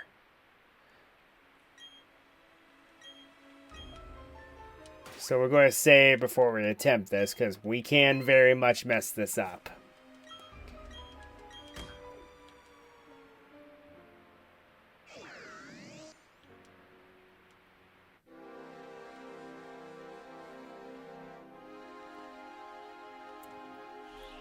And Rotom, despite the appearance like this and the music, it is not a legendary, it is just a rare Pokemon.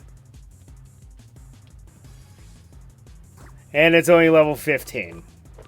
That's why I said we could very easily mess this up.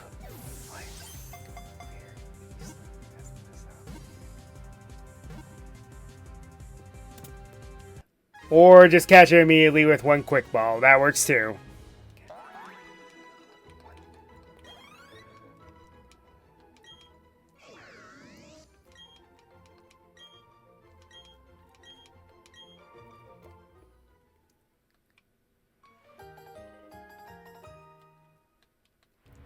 Okay, so it does do that.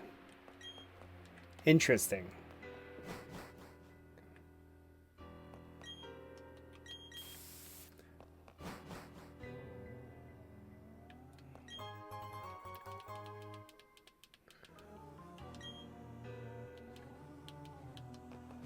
Okay, so let's get out of this freaky place.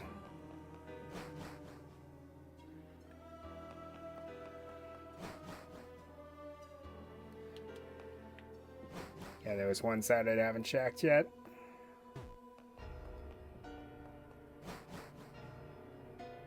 So, the secret key was not in the original game. This actually does something. And there's a reason why. Even though Team Galactic abandons their Eterna building, it actually still serves a purpose.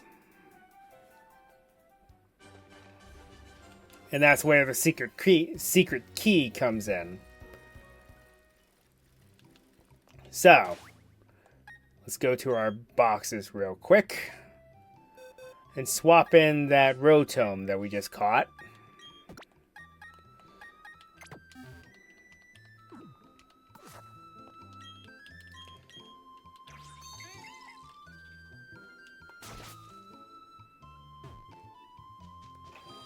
And then head into the Galactic building here. I think it's this building. I can't remember entirely.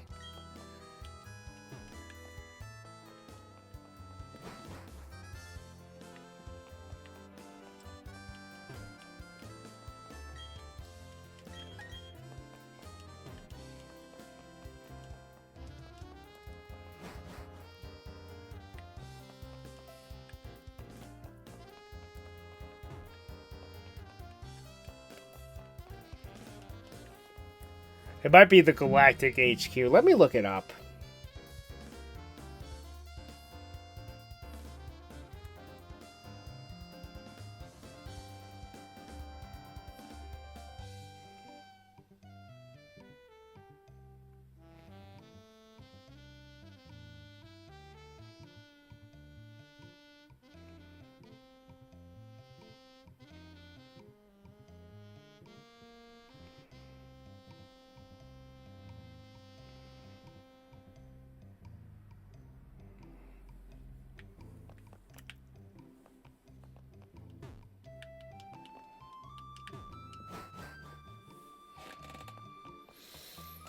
Top left corner, it says. I was there, but okay. Must be this.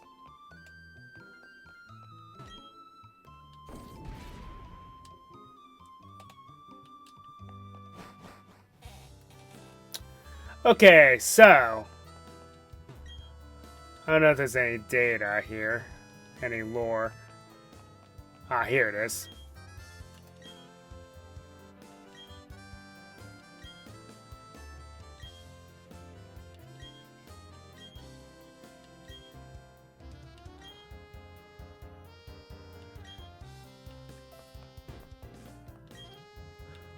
So it is Charon.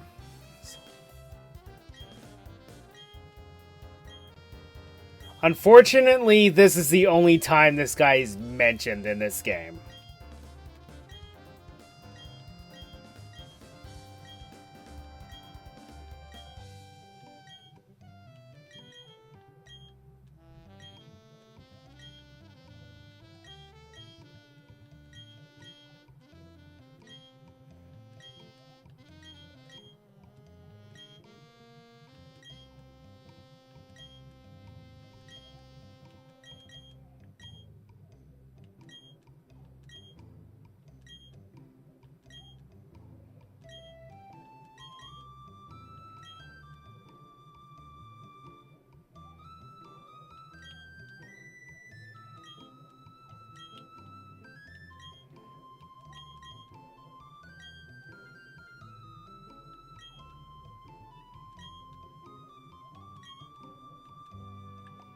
So, it opens up the appliances here.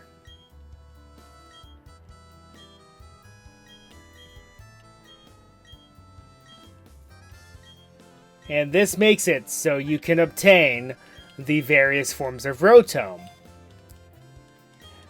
Rotom will always have Levitate.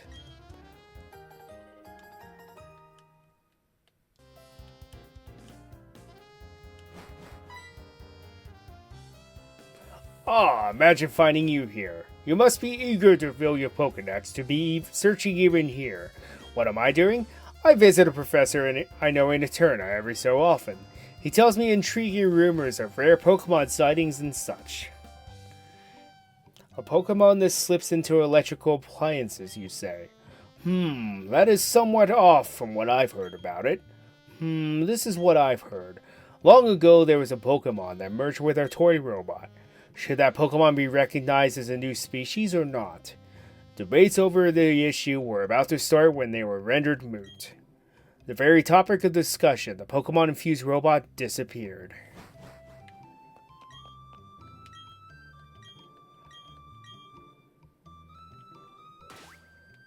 So, yes, that creates Wash Rotom, which is one of the more broken ones, being, yeah, that's a bad nature, but being electric water. Good typing. And by Levitate, it only has one, having Levitate, it only has one weakness. Ground. And with that, next week, we will be moving on to our next game. Because that's about all I wanted to do, at least on screen, with this game. And there will be some bonuses later. Whenever I get around to this game on YouTube, because I'm quite behind. But anyway, that's where we're going to end things off. So, see you all next week.